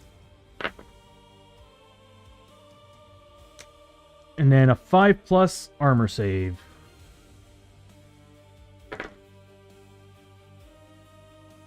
Wow. That's 2 rounds of 60 damage, both whittled down to 3. Cover saves, save the day. So Hosho takes 3 points of damage. I bet you that Oni's like thinking to himself, what the hell? All right. Wow. Wow. Good thing I didn't put like her here and oh yeah, it would have been bad. Ad break in 3 minutes, everybody. All right, so that's it for the Oni Warlord. Next up are the other 2 gang members.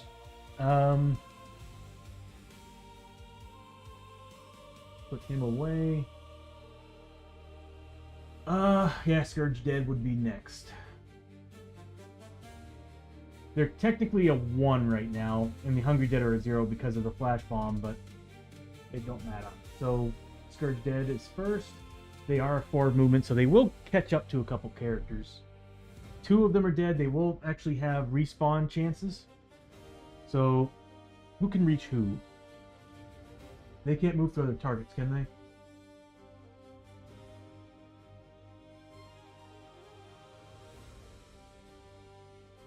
Yeah. This is bad. This is really bad.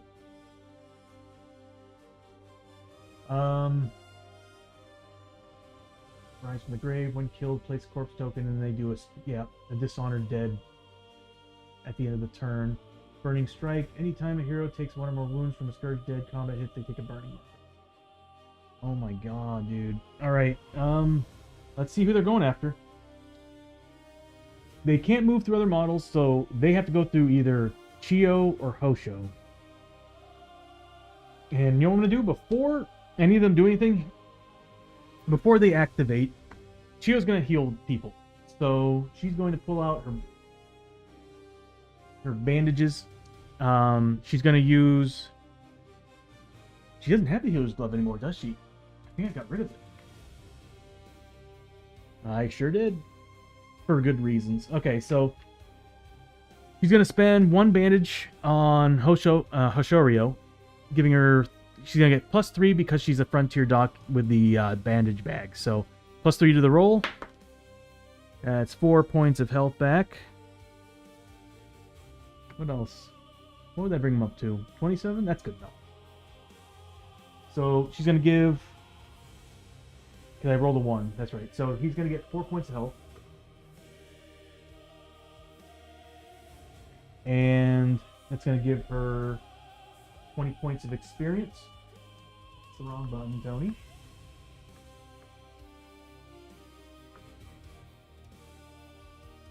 And I will spend a bandage. Then she's going to heal herself, because she really needs it. How about Abby? Abby's good. No. She could use the heal. We got plenty of bandages. She's going to go ahead and heal herself. Are we back from the ad break? Welcome back from the ad break, everybody. She's going to heal herself 1 bandage, +3. So 6 points of health. Bring her back to full.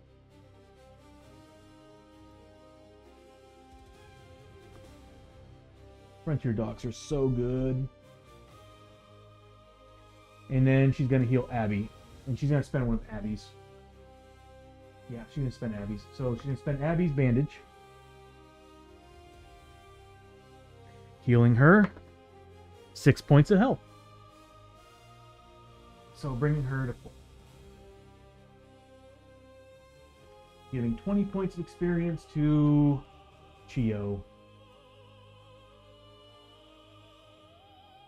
Nice. now they can go. They now have my permission to move. So let's see who they're going after. They can only go after Chio or Hoshorio. So let me get the pointer here. This guy right here is going after. Odds and evens. I'm not looking at the die. Odds is going to be Chio. Evens is going to be Hosho. Hoshorio. So he moves over here. Next one. Hoshorio.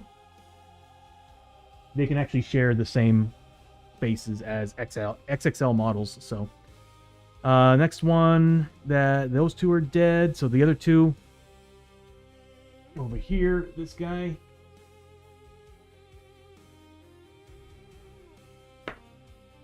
Is Hosho. And the final one, they want him back. He's going to be getting a lot. A good thing he's getting cover saves. Good thing he is getting cover saves. Kind of cool, too, because he's kind of they're stopping everyone else from ganging up.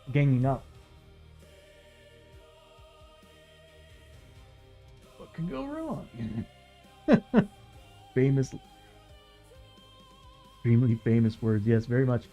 So they're getting...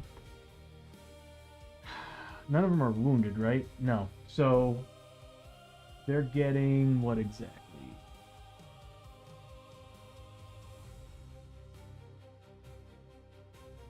That's right. There's 4 alive because 2 are dead. They're getting +2 combat. They're not wounded. So 5 attacks apiece. We'll just do 5 at a time against Hosho. So here we go. Here's the first 5. He gets to reroll his damage. Actually, it's a good idea that I do this. Actually, hold on. Is it from a model or from a source? If it's from a source, then it means the entire group he gets to reroll the whole damn thing.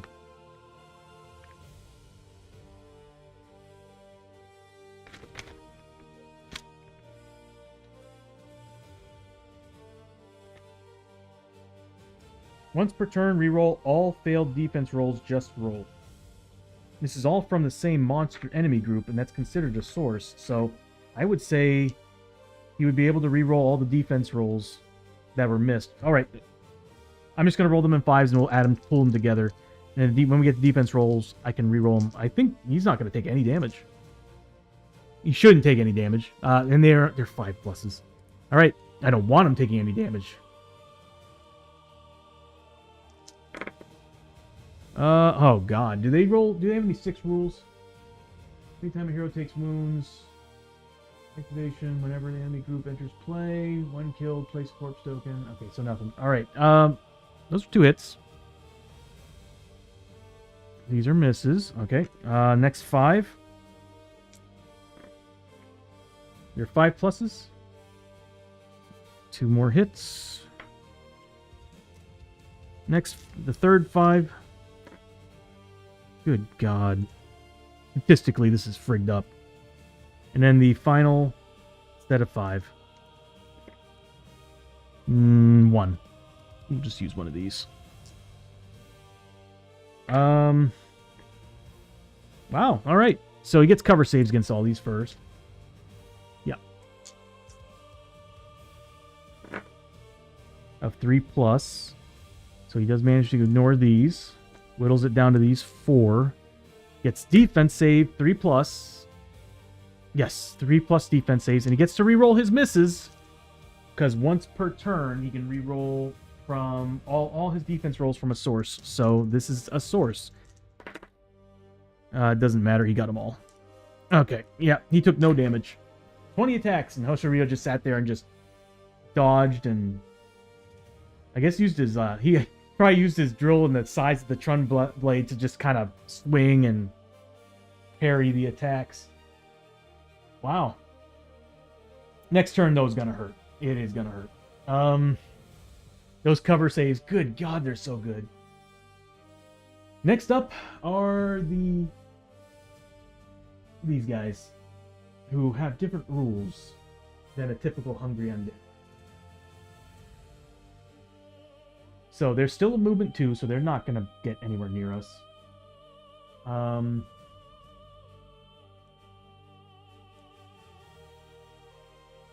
can't make...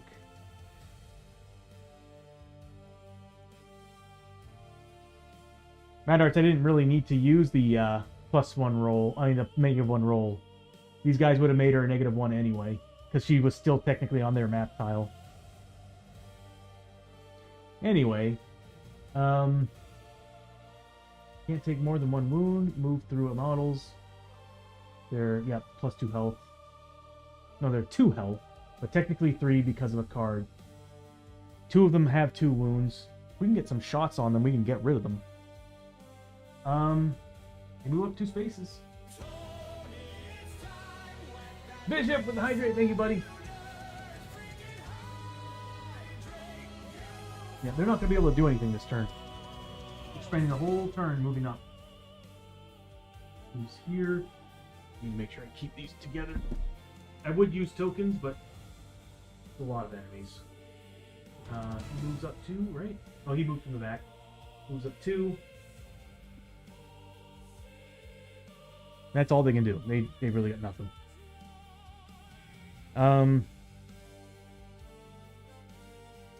End of the turn, we do Rising Up.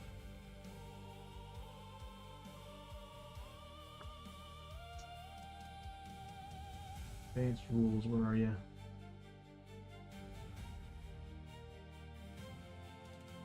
Maybe under enemy rules? Yeah, enemy rules.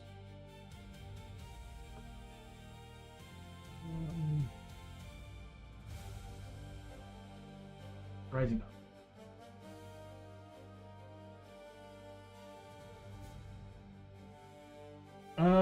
I'm drinking a it's a strawberry kiwi vitamin drink.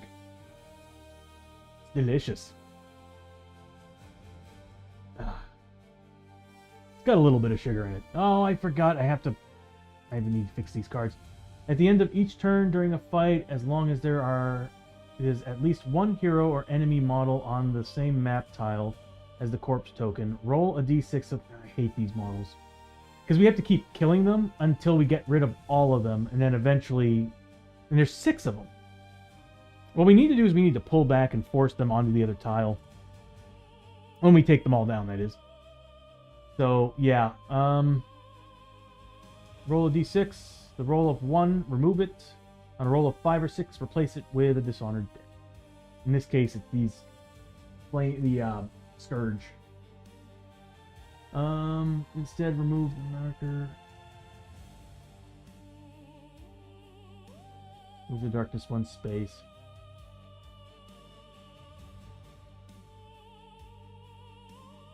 And... there. Alright. So, we'll do this one that's on the same tile. Right here. Nothing. Then the other one. Nothing. So they don't come back. They don't go away, they don't come back. I think it's a good time to use the -1 rolls.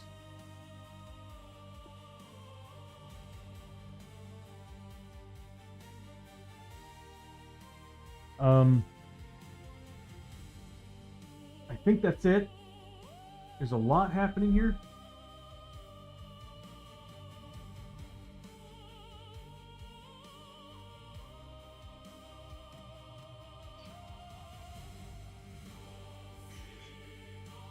Yes. There's so many rules. A plus. That's a 7. Not quite what I needed. Chio gets back D3. Oh, Hosho should have gotten back a whole bunch of... He should be at max Fury. He should be at max Fury. He should be at 5. He successfully hit the monster several times. So Hosho should be... I really need to change that. I need to be able to actually see the icon.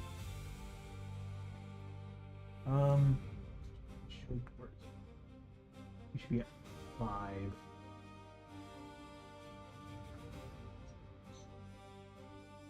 So remove 1 point there. Bring him to his maximum fury. We'll be using that for sure, because that will help him cut down all of the Scourge. If he survives the 10 attacks from the, oh, I wish we had another flash grenade. Oh, yeah, this is gonna hurt. He's got a lot of health, but still, no more cover saves. But he can actually re-roll the defense rolls, and I think I'm gonna save it for this.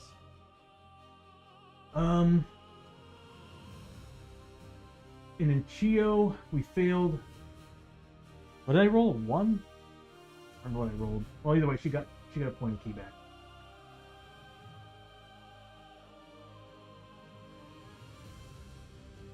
I don't remember if I rolled or not. I'll just say she got 1.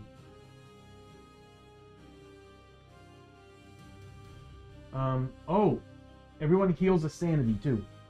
Yep, everyone heals a sanity. They're all wearing antlers. They are all wearing their charms, so they are getting +1 to everything. So sanity. I gotta remind myself that's what I've got here. Glad I got it on everybody, so it's a little bit easier to remember. Everybody gained a sanity back. And I probably should have done that last time too. Alright, so Abby is next. She is going to be using, she needs to make, where is she? Okay. She's making Unspeakable Terror Test. Oh my god, Hosho Ryo is in so much trouble. Yeah. That's 1, 2, 3, 4, so that's 8, 9, and then a D6. So it's 9 plus D6 horror tests his next turn, because he's surrounded by the undead guys, because they're what? They're Fear 2. We need to kill some of those guys before they make him go mad. I just realized, well, yeah, because he'll go first before them, and he'll have to take those tests. I mean, he's a 4+, but he doesn't have spirit armor.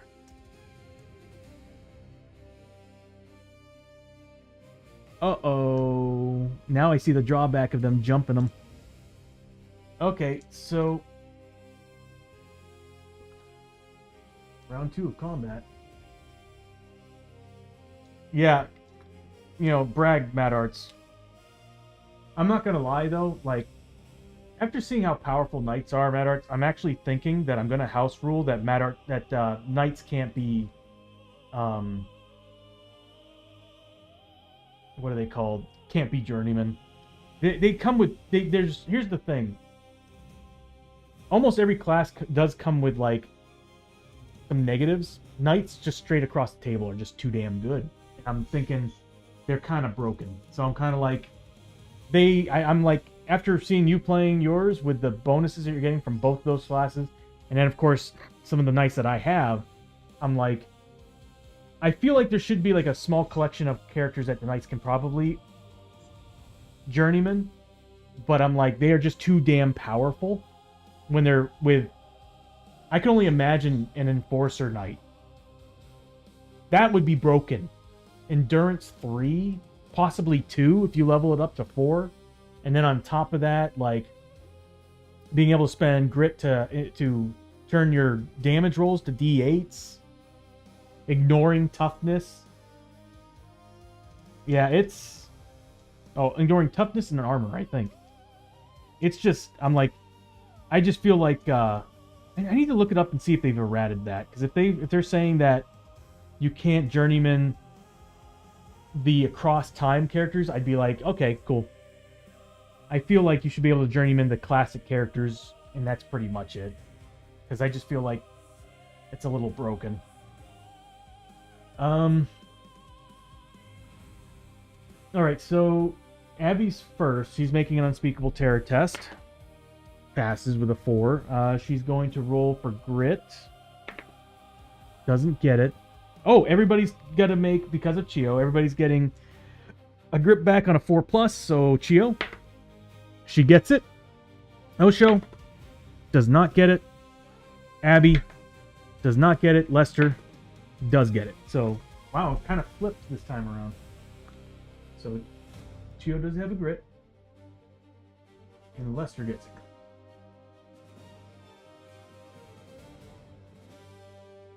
The Legend of the Dragon War. That's a pretty sweet title. I might have Abby hunt. I'm probably gonna have Abby shoot down the Hungry Dead. As much as I want her to take down. Let me think about it. If I can get 8 shots and I can put those extra. Oh yeah, no, she'd be better at taking down him. 8 shots at 3 wounds a pop. She would have to deal. Oh, she wouldn't be able to kill him.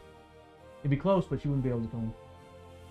Then it's worth it probably going after the other guys to make sure that Hosho doesn't get taken down.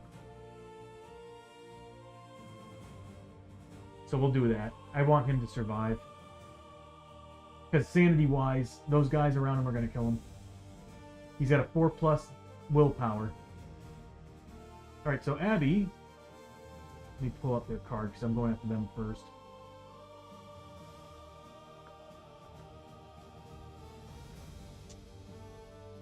Does have grit.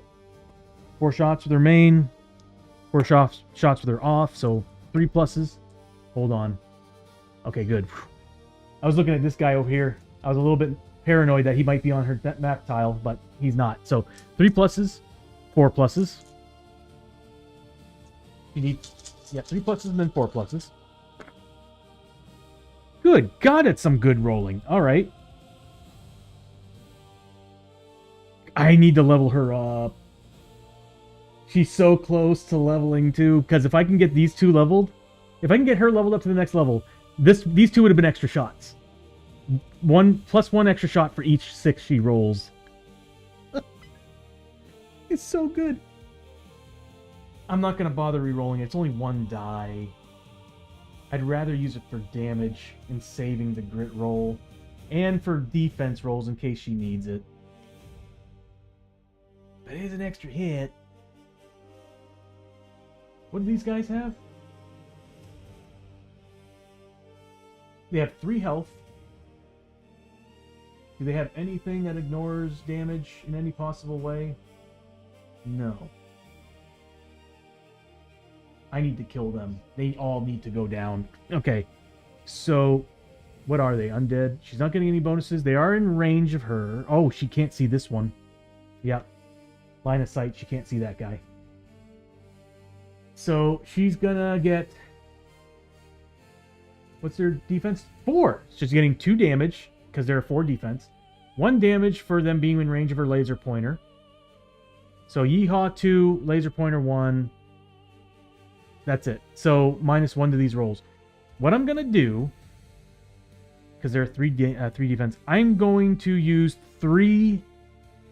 I need to mark those, by the way.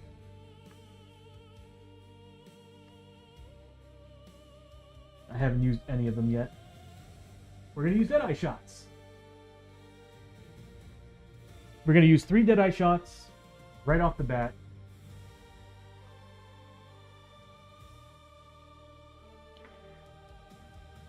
Because I think they'll take them down.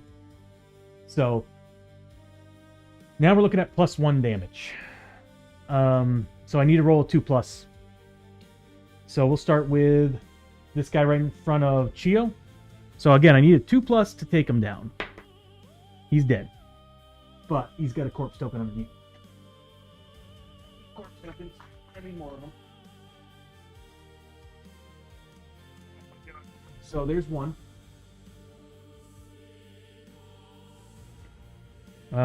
Yep. Again, +1 to the roll. He's dead.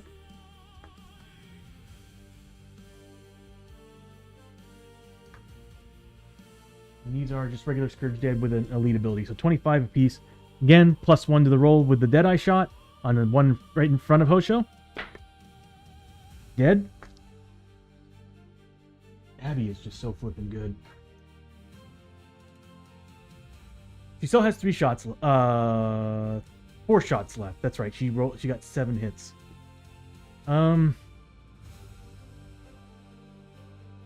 They're going into the Oni Warlord. So again, we're looking at... I like how she cleaned up house a little bit here. Alright, so we're looking at +1 damage for Yeehaw, +1 damage for being in range of the laser pointer, and then +1 damage for the for being a demon. So cutting away the defense. Why not? Let's go ahead and use all the Deadeye shots. So the first 3 hits straight up do the maximum amount of damage. Because can only get 3 damage with endurance. Or should I save them? I think I should save them. If they come back, I can use that again. I'll save those Deadeye shots for the dead. So first shot, we're looking at whatever I roll for damage. That's a 3. Second shot, 1. Third shot, 1. I really chose a bad button for that. Go away. Not yet. We don't need you. Oh, you changed the background. It took me forever to get that. Next hit, 3 points of damage. So she did a total of 8 points of damage to him, bringing him down quite a bit.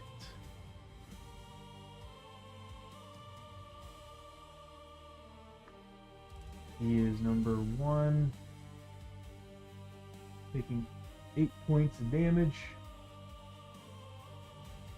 And she's getting, I think she leveled. So that's 30, 60,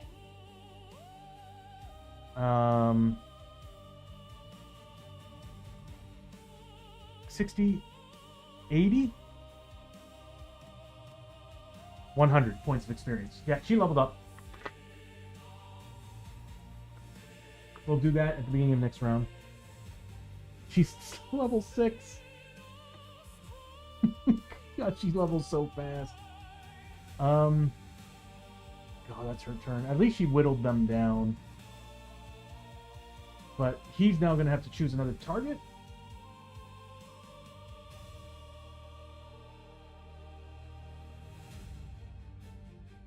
Yep, change the target to Jeep's turn. Okay.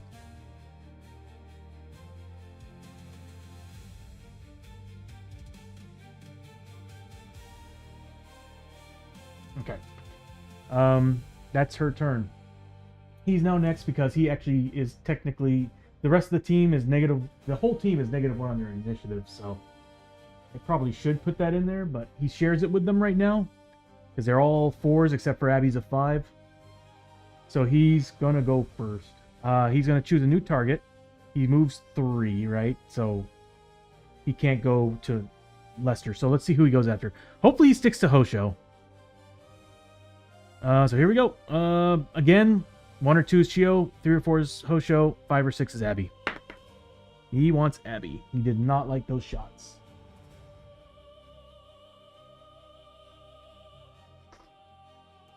This gives me a chance to move things around because that was right there. Oops. Was right here. And this was, I think it was right there, wasn't it? Or was it here? I think it was right there. Where was it? It was here. 1, 2. Yeah. Okay, so he moves 1, 2. He moves over to Abby. He's basically sharing a spot with Chia.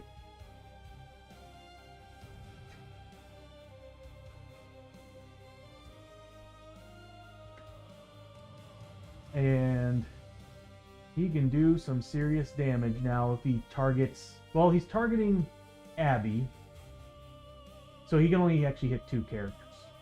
He can still do a ton of damage. He chooses a random character adjacent to him. So again, 1, 2 is Chio, 3 or 4 is Hosho, 5 or 6 is Abby. He wants Abby. He straight up wants her. She needs to make a 6+ agility test.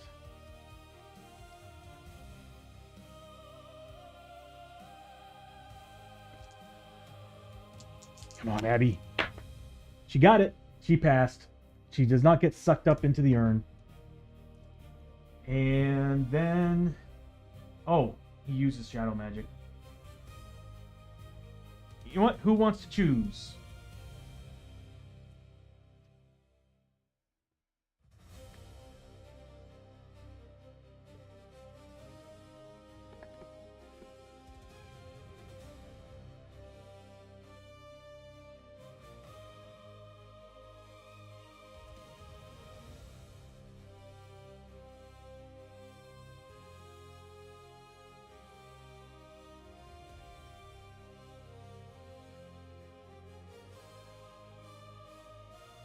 Okay, Maddox, which one?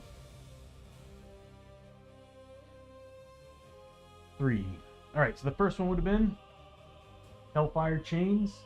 Every hero on the same or adjacent map tile as the spellcaster must make a Strength 5+ test to break free from the burning chains. If successful, the hero may heal d6 wounds. If failed, the hero may not move during the next activation. Immediately takes d6 wounds ignoring defense. Good God! That's horrible. Alright, second one would have been Sword of Hellfire. The spellcaster immediately makes a 3 combat free attack against every hero within 2 spaces as he swings the flaming blade. God, it's like the Balrog from Lord of the Rings. These hits do d6 damage ignoring defense, while in the Caverns of Cinder each hit also adds a burning marker. I'm so glad we didn't get that. Okay, so Shadow Magic. It's pretty damned awful. Army of Shadows. A horde of deathly shadows rises up from the cracked ground, swirling and hissing with hate. They close in from all sides, tugging on your arms and legs to pull you into the darkness. Every hero must make a Strength 5+ test. Successful, gain 10 XP as you fight off the shadows. If failed, you take -1 damage on all your attacks during the next activation. Oh my god. Luckily, we have some decent strength on the team. It's a 5+ test. Alright. So, Chio, do you succeed in avoiding this? You do. You get a 6. So, Chio passed, gaining 10 XP.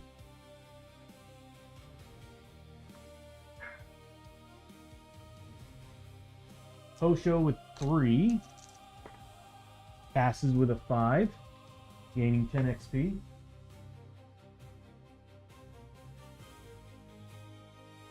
Abby is a 4 strength.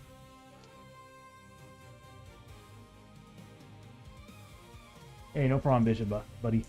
Abby gets it with a 6. So, 10 XP. I'm glad she passed. And finally, Lester with a 3. Passes it with a 6. Everybody passed. Nobody got... Wow, we're getting lucky on these.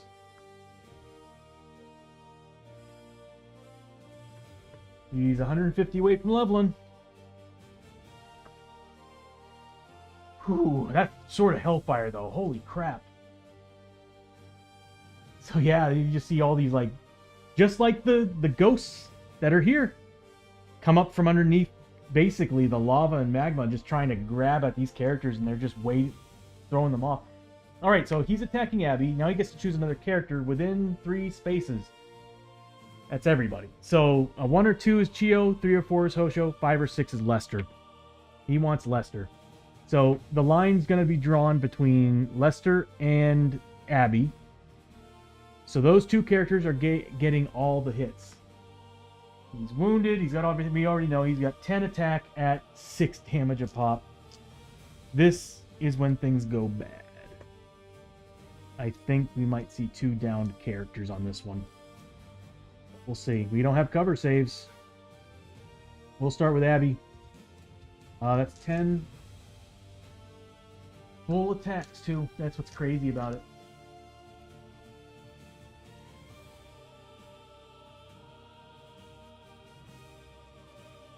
Full combat. Goodbye, Abby. You need 4 pluses? Alright. She has grit, right? Good. She's got 5 that get through. She needs a defense roll of 4+. Come on. Oh, Abby, hells to the yes. She takes 6... I'll go for it. She takes the 6 points of damage. Good God. Oh.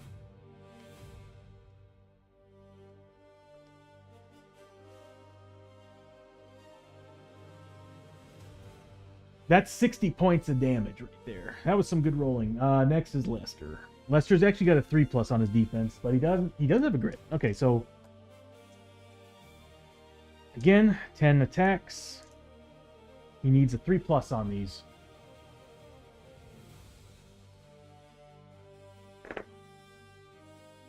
Not bad, not bad. Okay, so we're looking at 3 managed to get through. What's that gonna do for damage? Not quite kill him, but it will hurt a lot. 18 points of damage with an armor save of 6+. I could grit roll to less than that, but I could also just have Chio come over and heal him. I think we're good. My goal is to finish him off this turn. I think we might be able to do that. Okay, so 18 armor saves. We'll go ahead and just do it in sets of 6.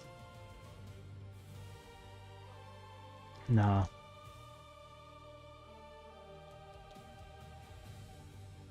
Yeah. Yeah. I'm gonna re-roll those.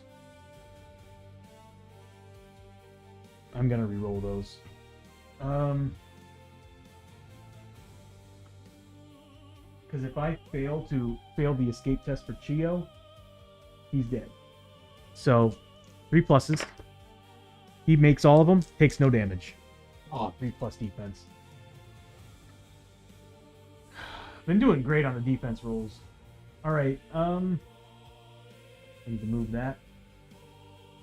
So, that's it. Now it's the rest of the team. So we've got Hosho, Lester, and Chio. Hosho's going up. He's only getting 3 attacks now. Yeah, 3 attacks. He doesn't have grit, but he only needs 3+ to hit. He's +1 damage because of his bonus. I really wish he was the one attacked. Oh yeah, first he's taking 2 fear from him, 2 fear from the Scourge, 1 fear from the Oni Warlord's Unspeakable Terror, and then on top of that a d6. So it's going to be 3 plus d6. So 7. He needs a 4+. Fails 3, so he takes 3 points of sanity damage. Oh, the Warlord should have gotten 2 health points back.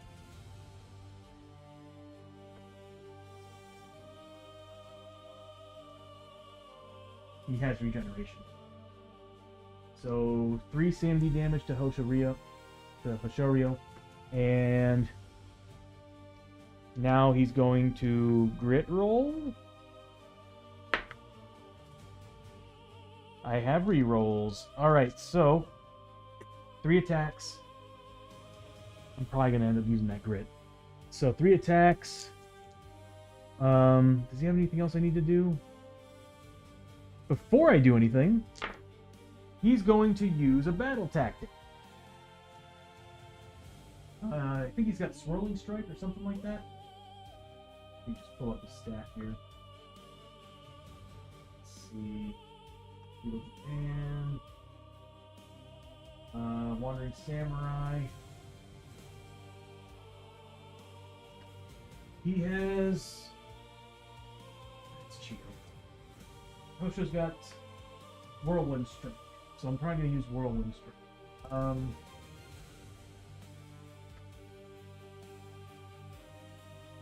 Yeah, it's gonna spend all his stuff, but every adjacent enemy model immediately takes 1 hit that does damage equal to peril dice plus your hero level. So he's rank 5, right? So the damage is gonna be 5 plus peril dice, which is no matter what a 3. So I think that just straight up just did 3 damage to the Oni. So 3 damage there. But then we get the Scourge. He's a 4 defense. +1 to the roll, no matter what. He's dead. No matter what, I would have killed him. No matter what I would have rolled, that Scourge is dead. So all the Scourges are gone. The problem is they can still come back because of the other models on board. We need to take them back. Thank you for the lurk, Pinky. So that's 25 plus 5, so 30 points of experience for that, and another 30 for that, so 60 points. Oh, show.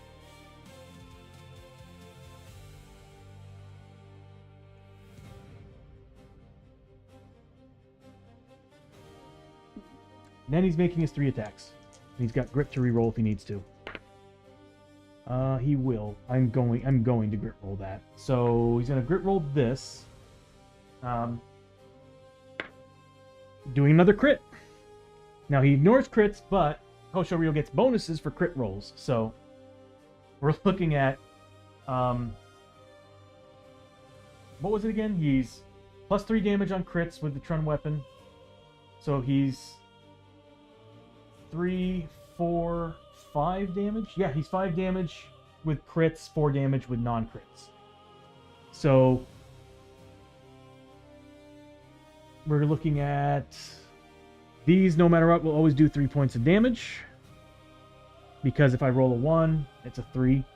This one is 5 points of damage, minus 3. I mean, it's 4 points, right? Yeah, 4 points. So I need to roll a 2 plus.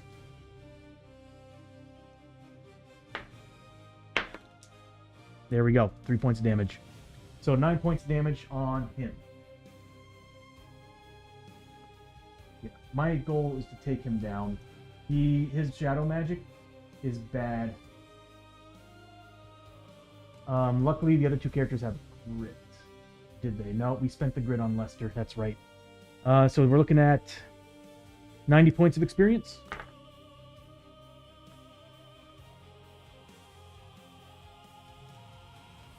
All right, next up we'll do Lester, then we'll go to Chio. Lester, he's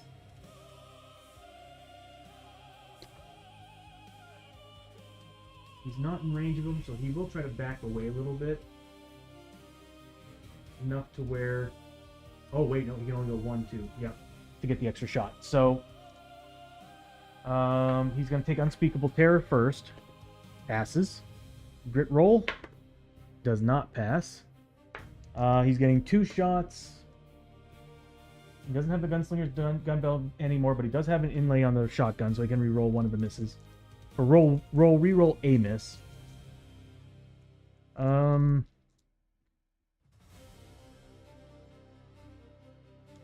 Let's see what he does.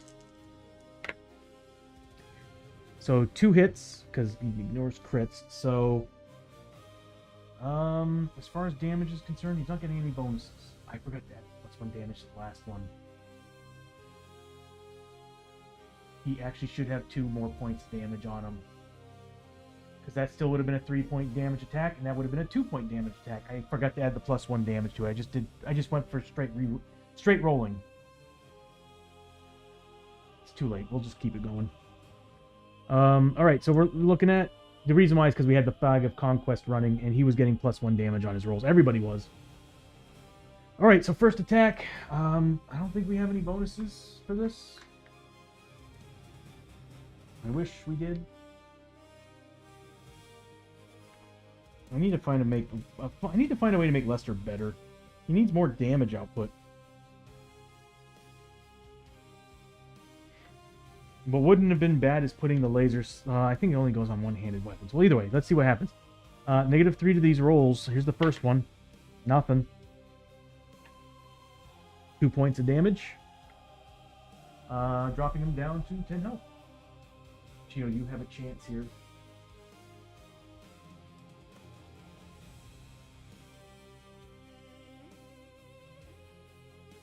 No, because she can only do 9 damage. He'll be left with 1 health.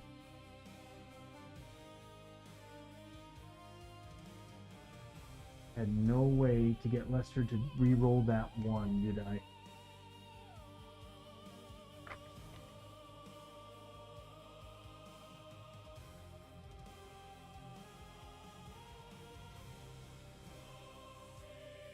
I'm not gonna lie, Lester, you've been kind of the weak link on the team. We need to find a way to make you better. I think the Beast Hunter's rifle. He's going to switch to the Beast Hunter's rifle next turn. Because it's just not working.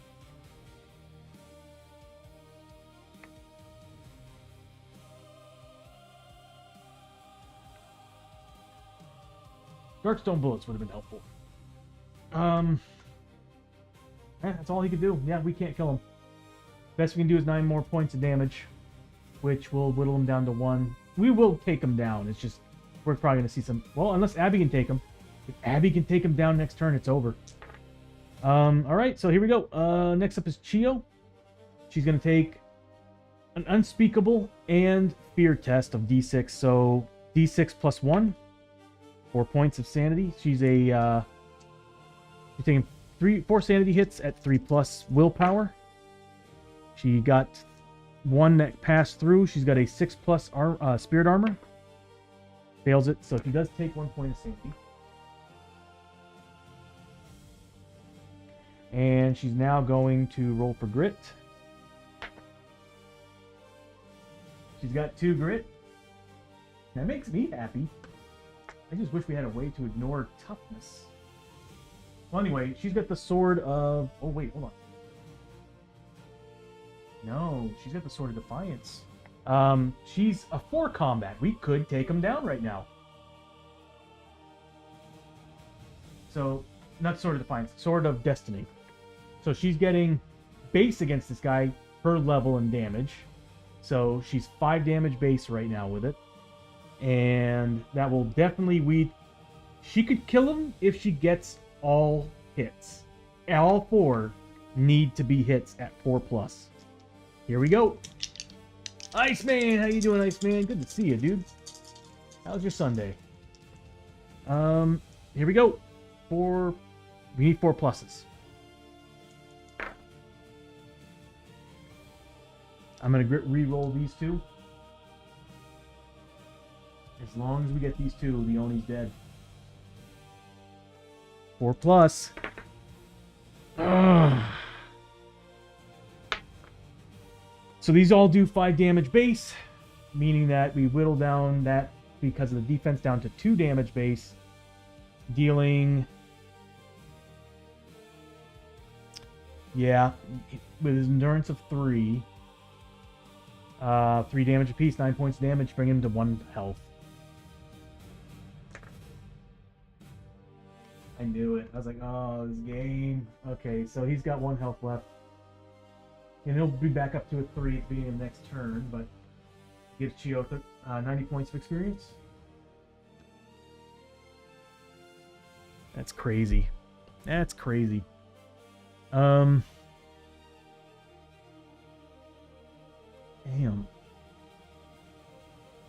Chio, you had the opportunity. Okay. Well, Scourge are all dead, so we don't have to worry about the Scourge, but the Hungry Dead are very much alive. And they slowly move 2 more spaces. This one obviously is going after Hosho. This one is going after Hosho. This one just moves up 2, can't reach anybody. This one also cannot reach anybody. No, actually, hold on. He goes after Hosho.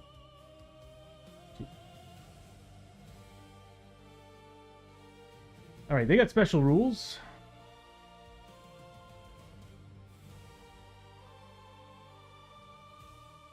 Okay, I forgot about the -1 on your hit rolls, but either way, Hosho rolled a 5 and 2 6s, so not a big deal. They're +2 combat. They're not. No, they are all wounded, so they're +3 combat.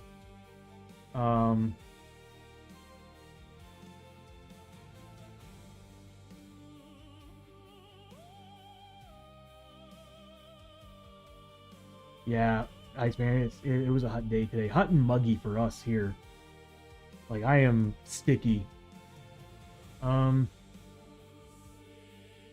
They're D6 damage on their hits instead of 3 damage. So they could do less.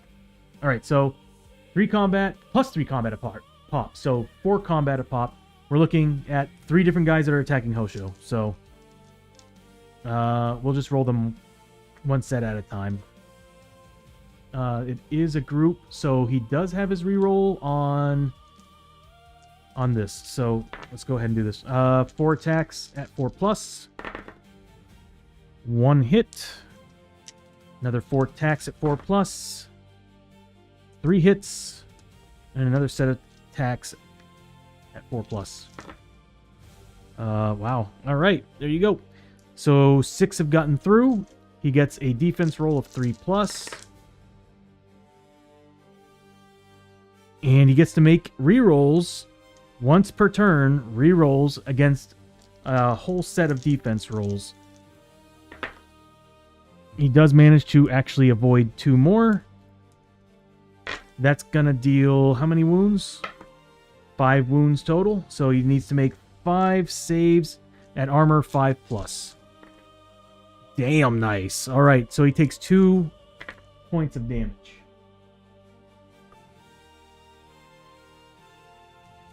You know, it's crazy. My luck has been terrible up until this. I should have not said that.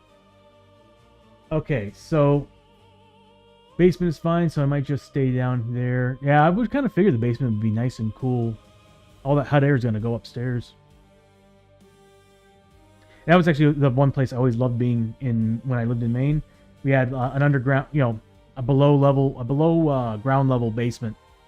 You go down there, it was always nice and cool, but damp as hell. And it would flood. But anyway, so we'd always find weird shit in there. So they did 2 whole damage to Hosho, and that's their turn. Next, let's roll and see if any of these come back.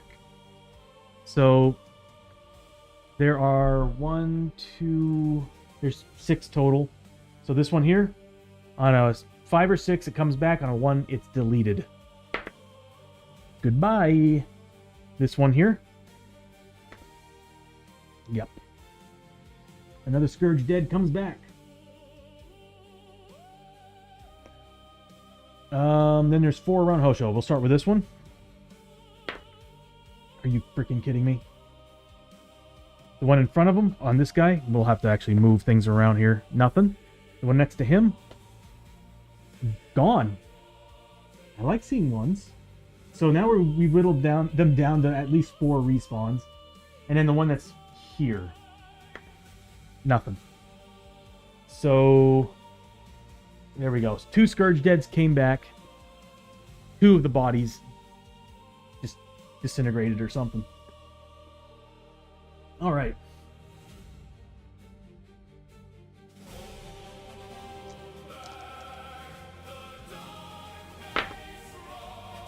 The fail.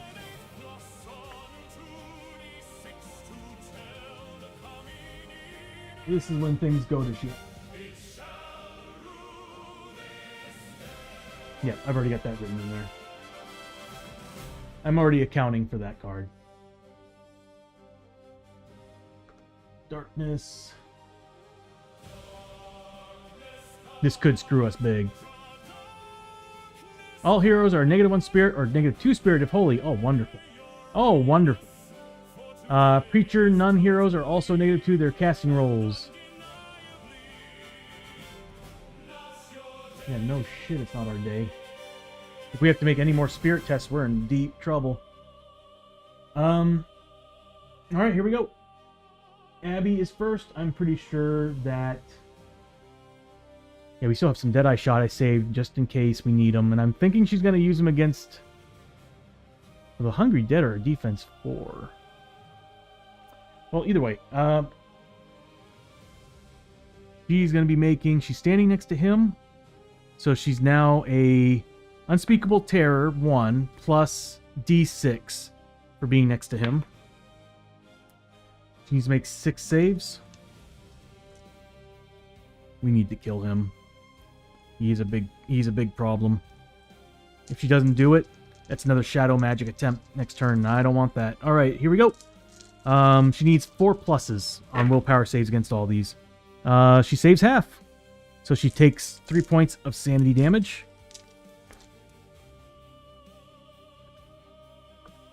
We need to start whiskeying up here. Oh, everybody gets a healing point back. I forgot. And he also heals 1 point. So everybody got a sanity back because of their attachments. They have an antler attachment on their headgear. That is giving them a sanity back at the beginning of every turn, every fight turn. Oh, and everybody gets to get a grit on a d6 roll of 4. God, there's so much to do now. Chio, 4+ gets her a grit. Nothing. Hosho Rio, 4+ gets him a grit. He gets a 5, so he got a grit.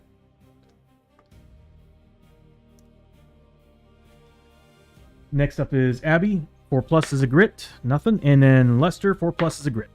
Nice. That is such a good ability. And that's only on XL monsters and larger, I think.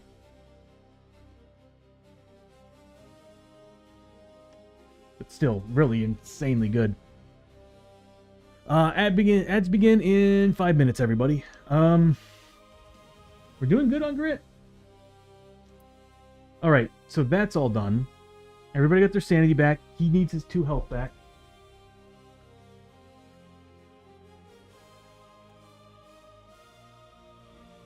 He's the target for sure this turn. Put them away. She's going to roll for grit. She already did her horror checks. Doesn't get it. She's getting 4 shots with her main, 4 shots with her off, 3+, 4+. Oh, hold on. There is not a Scourge dead on her tile, or those guys aren't on her tile. It's these figures. They're zombies, but they're technically ghosts. If they were on her tile, she'd be -1 on her rolls. So here we go. 3+ on the gold, 4+ on the reds, and she's got grit. I'm gonna have to do it. Yeah, we're gonna have to grit roll. That's some bad rolling right there. Really bad rolling. All right, so we got 3. She's gonna spend a grit to re-roll.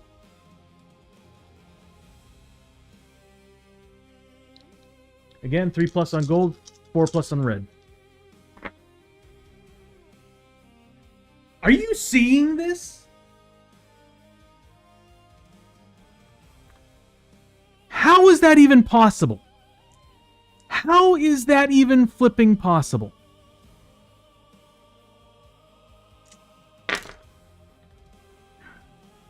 She's been doing so good. It's about time she finally lost, I guess. Yeah, those are some ones, Bishop. Either way, I think she's got it. She's got them. So again, we're looking at she's in range of them, so +1 there, +1 for Yeehaw, +1 for Demon. I'm gonna add a Deadeye shot to this, so no matter what, he would take 3 points damage. The Oni Warlord is dead because he's got 3 health left. I'm definitely spending. I'm saving these other shots for other things. So yeah, I'll spend a Deadeye shot to make that first shot +2 damage.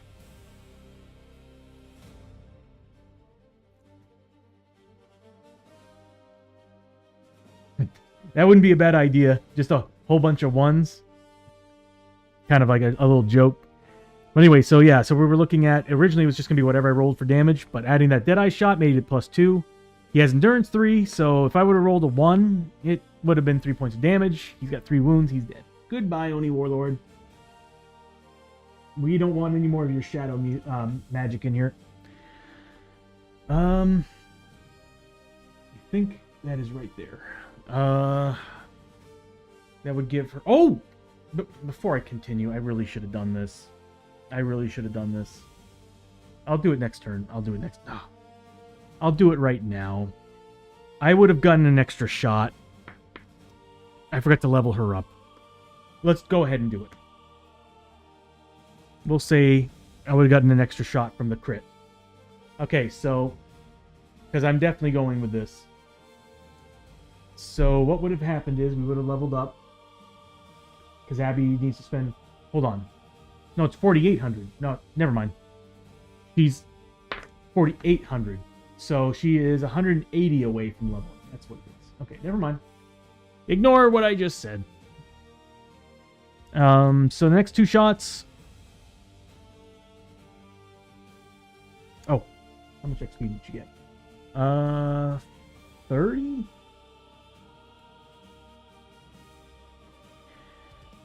Alright, so the next shot is going at what is she in range of? He's got 1 wound left.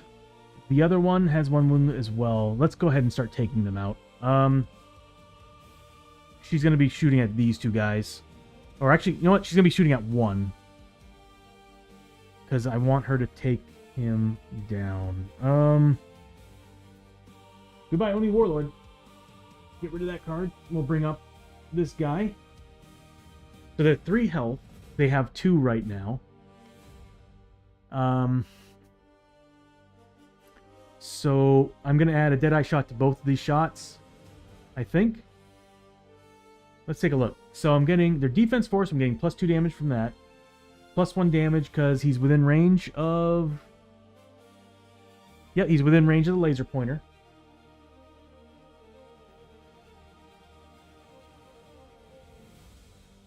I don't know if I want to waste the shots. Oh, hold on a minute. Oh, well, it's too late. At least we got rid of the Oni Warlord. I think we have a good chance of wiping the rest of these guys out. All right, so yeah, I'll go ahead and use the last 2 Deadeye shots. Why not? They don't take more than 1 wound up top. So who can I reach? Yeah, I'll go ahead and spend the 2 Deadeye shots. I want to guarantee that we take 1 down.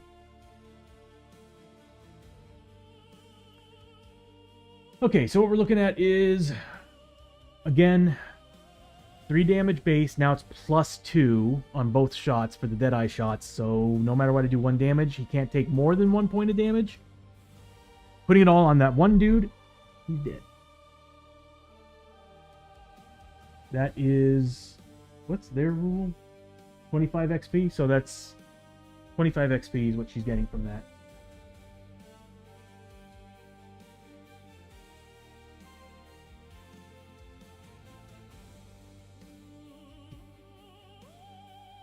Yeah. Okay. That's Abby's turn. Good job, Abby, taking down the Warlord. Next up is going to be the rest of the team. Yep. Because they're initiative 4, everything else is below them right now.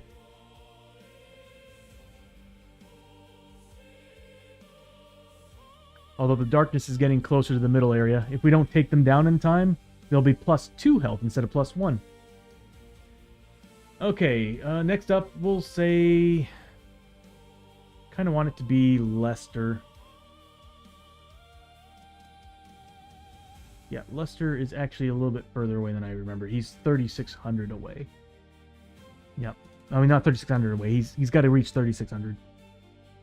I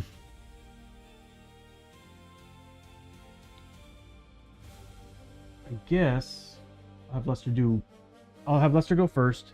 There's no more unspeakable terror, so he's going to go ahead and roll grit. He's going to pull back 1, 2 spaces.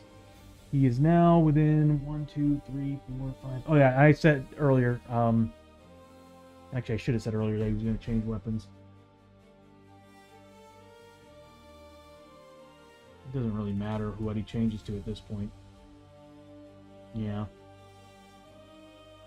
Well, I did say last time he was going to change to his, did I say he was going to change to his rifle? I don't remember. It doesn't really matter. I mean, either one is about the same. We'll just say he still had his shotgun. I didn't mention it at the beginning of the turn. Just like Chio, I should have switched over to a different weapon. There's just too much upkeep at the beginning of the round right now. All right, so he moves up 2. He's getting 2 shots. All right.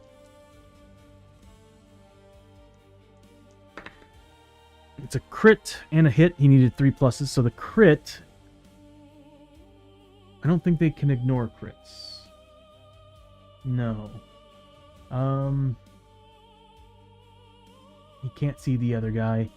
So it's gonna go on this target right here. 2, 3, 4, 5. Yeah, that's the only thing he can see is that guy, and it's the only range he's got. So the crit's going over to him. No matter what, it would deal the damage. So 1. And then 4, so -4 to this roll? We need to step you up, bro. There we go. Okay. So 2 points of damage, whittled down to 1. Wipes out that last ghost. Giving 30 experience to Lester. You are so slow at leveling, man.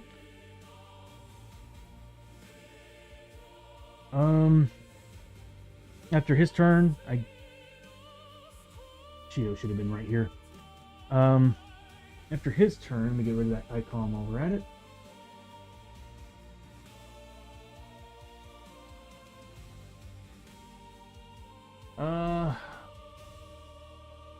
I should have switched weapons on Chio. I forgot to do that.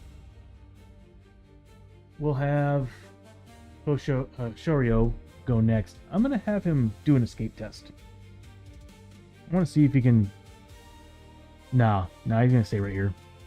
Okay, so he's going to be taking... Do they add any more fear? They don't. So he's going to be taking 3 fear checks at 4+.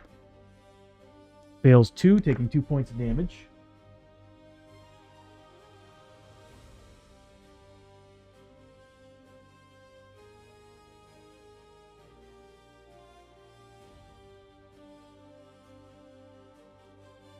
Okay, and he's going to make a grit roll. And then he's going to attack. He's got... Yeah, he's got 3 combat. Yeah, 1 for the laser drill. And that's it. He's getting +1 damage, though, on combat. So he's getting +1 damage on combat for the... I think I might have forgotten to add that last time. Yep, for the flashing steel. +1 damage. +2 damage on the Trun weapon, +1 damage on the laser. So 4 damage base, 5 damage on a crit. That's 2 big hits and a crit. So the crit's going to be doing... Yeah, 6 points of damage. 5 points of damage. So I might just throw that... I'll just put that on the Hungry Dead that's right there, or the ghost, who only has 1 health point left. So he's dead. And then we'll put the next 2 hits on the guy next to him. So what we're looking at is 4 points of damage base.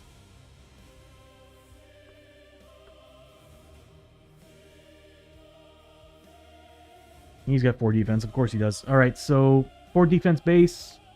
2+. He's down again. He's down again. If we can just get Chio to kill those 2 guys, it's over. Alright. Next up is... Oh, we gotta do experience. So... 25 for him, and then... 30 for the other guy. So we're looking at 55 points of experience for Hosho. Alright, next up is Chio. Chio's going to... She's not adjacent to anything, so... She's just going to roll for grit. Nothing. And she's got some good grit going, though. She's going to... She's got the... Dragon War Hero, +1 combat for the Sword of Destiny, but unfortunately she's not getting any bonuses because it needs to be a large or bigger model, if I remember correctly. Yep. On XL or XXL, she needs... Yep.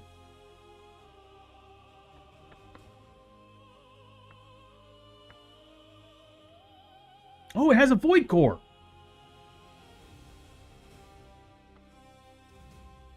I'm dumb. Alright, so... I can't believe I forgot she has a Void Core on this thing. So she's doing 6 damage base against XL and XXL monsters. So she's getting +1 damage to these attacks. That's good. Because they don't ignore criticals. And I'm hoping she gets crits. So she's going to move up 1, 2, 3. So she didn't get locked here. 4. And she's going to make 4 combat because she's getting +1 combat for the Dragon War, Legend of the Dragon War. She's getting +1 for the drill. No, she's not using the drill. +1 Dragon War, +1 for the Sword of Defiance. I'm thinking of Hosho. Sword of Defiance, and then of course her base. So she needs 4 pluses though, but she does have grit. That is a crit over there. Hit, grit roll these 2 misses. If she can take these 2 guys down, it's over. That's Hosho.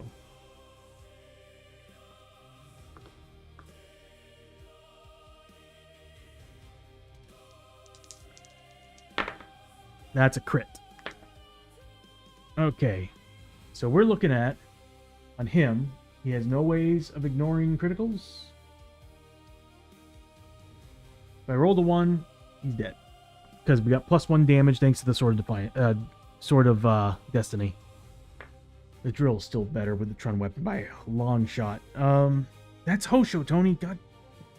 He has another set of weapons that would actually be better for combat against this kind of enemy. So she does take him down. Now she's got that dude with 2 wounds on him. So I think she's got this. And one's a crit. Do you have any rules for ignoring crits? Lester, get out of the way, dude. Maybe one of their hit rolls. Damn it, I forgot about that. This missed. So she did get the crit. And Hosho did get the 5 in the crit, so he's good there. This counts. This, what can we do with it? We're getting +1 damage. It's a crit. They don't have anything to ignore. They have 3 wounds total.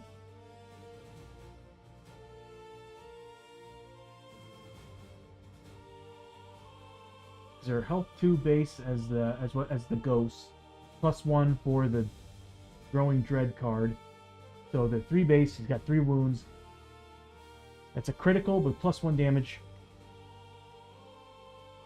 It's dead. There's no more enemies on the board. It's the end of the round. I've always kind of house ruled it that if you wipe the board, corpse rising up does not happen. Because then it would just non-stop, just keep happening, and it's stupid. They really need to add that to that rule, that once there's... Oh, actually, if I remember correctly, generally, if there's no enemies on the board anymore, it's over. That's right. That's what the rules say. So, we won. With 6 growing dread cards.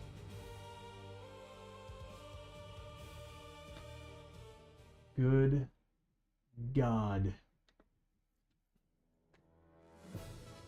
I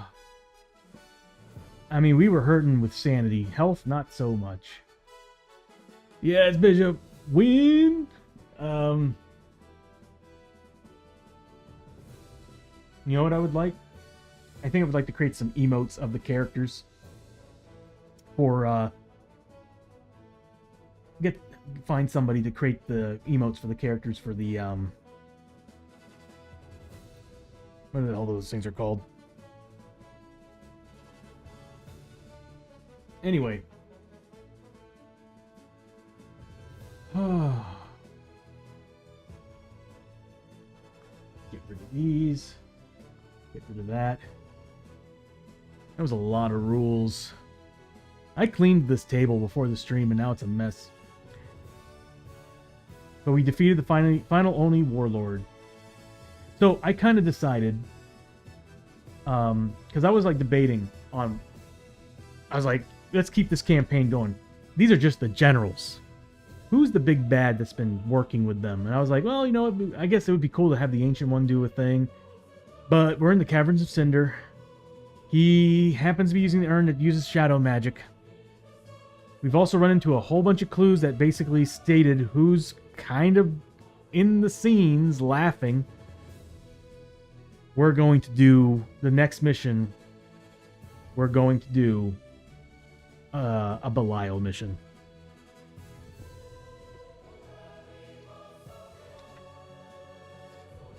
I have to go find it. I don't know where it is. Oh, well, here it is. Yep. It's a little torn up because the person I bought this from way back, I guess, wanted to put it into... Yeah. I think it's missing a page.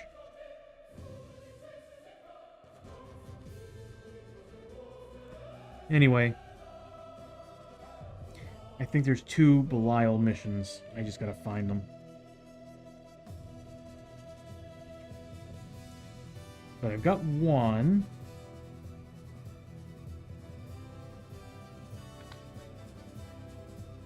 Yeah, there it is.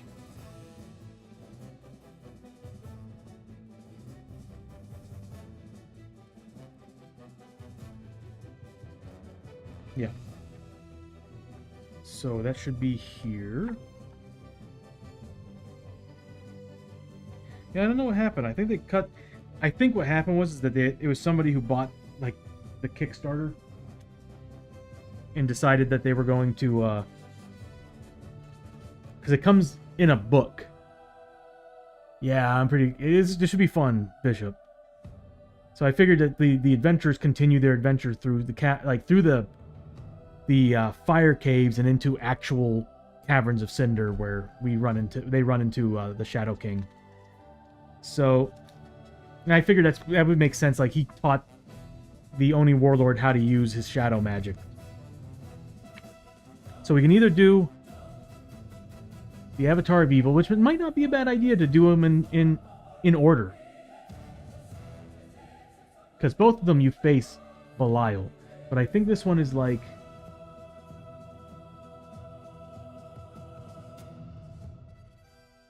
I'll have to read into it. That might actually be the real Belial battle.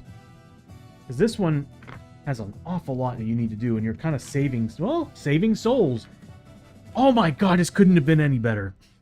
So all these towns have been enslaved by Oni, attacked by Oni, and the whole time, the souls that have been stolen from them are being given to the Shadow King.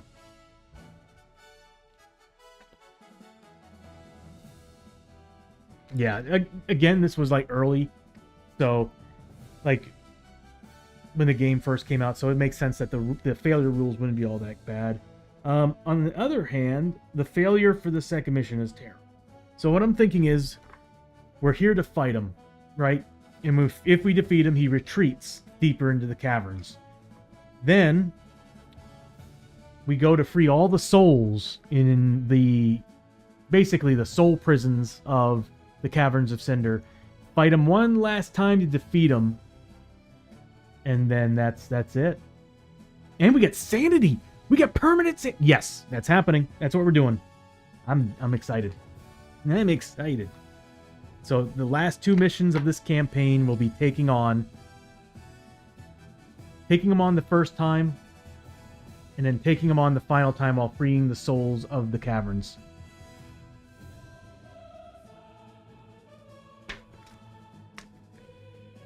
And I kind of want to say that if we manage to pass this, that maybe we can work the rewards. Like, if we manage to do this, that the rewards for the mission might work with the rewards that we've already got for going back to town for the Legendary Oni Warlords, which we were getting back, like, all this money and stuff. I'm thinking that what we can do with that, it's up here on the top of the screen. What I'm thinking is that, I think it's like a D6 roll of 6, that you would get a gear card or something, or an artifact or whatever. There it is. Slayers of the Legendary Oni. Start of town stay, roll a D6 times 50 for gold, or on a nat 6 get a gear card. What I'm thinking is, from here on out, if we win this, we defeated the Oni Warlords, we still get this bonus, but if we defeat him the first time, I want to say... Or actually, I'll say if we defeat him the second time and free the souls, every time we go back to town, it's now a 5+ as a gear card. A 5 is a gear card, a 6 is an artifact from the Caverns of Cinder. Every time we go back to town. What do you think of that? So it's kind of like a reward for doing the campaign and defeating Belial. Kind of like that. I might actually create this as an actual campaign that you're fighting the Oni all the way up to the Shadow King. And his generals. I like that. You're taking on the Oni, fighting his generals, then that's cool. I like that. That kind of works out with the lore of the albino Oni. But anyway, let's get the rewards out here because they are really, really good for this one. Like the last one had amazing rewards, but this one's pretty damn good. Each hero may draw an extra loot card for the final fight. So that means we fought 3 monster groups. We get 4. Each hero may draw an extra loot card for the final fight and may triple any gold or dark stone found on the loot cards, pulling it from the treasure vaults. Now, I'm not gonna lie, after this fight, we do need to do some missions that are gonna give us some sanity because our heroes need sanity. And going after the Shadow King, we need to get some sanity back. So, alright, let's see what we get. Since we got so many loot cards, I'm not gonna bother using the on-screen. Yeah, screw it. We'll use the on-screen. Alright, so we're getting 4 loot apiece for these characters. Oh, you know what? Then you know what, Bishop? We'll use the loot cards.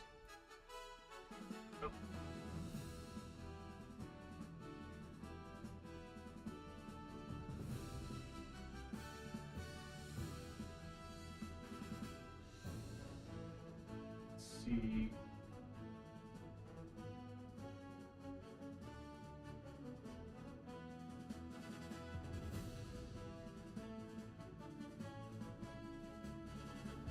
I think that's the set.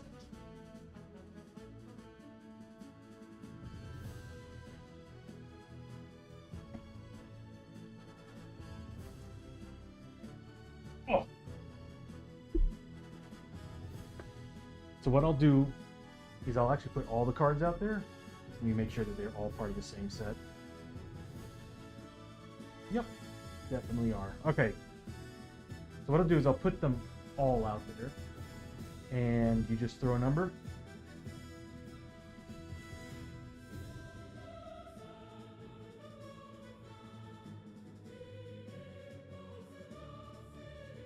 Give me 1 second, everybody. I need to take a short break. I will be right back.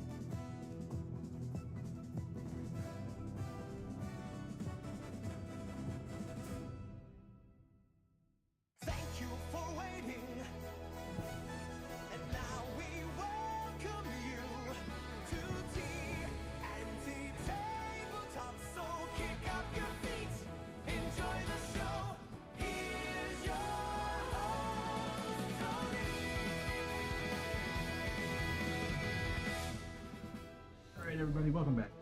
Okay, sorry, I had to take a small break there. Some things to go over, and then on top of that, I figured it would be a good time to hit the bathroom. There we go, that's better. Okay.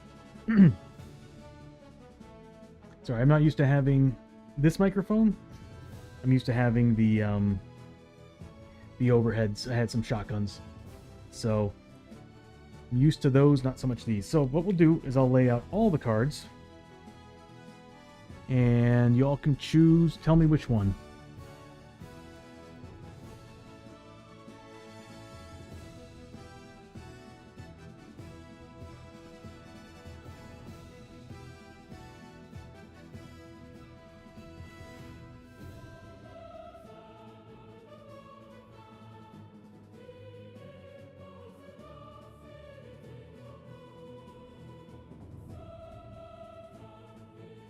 Yeah, go ahead and choose 4. This is for Chio.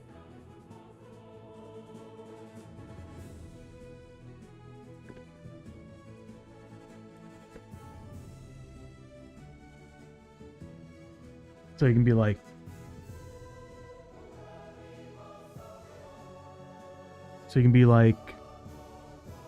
I don't know, 1 through 12, or you can say, well, you choose. 2, 6, 7, 12. So 2,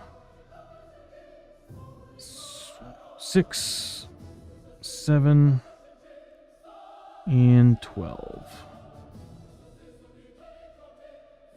Get out of here. Alright, there we go. Alright, the cards that you found Bishop for, or chose Bishop for Chio. Dark Stone, so I can triple the results of that. I can triple the results of that money. Triple the results of that Dark Stone. Triple the results of that money. Oh my god. That's insane. We'll be able to do some upgrades. Seriously, that's what it does? 'Cause that's insane. Each hero may draw an extra loot card for the final fight and may triple any gold and darkstone found on the loot cards, pulling it from the treasure. Good God. That is insanely good. Yeah. For real, Bishop. Ka-ching. Alright, so what we're looking at is D6 times 25. It's 50. D6 times 50. 100. And then darkstone. Nice. Alright, so what we're looking at, this is a big payout here. 3. So I'm definitely doubling that darkstone. So we're looking at, that's what, 3 darkstone there. So we're looking at 9 plus that 3. So we're looking at what, 12 darkstone is what she just gained?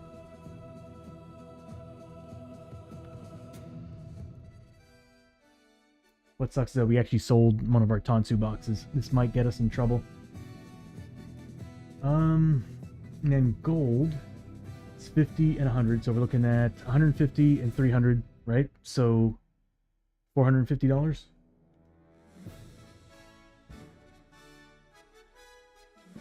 Nice find. That's a nice find. Oh, and then experience. We're looking at 80 points of experience. Too bad it wasn't double the XP or triple the XP. That'd be awesome.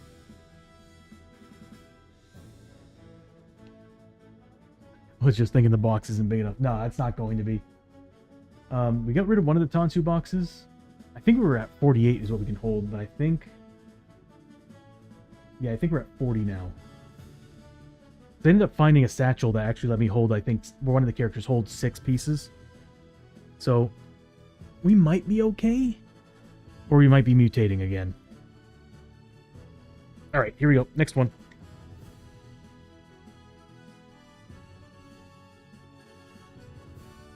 No, it doesn't. It just says you get to triple the money and the darkstone.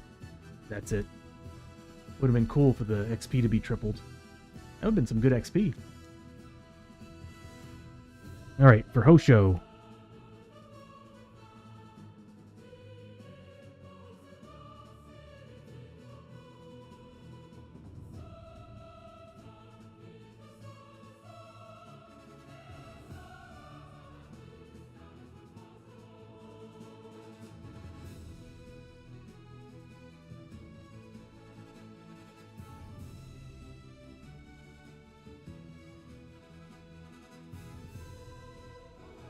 I'm not seeing anybody on.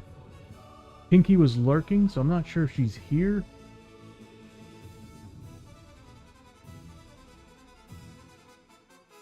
I think Geek Out might be streaming. Let me see.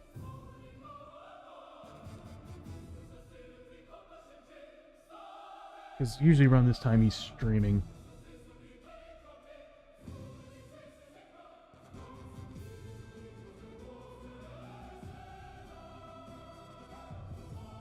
No, I'm not seeing him. You can go ahead and choose, Bishop.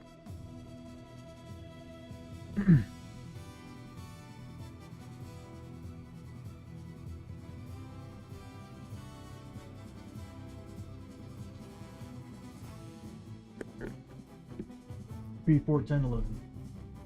3, 4, 10, 11.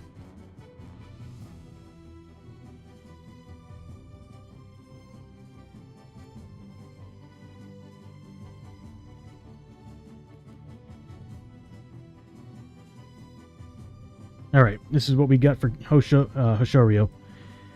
More money. More money. Darkstone. And more Darkstone. Wow, that's all we're finding. I mean, it's good. All right, so for the first one, let's see what we can get. So D6 times 25. Nice. And then this one here. So 1 piece of Darkstone. God, we're gonna have so much Darkstone. So we're looking at the 120, no, 150. So 150 times 3, we're looking at what, 450? And that's going to be 75. So we're looking at 525 in gold for Hosho.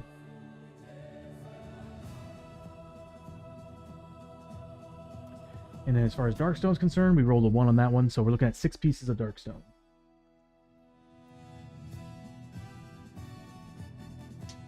And 80 points of experience.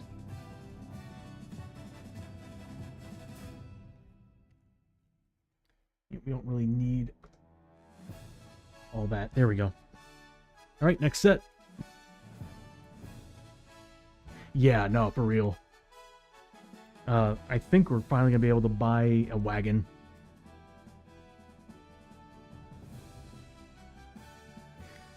Wouldn't be a bad idea to sell Darkstone. We got a lot, but I got a lot of people I want to upgrade their weapons with, because I want to put Void Cores on a couple things. I wish I could find Lester a better shotgun, though. That's the thing. If I can find him a better shotgun, that'd be great. Also, I gotta see how many upgrade slots does his rifle have. 2. I could put an inlay.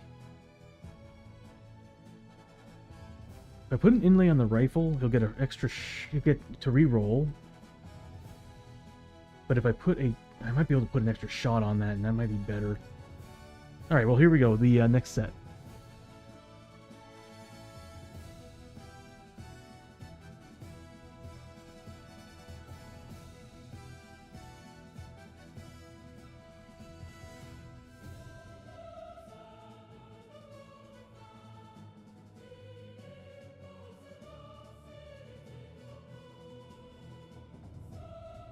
You can probably go ahead and choose this one too, Bishop. Although, I guess I could roll a d12. I do have one on me. The 4 corners? Cool.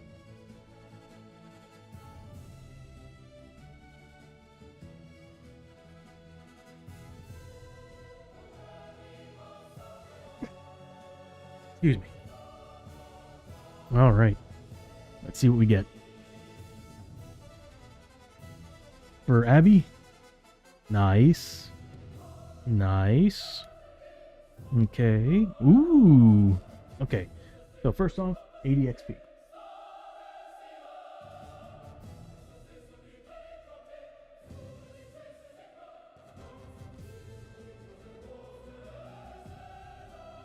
She is 45 experience from leveling. What time is it? I might just keep this going. Okay, so gold nuggets.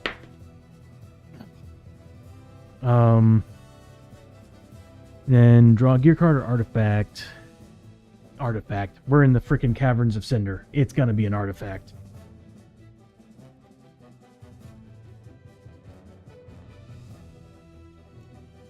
All right, Bishop, you can have the honors.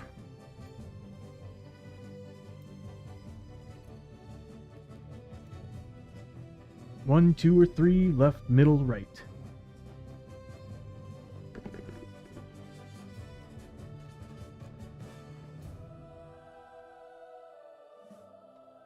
Right. Okay, the first one would have been... There's the armor. Oh, Armor of the Fallen, +5 armor, Spirit Armor 5+, negative initiative, but good God, that is insanely good armor. That is so good. The Fire Axe, +1 combat. If target is wounded by one or more of your combat hits, it also gets a burning marker. The Bellion Robes, ooh, +3 health, and you are immune to burning markers. Oh, that's good. I mean, we're doing good on health, but being immune to burning markers is pretty sweet. But, oh my God, the armor. Oh, the armor.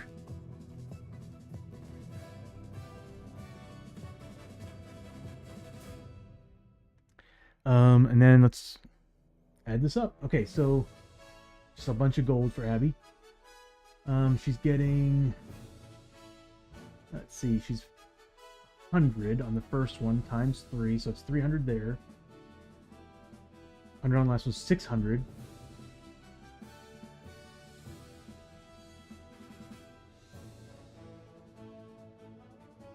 It really isn't.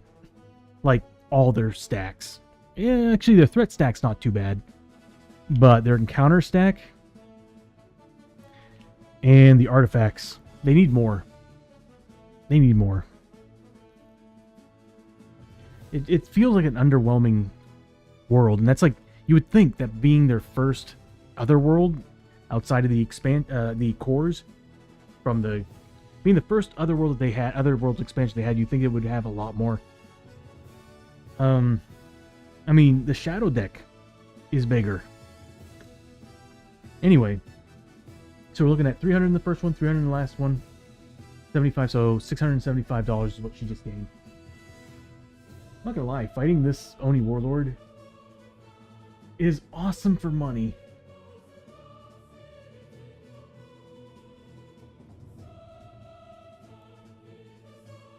We have so much cash. Now here's the problem. Here's the problem. Lester. Does he actually get what he finds? So let's roll it. Let's make this fun.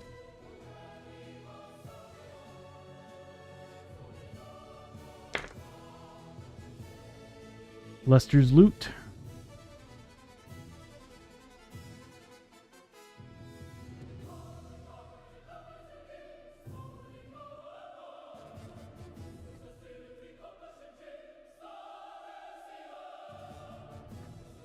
If you want to, Bishop, you can choose this one too, or I can take the dice out and just roll a d12. Or actually, I could probably roll a d8 over and over again. We'll just... If you want to choose, you can choose, buddy.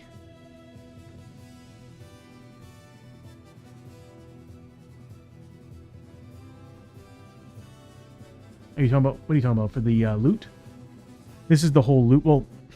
It's supposed to be 12 cards total in the loot deck, but when I got one of their random cards that you get when you buy stuff off the internet, one of them happened to be a signed loot card, and I accidentally put it inside this deck. So, yeah, it's this one right here. So I had to remind myself to remove it. 2, 3, 10, 11. Yeah, I gotta roll for each single loot. So let's see, 2, 3, 10, 11. 2, 3, 10, and 11.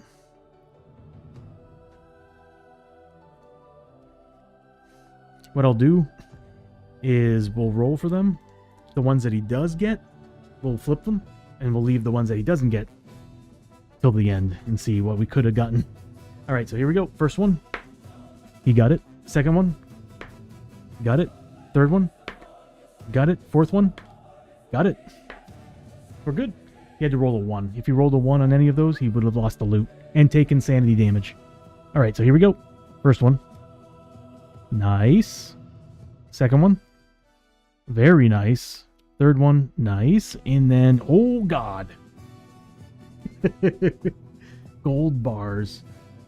So first he gets 80 points of experience. Good, he needs the XP. Nice choices, too. Nice choices. He's close to leveling. We don't have to roll on anything. We just... I'm going to choose artifacts. And I'm going to actually put those 2 cards that I would like to have in there and reshuffle it. Because I would love to get the armor.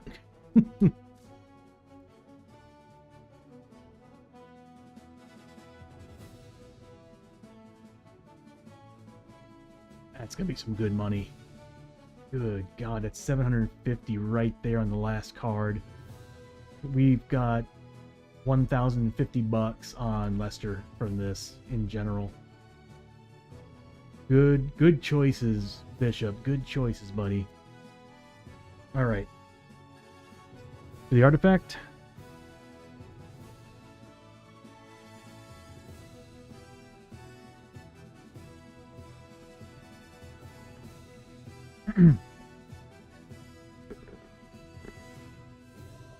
Sorry if I'm a little bit on the low side. I have to...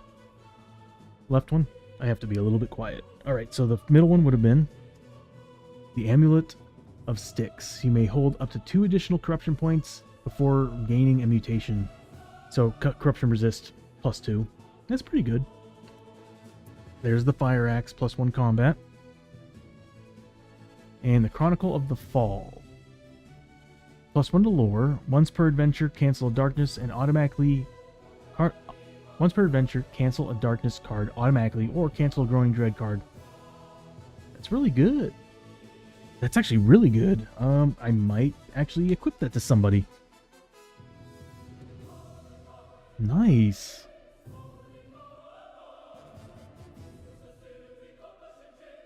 Yeah, that's a good one.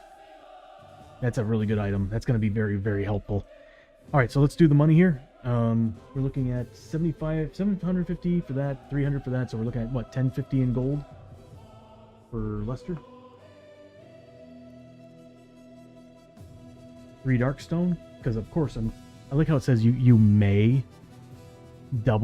triple the what you gain. I'm like, of course I'm gonna triple. So 3 Darkstone, and we're done. We finished the looting. Dude, Geek Out, your rolls were insane on Thursday. I'm hoping we see more of that. Good deal, sort of protect from what happened last time. Yeah, no, for real, Bishop. Even the chance of ignoring a growing dread is really nice, but like I would have loved using that on the initiative one, because being able to get my team back up to being first before the Oni went would have been nice. But ignoring a darkness card would have been a lot more helpful, because we got our asses kicked by growing dread and darkness. Specifically darkness, because the darkness was creating the growing dread cards. Okay, so victory on that mission. I'm probably going to keep going. I think I'm going to go through the travel hazards town stay, and then after that, before the next mission, which I'm thinking about choosing a simple mission, just make it a little bit on the difficult side. I want to find something that can give us some sanity back, because we lost a lot of sanity during, I think, the travel hazards.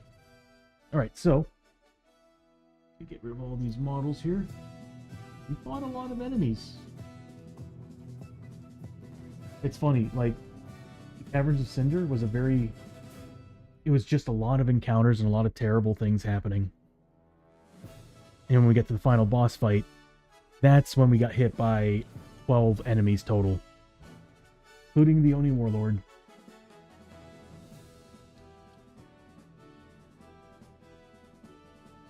Also, very much looking forward to seeing how your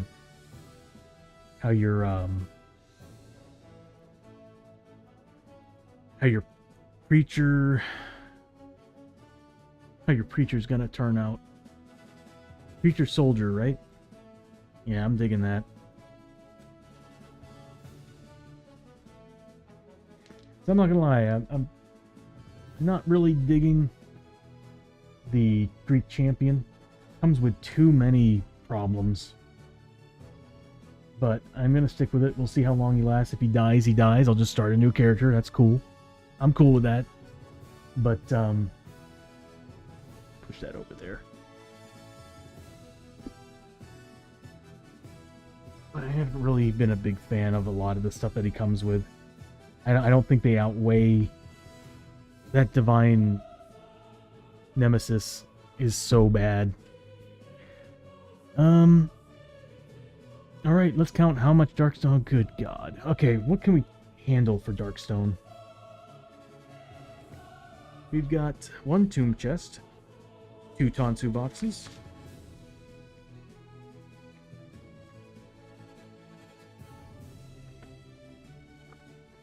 one of you has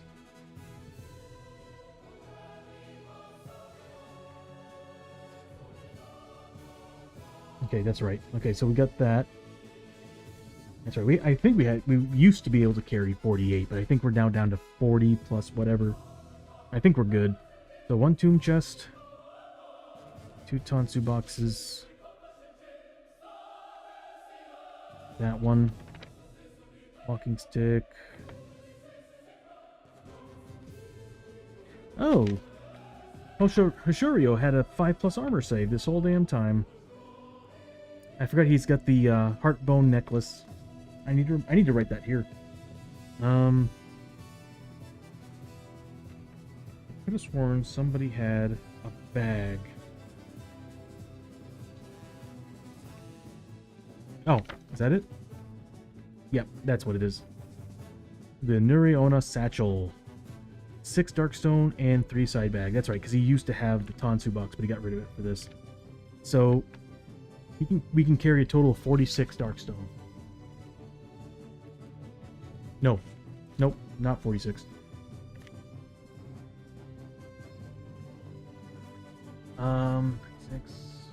42. We can carry 42 Darkstone. As far as items, we've got a grand total of 23. We've got 30 Darkstone. Bishop, 30 Darkstone. As far as what we're carrying, stuff that's equipped, I'm always... Oh, we do have a piece on us. So we got this. Well, that goes in there, so we're safe there. So we got 31 pieces that are in the box. Equipment.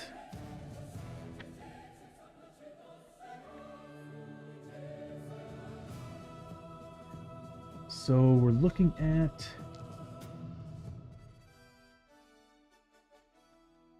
Chio taking 2? No, 3, sorry. 1 for... So 1 is she's got the upgrade on the Sword of Destiny. She's got the Void Core, so that's +1 there. She's got +2 for the Takubake armor. Hosho... Nothing. Still nothing. That guy... Nothing. Because everything doesn't have an upgrade slot on him. So Hosho's good. Lester, he's got 1 upgrade on the shotgun. The Earth Emblem. So he's got 2 to make. Which could corrupt him. So Lester's got 2. And finally Chio. We already did Chio. We need Abby. I think she's got 2. Yeah, 1 per outlaw pistol. And 1 for the Scafford hat, so she's got 3. Alright, let's roll them. So Chio needs to make 3 saving throws at 3+.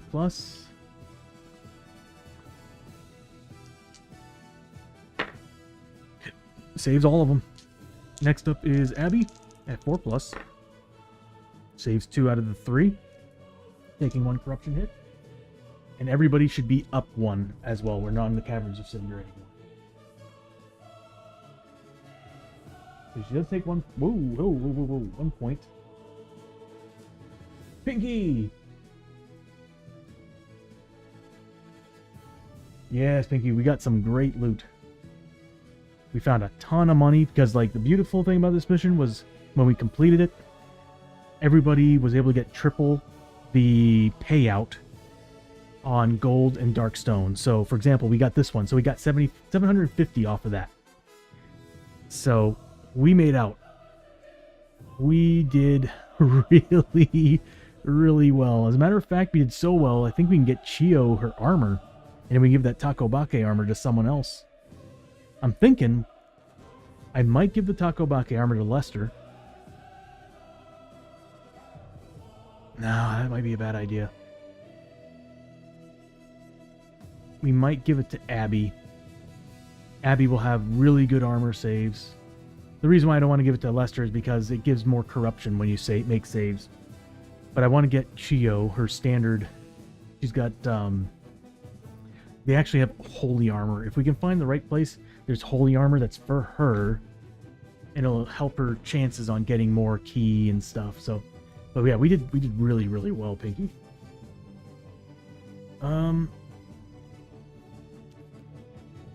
So Lester needs to make his saves, but I gotta remember everybody's max crit is back down by 1.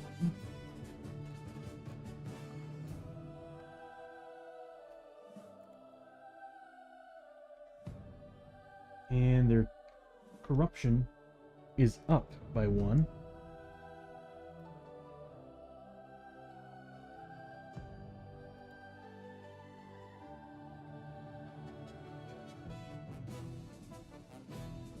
Yeah, we defeated the Oni Warlord. Abby just ran through him with all her shots, and the team did pretty dang good. Even though we had the odds against us with those darkness cards. Once we got into the fight, my rolls got a lot better. And my luck got a lot better. So we should be at a 1. And corruption should be back to a 5. And Abby, corruption, be at a 5. And her grit should be at a 4. And finally, Lester, grit should be at a 2. With corruption at a 3. That is very important because we're about to make some corruption tests here. So he's making 2 hits at 4+. Yep, he took 1.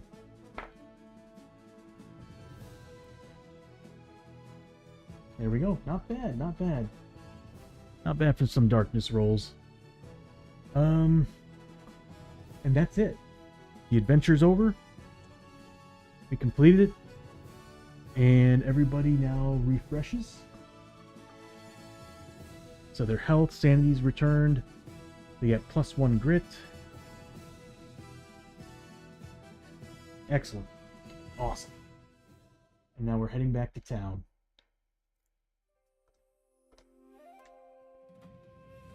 Actually, there's another song I like. I have a mystery song somewhere in here.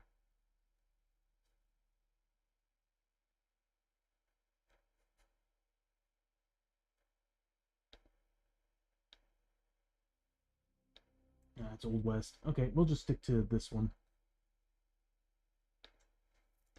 Okay. Alrighty. Gotta find out why that camera's acting up.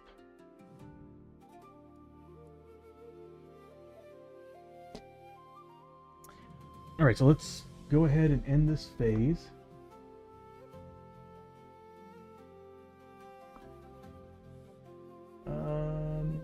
That's not the right area. I guess we could go to the Old West. No, we want feudal Japan for a reason. Just gotta change the location scenery.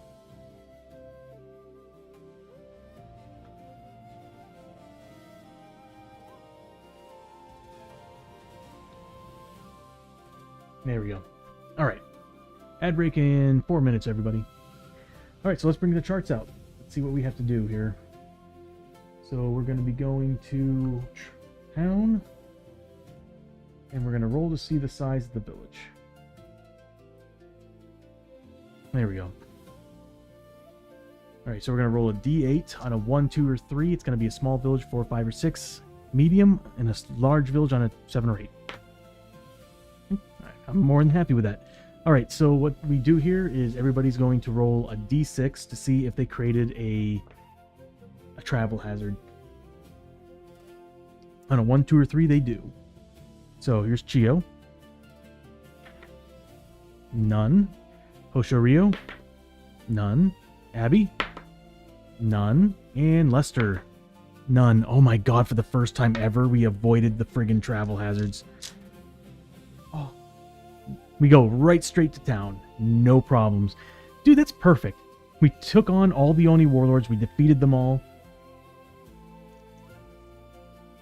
I want to say that if we ever roll from here on out an enslaved camp, it doesn't exist until... I don't know, I might think on that one. So, no events, no travel hazards. I like that. Let's bring this bad boy up. And we gotta roll 2d6, add them together. That's the type of town. I saw double ones kind of creeping around, so a 6. Standard village. Perfect. Perfect.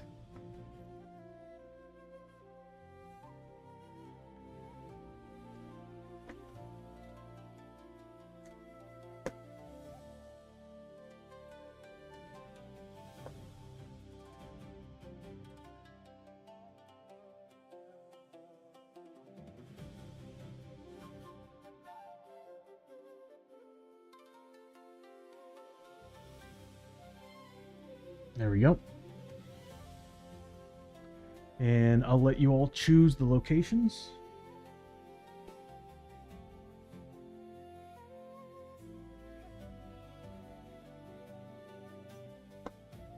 I have like no space for any of this.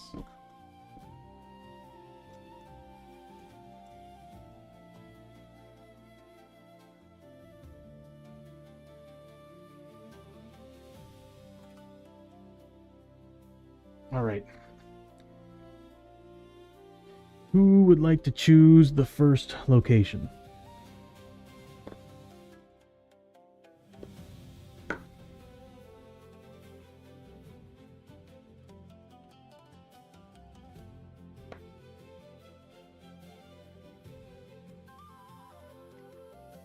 I really should build it so that the camera has 3 different sizes or zooms.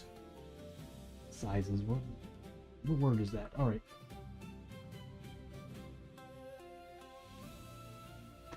So who would like to choose the first location? It goes into slot 1.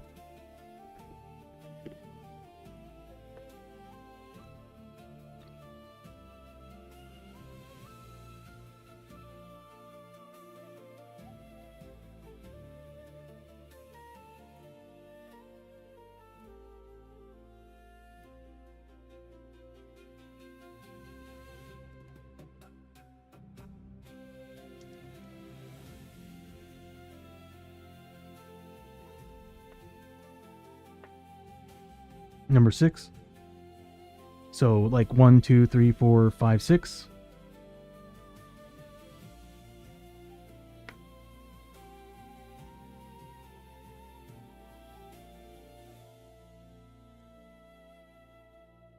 Cool. Another one.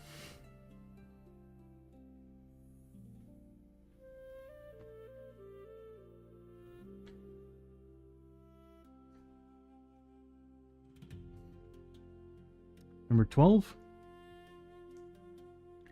Another one.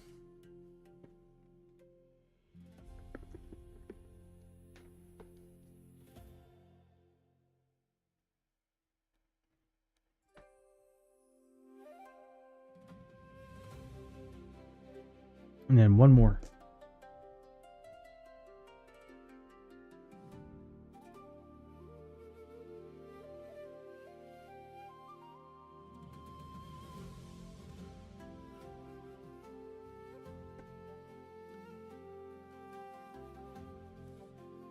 Okay, there we go.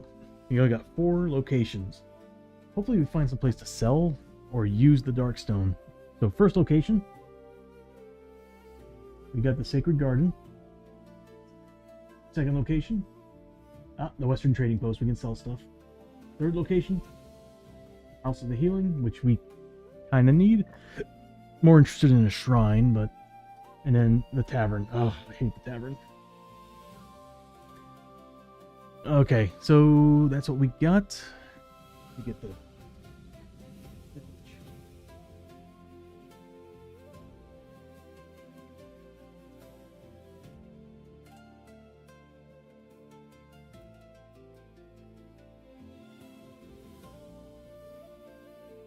As long as they don't blow up the town. We'll see what happens. There's always a dragon, there's always a Takobake raid, or a demon raid, or Oni raid, one of the two. Trouble follows this team everywhere, except this time, not bad, not bad. You know what, since we don't have to have the other plate, we can zoom in a little bit more.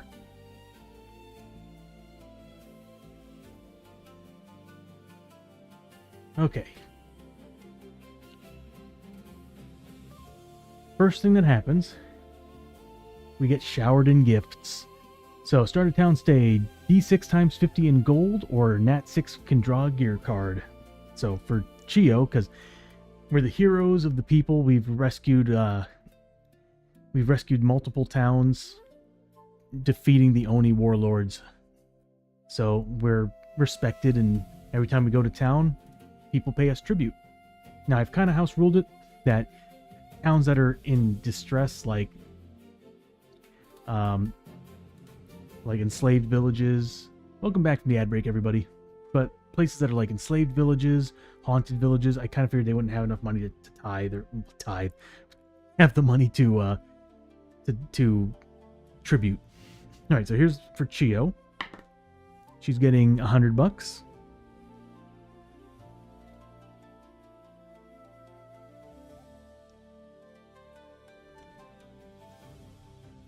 More gold. Isn't that nice?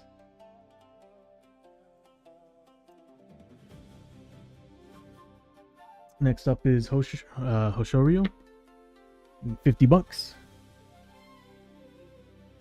Oops.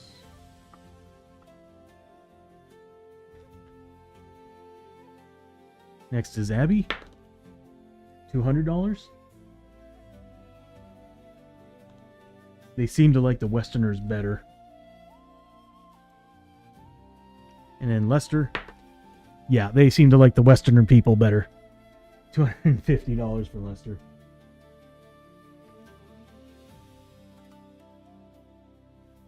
Oh, we made a lot of money. Okay. Per usual, everybody's going to be spending money to stay at the inn. So, 10 golds from everybody.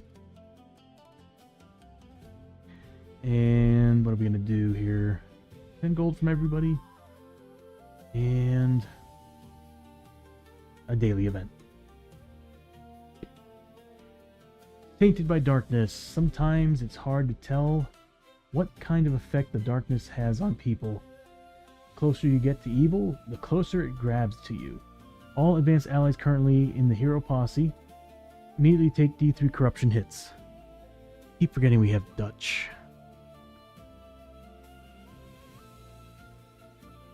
Didn't he die?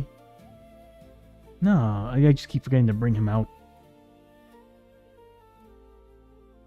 Well, he hasn't been in the party. But anyway, I gotta go back and read what we did with him. I kept forgetting to bring him out. So everybody's spending $10 to stay at the inn to avoid trouble.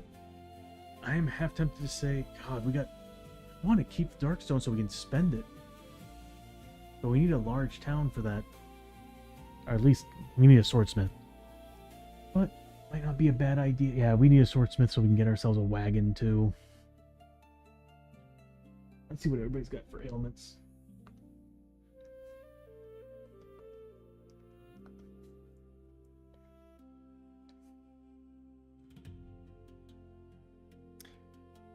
I want Lester to get rid of that void plague.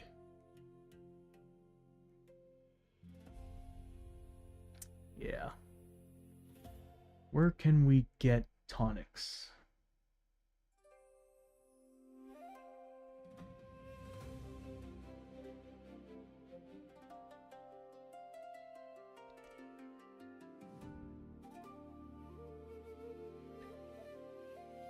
There we go. Sacred Garden. So I'm going to have somebody go over there. Probably Chio go over there and actually stock us up too. I think the taverns where we're going to find sake. Yeah. So I might have Chio go there and stock us up on tonics and bandages. I think we've used plenty. I'll have Lester go to the House of Healing just to see if he can get rid of that problem. Kind of want Chio to get rid of the Void Child, although no, it's been helping her. Because of the Void Child, she's able to wield the Sword of Destiny. Is she? Hold on, let me take a look. So you need a 4 lore for it.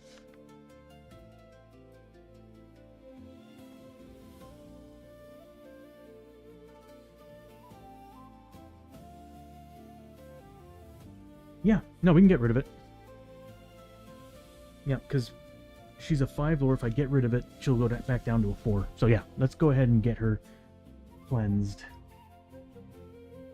That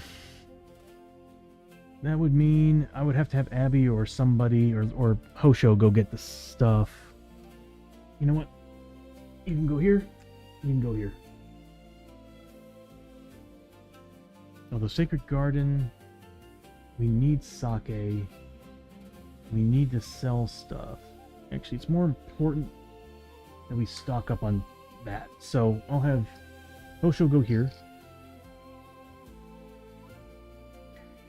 I need to print new ones. I gotta get my printer working.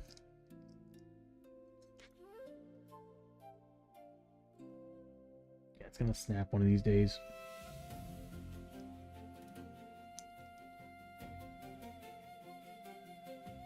So that's what we'll do. So we'll start at 1, which is the Sacred Garden.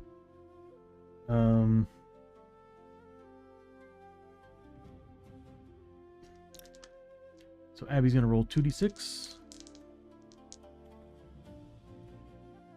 4 is bad. Angry Monkey. The monkeys have gone down. The monkeys have come down from the mountain and overrun the garden. Making eye contact with them would be considered a challenge and would not be wise. Every hero at the Sacred Garden today must make a lore 5+ test. Oh, well, she's a 5, right? Oh wait, no, this is Abby. A lore 5+ test. If failed, take 2d6 wounds, ignoring defense, as you are attacked by the enraged primates. Okay.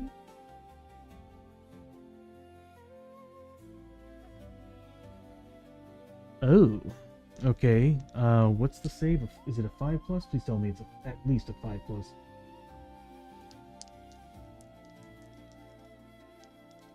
Okay.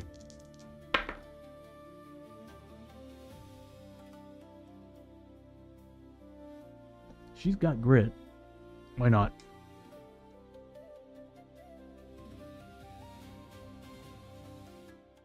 I mean, it won't kill her.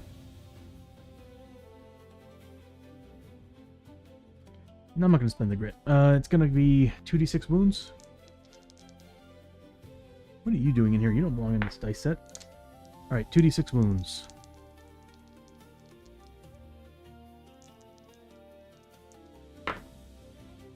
Four wounds. So Abby just took 4 wounds from the monkeys.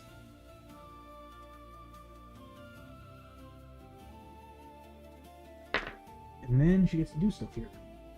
So let's see what we can do.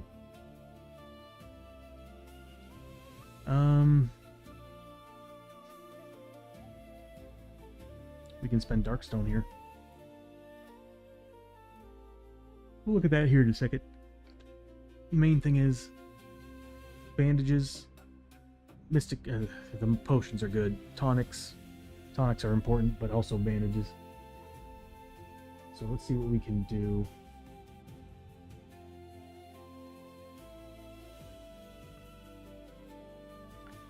Okay. Hosho can carry 8. Lester can carry 5, and the two women can carry 7. The Fury and Key are actually dropped to 0, by the way. I guess I should remove it, but that's the reason why I kind of want to add the whole functionality of those tokens being somewhere on the top of the board so I can actually see them. And then on top of that, I can actually kind of program them to kind of, at the end of an adventure, at reset, removes all those tokens. That would help. I wouldn't have to press dozens of buttons. So what we're looking at is Chio has... She can hold 7, but hold 5 bandages. She gets 3 bandages back at the start of every adventure? Or is it D3?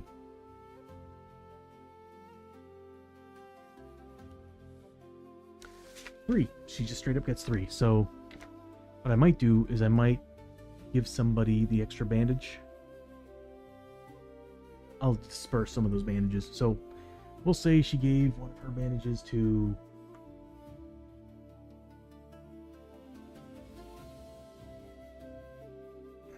Why does Hosho have so many bandages? We'll give her 2 bandages. We're not buying, we're just trading at this point. This would have happened before anything, and we'll just say Hosho gave her those bandages. So this way we can kind of stretch things around the characters a little bit. There, everybody's got 2 bandages. And then Chio will probably heal her up when we get back. Okay. So Hosho has 6 slots left. Lester has 3. Abby has 4. And Chio has 4. I'm seeing everybody buying at 2 tonics. Yeah, I'm thinking everybody's gonna have 2 tonics. No. Everybody's getting a tonic. And I want to say 2 potions. Yeah. This way we can make skill checks. Or a tonic and a potion. Because we do need whiskey. I'm pretty sure the tavern has what we're looking for.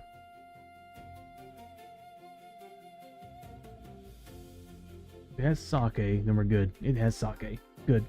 Alright.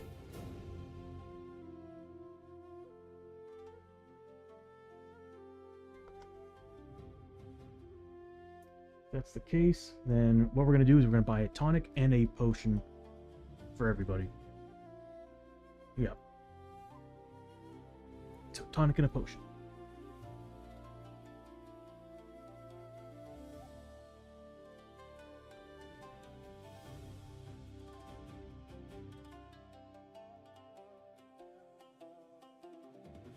So 1 potion for Chio, as well as a tonic.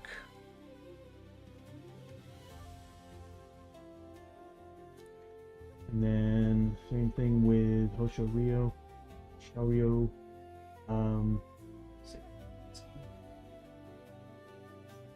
So God, we need flashbangs again. Tonic.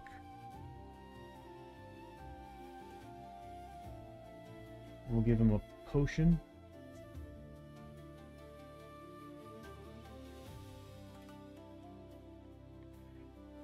And then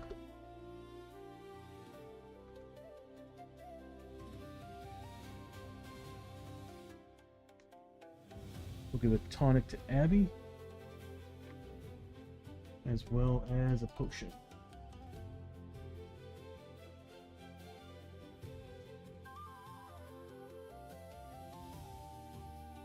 And then finally Lester, same thing. Give him a potion. And a tonic.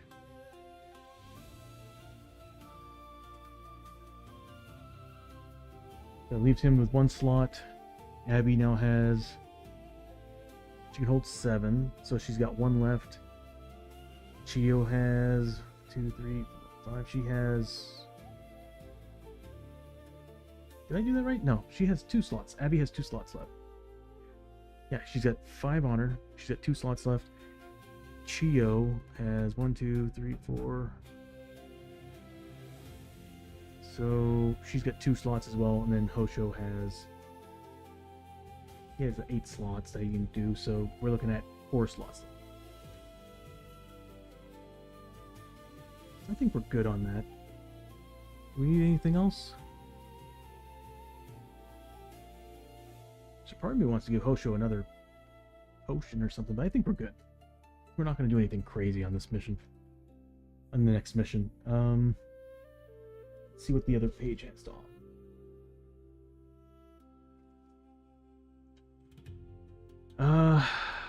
We do have Darkstone upgrades, so you can... Who's here? Abby. Abby can meditate, make a Spirit 6+ test if successful. During your next adventure, you gain Spirit Armor 3+. Why not? It's free. So she's a 2. She needs a 6+ Spirit test. Nothing. 2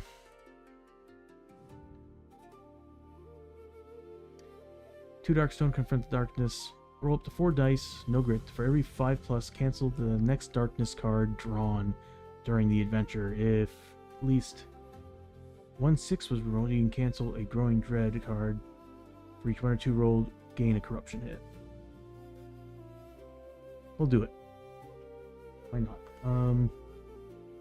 So Abby's gonna spend 2 of her 3 Darkstone.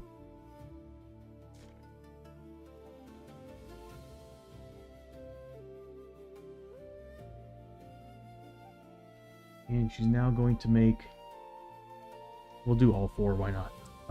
She's going to make 4 rolls. Not a chart, so does it say I can't re-roll it with grit?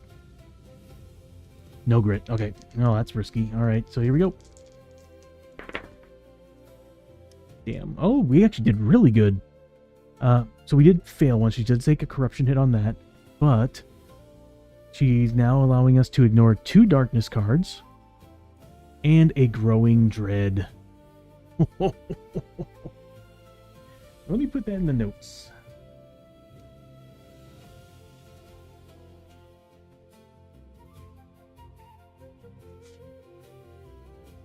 Confront darkness.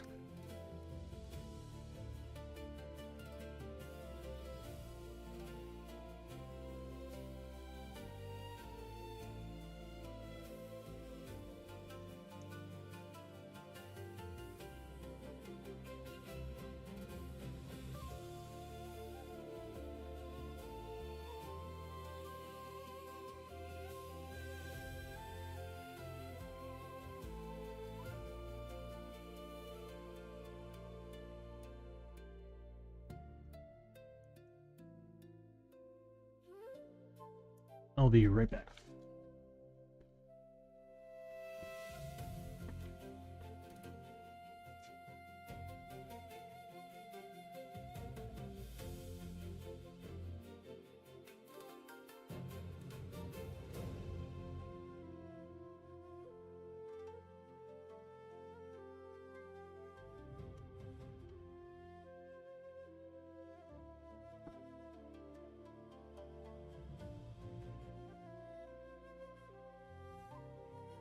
Need to be able to ignore 6 more, right? We do have the Norse traveling pants, so we do have that option. And we do have the Chronicle, which I need to equip to somebody. Is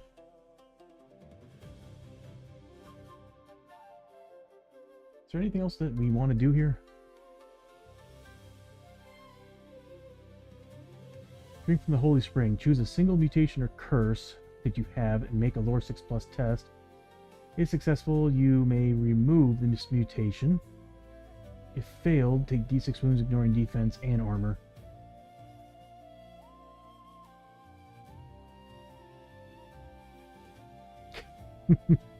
Once per adventure, you can cancel 8 dread. Done. Yeah, right. I'll shake the hand of that salesman. What does Abby have for lore again?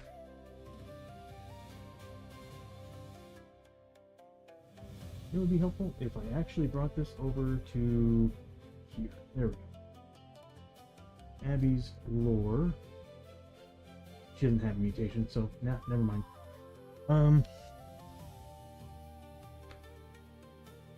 He for sure had horns. Or it's what's his name? What's his name? Mr. Creeps, Mr. Sneaks, whatever. The name of the dude that's in dark. It's whenever you roll double sixes on the hazard chart. The guy that comes out and makes a deal with you. That's probably who it is. That'd be cool if they revealed who he was. Yeah, Flying Frog. Give us a villain that's that guy. Alright, that's gonna be it for her. She's done. Oh wait, actually, I do want to take a look at page 2. Yeah. There's those sacred runes. Once per adventure, you may take 2d6 wounds on yourself, ignoring defense to cancel a death event.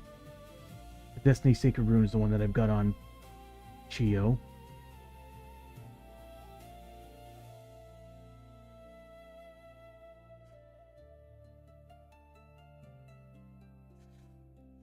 Whoops. Winterstone.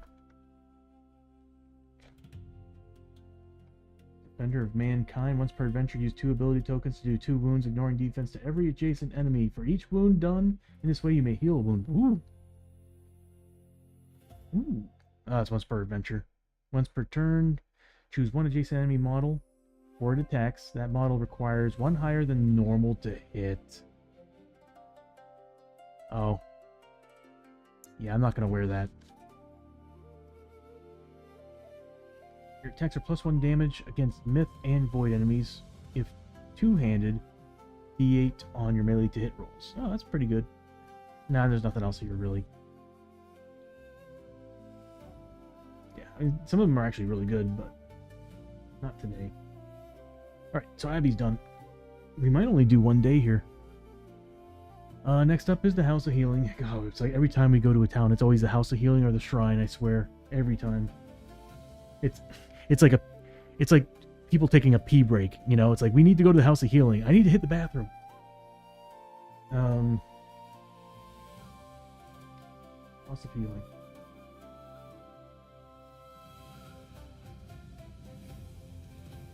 Alright, first things first, we got 2 characters that are here, so they both have to make rolls before we do anything. Alright, so first up is Chio. Nice! An 11, special mission.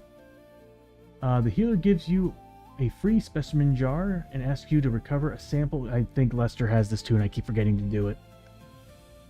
Free specimen jar and asks you to recover a sample from another world for him. The specimen jar can be found in the purchase item section here in the House of Healing. So we got a free one. Again, I keep forgetting that Lester has one. I need to jot that down.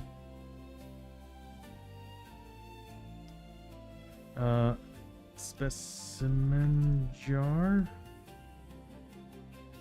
Abby and Lester. While in another world, you may give up your move to try to find a sample of the... Okay, I actually need to bring that up so I can't read it from here. I'll do that here in a second. Alright, next up is Lester. That's a 5, which is not good. Too many wounded. The healers are overwhelmed at the carts, as carts of wounded soldiers fill the streets from the battle area nearby. All attempts at surgery made today are -1 on the rolls. Yep, no, we're not doing that. Is it the rest of the town stay or just a day? Today. So we're no way. We're not doing that. What do they have for other items? Damn it, Lester. Specimen jar. Thank you, Bishop. While in another world, you may give up your move to try to find a sample of the local flora or fauna to put into this jar. Make a cunning 5+ test. If successful, the jar is filled. Next time you visit House of Healing, you can sell the filled specimen jar for money, which we need to do. Okay. So, give up move once per... Hold on.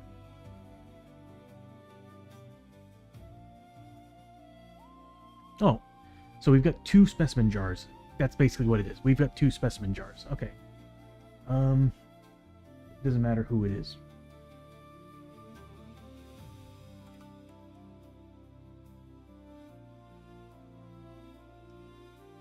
So a specimen jar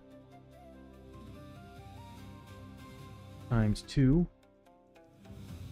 Give up movement to roll a d6, right?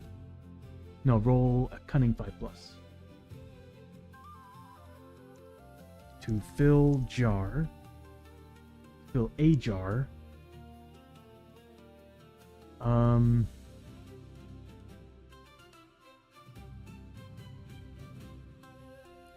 Sell filled jar at House of Healing for d6 times 100.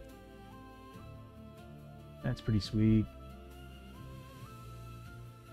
So that was a free one. We can buy another one. We're going to buy another one.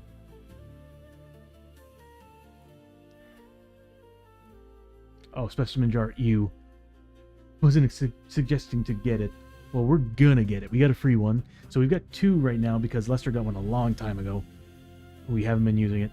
So I'm gonna buy another one since we can actually buy one still. So we'll have 3 of them. So we'll spend $150.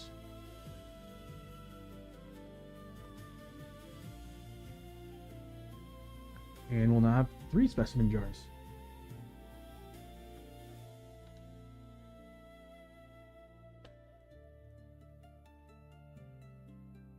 Oh, you know what would be a good idea? 1, 3. There we go. Oh, 0, 3 is what it should be.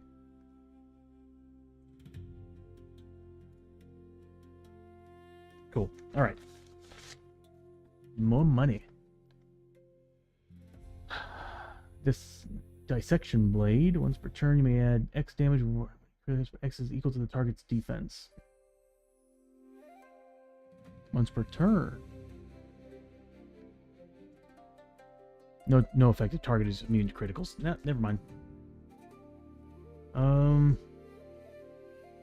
Earthstone. Attached to clothing items. While at full health, you may... Once per turn, you may reroll a defense roll. Whenever you heal or take 5 or more wounds from a single source, you may recover a grit on a d6 roll 5+. Once per active adventure, healed wounds equal to your move. That's pretty good. Waterstone. Whenever you roll a 5 or 6 on move, heal 1 wound. Void Heart. Once per adventure, when KO'd by wounds, roll a d6. On a roll of 5 or 6, instead, you are immediately returned to d3 plus 1 health. That's pretty risky.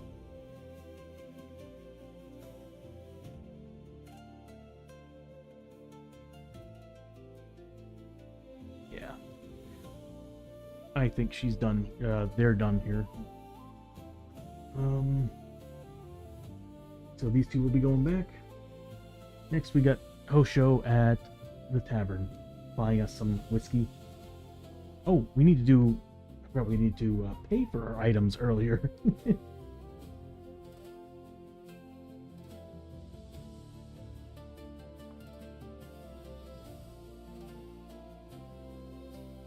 Alright, so we bought 4 of each. So we're looking at 500 for the tonics. And we're looking at 120 for the potions. Was there anything else we bought? No. So 550. No, hold on. 500 for that. And then 20, so $620.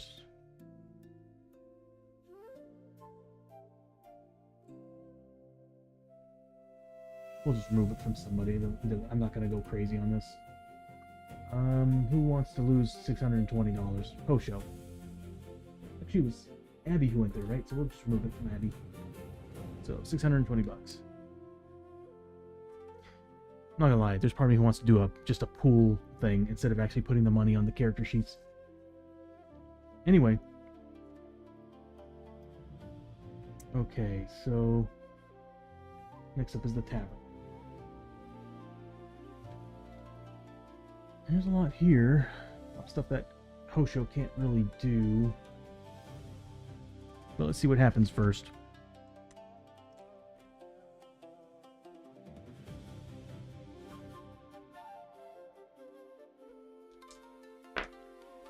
Assassination attempt. A ninja assassin has... Oh, we gotta do stuff with Abby too. A ninja assassin has been following you. Hired to kill you when you step outside for some fresh air. He makes his move. Make a cunning 5+ test. This requires 2 rolls of 5+ to be successful if you are hero level 3 or higher. 3 if you're 5+. So he needs 3 successes. If successful, gain 25 XP as you see him at the last moment and fend him off the attack. If failed, roll once on the injury chart using a single D8.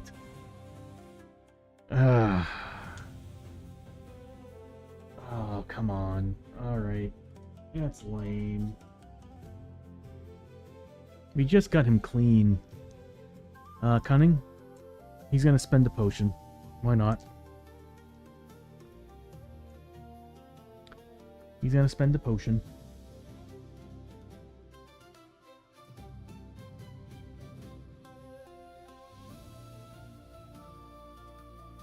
Already. Just like last time. Alright, so here we go. I don't want an injury. I'm tired of injuries. I'm tired of this shit. Sick of it. Alright, so here we go. That's 2 passes. I'm gonna spend a grit.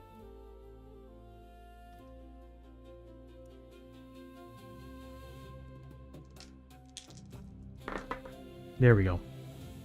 Got 4 passes.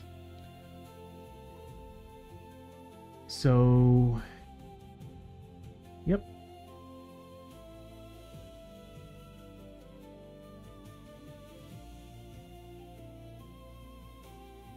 So successful, gain 25 XP. Yeah, I'll do anything to avoid an injury. Especially on a D8 roll. On a single D8 roll? Damn. Alright, so we're looking at 25 XP for Hosho for spending a grit and a potion. In no way was that worth it.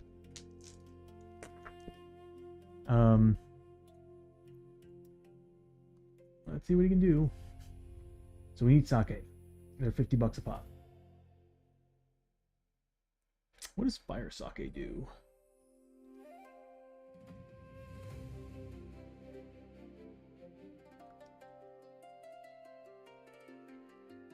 That is not fire sake.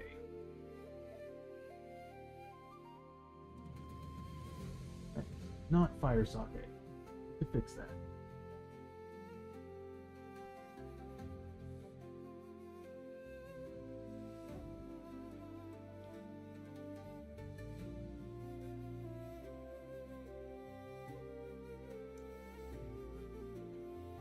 Oh, we do have tokens chart.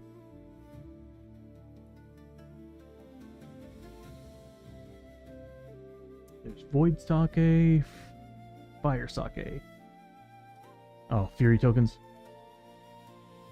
Meh. And then there's strong sake. What does strong sake do? 2d6 sanity damage. How much are they worth? I mean, we get the money, but Swap money. Very observant. Very. Alright, let's see what we can do. I think we got like a couple slots left on people.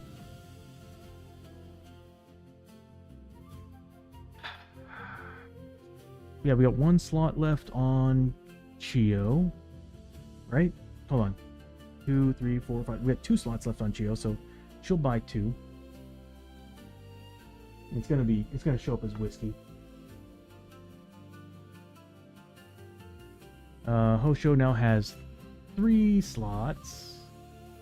2 slots. No, he's an 8, so he's got 4 slots now. We'll buy him a couple strong sake just in case. Alright, so I don't think I have that token. Let me take a look.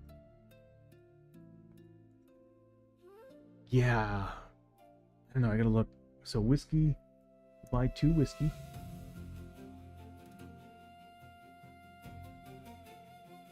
Oh, wrong character. It would help if I would actually read. Okay, so whiskey -2. And we'll go to Hosho. Buy him. I'll just buy him 4 whiskey. And then Abby's got. She's got 2 slots left, right? Yeah, she's got 2 slots left. We'll buy her a couple whiskey.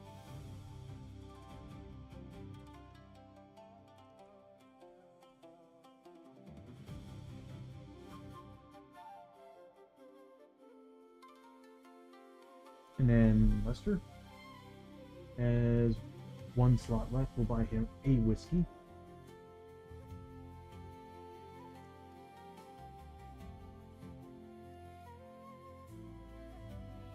I think we're pretty much done at this point.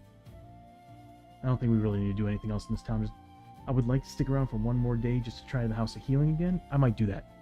I'll send people who are done out of town, and the other 2 characters will try to heal up. Oh, actually... yeah. Here's the plan. We're gonna do one more day. Everybody who's not going anywhere, let's see. What does Chio have? Hosho does have an extra slot. Okay, well, either way. I think Hosho's done here. So we bought 2, 6, 8, 9. So that's what, $450? We'll take it off of Hosho.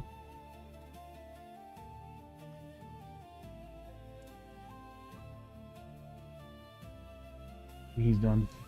And that's it. This is a normal town, so we don't have to worry about anything happening.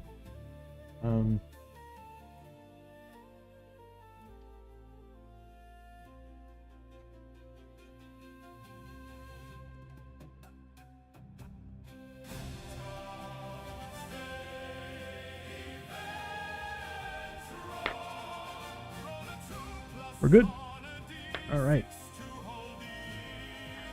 Beginning of the day. Oh, we need to do 2 things. Abby's an outlaw. She's level 5. Closing in on 6. Abby, where is it? She's wanted. So start a day of town, and we need to do this twice because we've had to do it last time. Roll a number of dice based on level, so 5. For each 6, gain 10 XP, but also pay $50 in town to pay off the person who spotted you. So she's a level 5.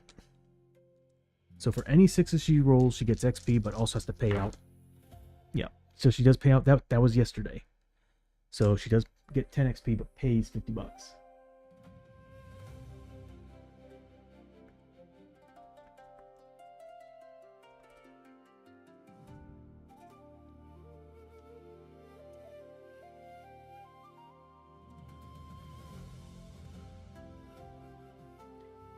Today, 20 XP and $100.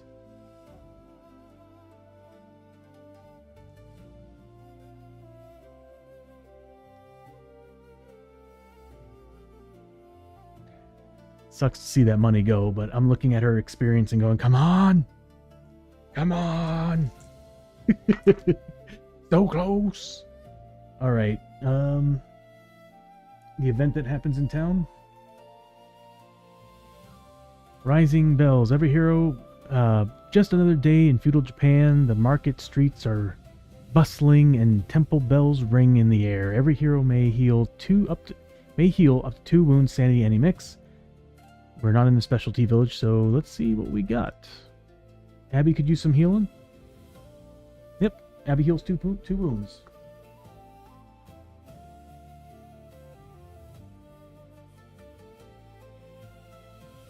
All right. Who's gonna stick around? Well, I guess Abby's still gonna be here. What does she have? I think she just has paranoia, right?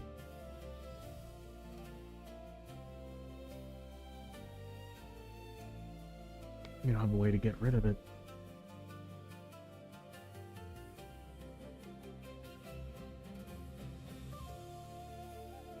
We'll send Abby over there and we'll restock the lost stuff. Hosho's just gonna leave. He's not sticking around. These two are gonna try house healing one last time. Yeah, since we've used all our stuff. So Abby's gonna go to the Sacred Garden first.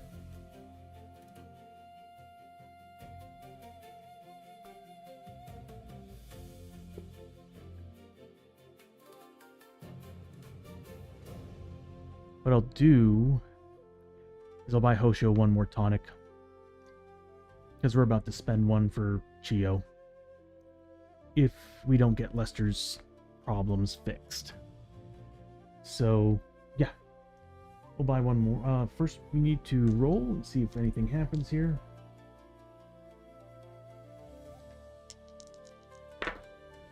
Are you friggin' kidding me?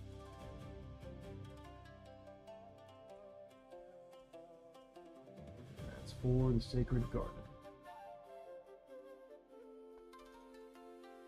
Visions of Fiery End. Closing your eyes to meditate in the heart of the garden, your mind is blasted by horrific visions of the... Did I really roll double ones? Visions of the world consumed in dragon fire and death as you struggle to wrench yourself free from this nightmare sight of a future that you may have yet to pass. Your mind begins to crack under the strain. Make a lore 6+ test. She's good at lore. To find your way back to reality before your vision consumes you as well. If successful, you may begin your next adventure with max grit. If failed, roll twice on the madness chart and choose the lowest. Good lord. So, a lore 6+ test.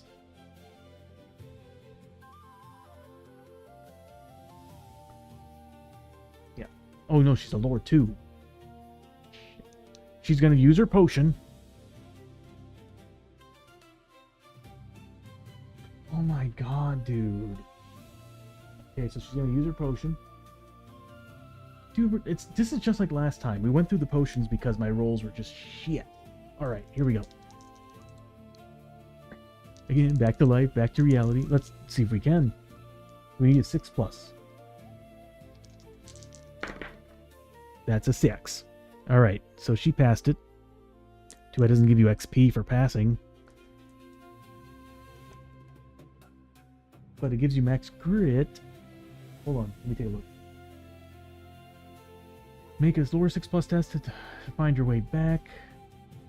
If you succeed, you may begin the next adventure with max grit. So I need to write that down.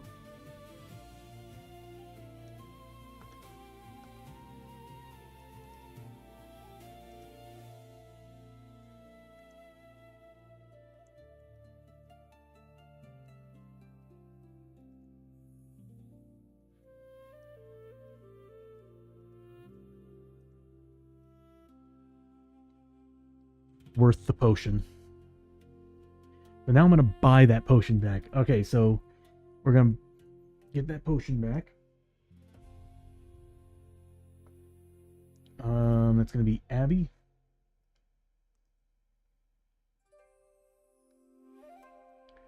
And then Hosho's going to get an extra tonic.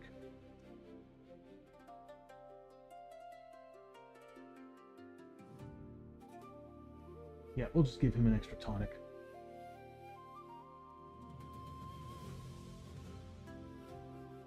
Yeah, we're gonna need it.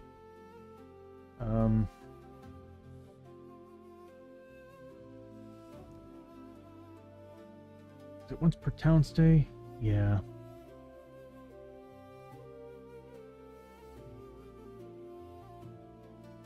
Oh well. That's it for Abby. Next up is the other two. Let's see if they can actually do something. It'd be nice if they can get like, I don't know. It would just be nice to get rid of these damn ailments. All right, so first thing, Chio. That's a good roll. Stench of Death. All familiar on the battlefield. In villages in the region of late, no event. And then finally Lester. 9. Warlord Surgeon. Perfect. The healer is an expert surgeon employed by the local warlord to keep his samurai in fighting shape.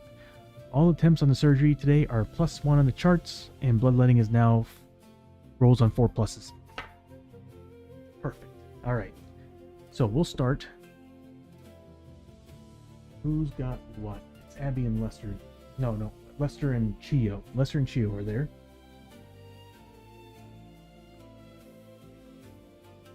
Oh my god, Lester. Yeah, we'll try to get rid of the Void Child and the Void Plague. God, Lester. You need a church, buddy. There's other ways to get rid of it, too. We might have to go on a quest to get rid of madness. Because we're not finding shrines or churches. There's no holy place in this land. Makes sense. I mean, the damn Oni have been ravaging this place. All right, so first things first, we'll start with Abby, with Chio. It's gonna cost D6 times 50, $250.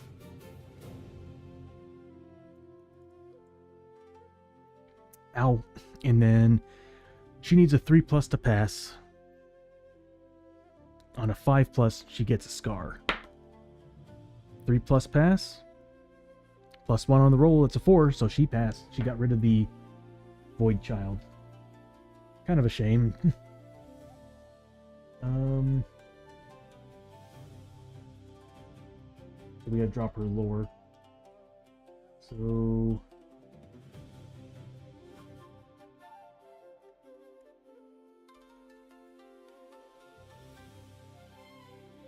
and then...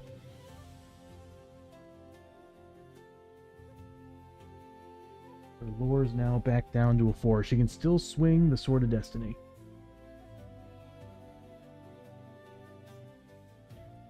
And then, what else? The Marshal. The Marshal's going to be charged $150.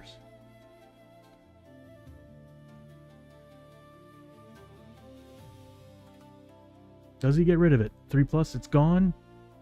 On a 5+. Hold on a minute here.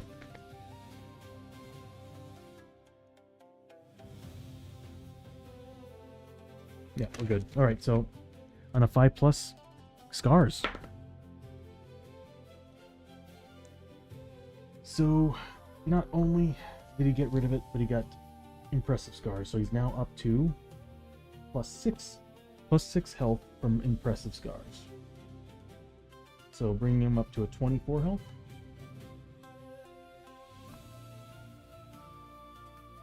A 25 health.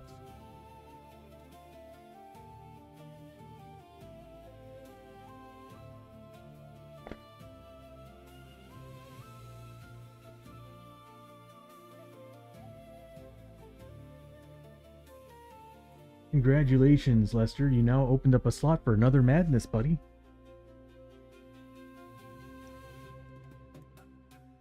Just can't catch a break. Kind of reminds me of what happened to Hosho. Like, he had like every slot pretty much taken. And he's at 25 health.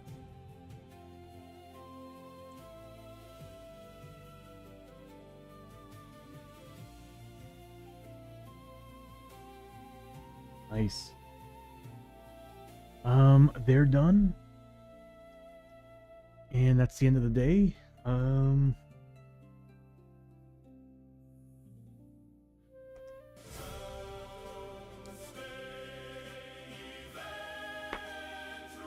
That's a pass.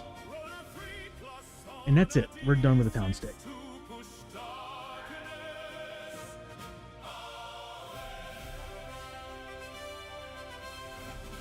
I don't have my stats up, so I can't tell how long we've been streaming, but it's been a while.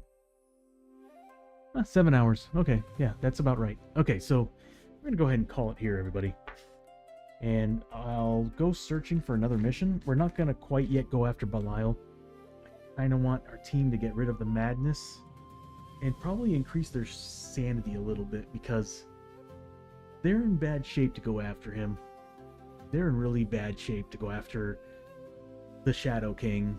So, and as we saw when we were in the Caverns of Cinder, it was non-stop madness and sanity checks, spirit checks. We need to bump that stuff up. So I figured, let's find some random missions, some regular missions or something. You know what? Might actually have them go after. Oh, they're level 5. You know what? We'll send them on a challenge mission. That'll be fun. I've got one in mind that would probably be fun for this team. So, we'll go ahead and save that for next time. But, anyway. That was quite the stream. It was a lot of fun. Not gonna lie, seeing those growing dread cards stacking up was absolutely horrifying. So, I'm actually very surprised we were able to get through it the way we did. I was telling myself, we're probably gonna have to skip the mission. We got lucky. Alright, so everybody, thank you so much for showing up. Big thank you to sorry, excuse me. Big thank you, for you all showing up on this Sunday. I hope you all have a great remainder of your evening. I might stream tomorrow. We'll see what happens. Tuesday, I'm definitely still going to have paint day early in the day. I might be getting together with the D&D bros that night for character creation. I'm just waiting to hear back from them. If they show up, they show up. If not, we'll continue the campaign. Either way, we'll make some fun of it, right? So yeah, there we have it. We'll go ahead and, again, thank you all so much. We're going to go ahead and raid into somebody, see who we got.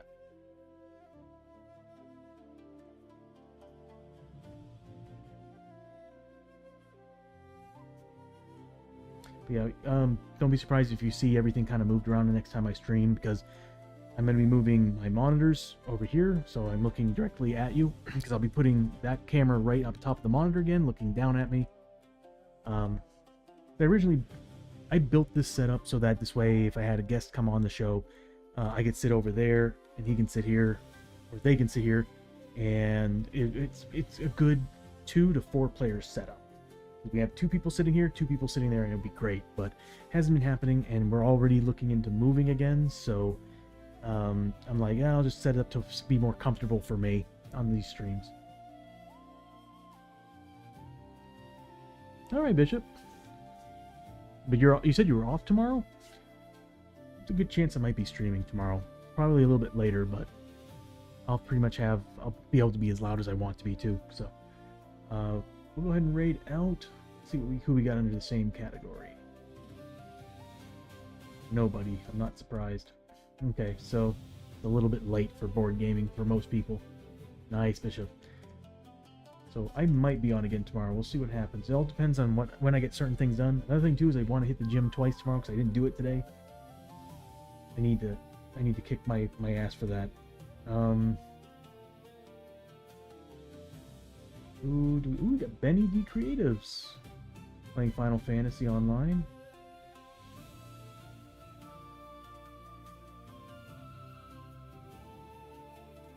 And we got Hawken, who's playing Final Fantasy Online. We haven't raided a Benny D in a long time. But Hawken, we haven't done Hawken either. So I think we'll raid into Hawken. Yeah, we'll raid into Hawken.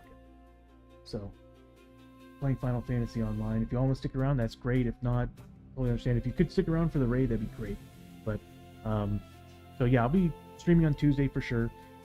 Tomorrow I want to stream, but I also kind of want to polish the stream a little bit more so I can finally put a pin in it and say I'm done and start working on the elements for the generic board game stream, because I do want to bring in other games badly. I love Shadows of Brimstone, and I mean, anytime I get a chance to play it, I'll take it. But there's some moments where it's like I kind of want to pull Arkham Horror out, or I want to pull out something different. Would be awesome.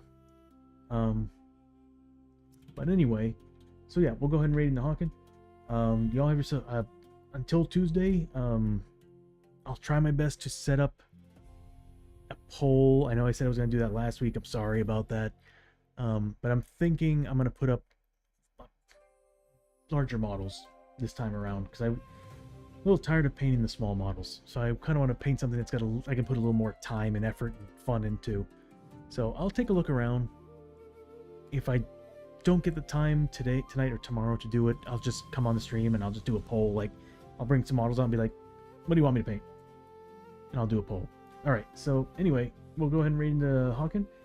Until then, you all have yourselves a wonderful Sunday evening, and I will see you either tomorrow or Tuesday.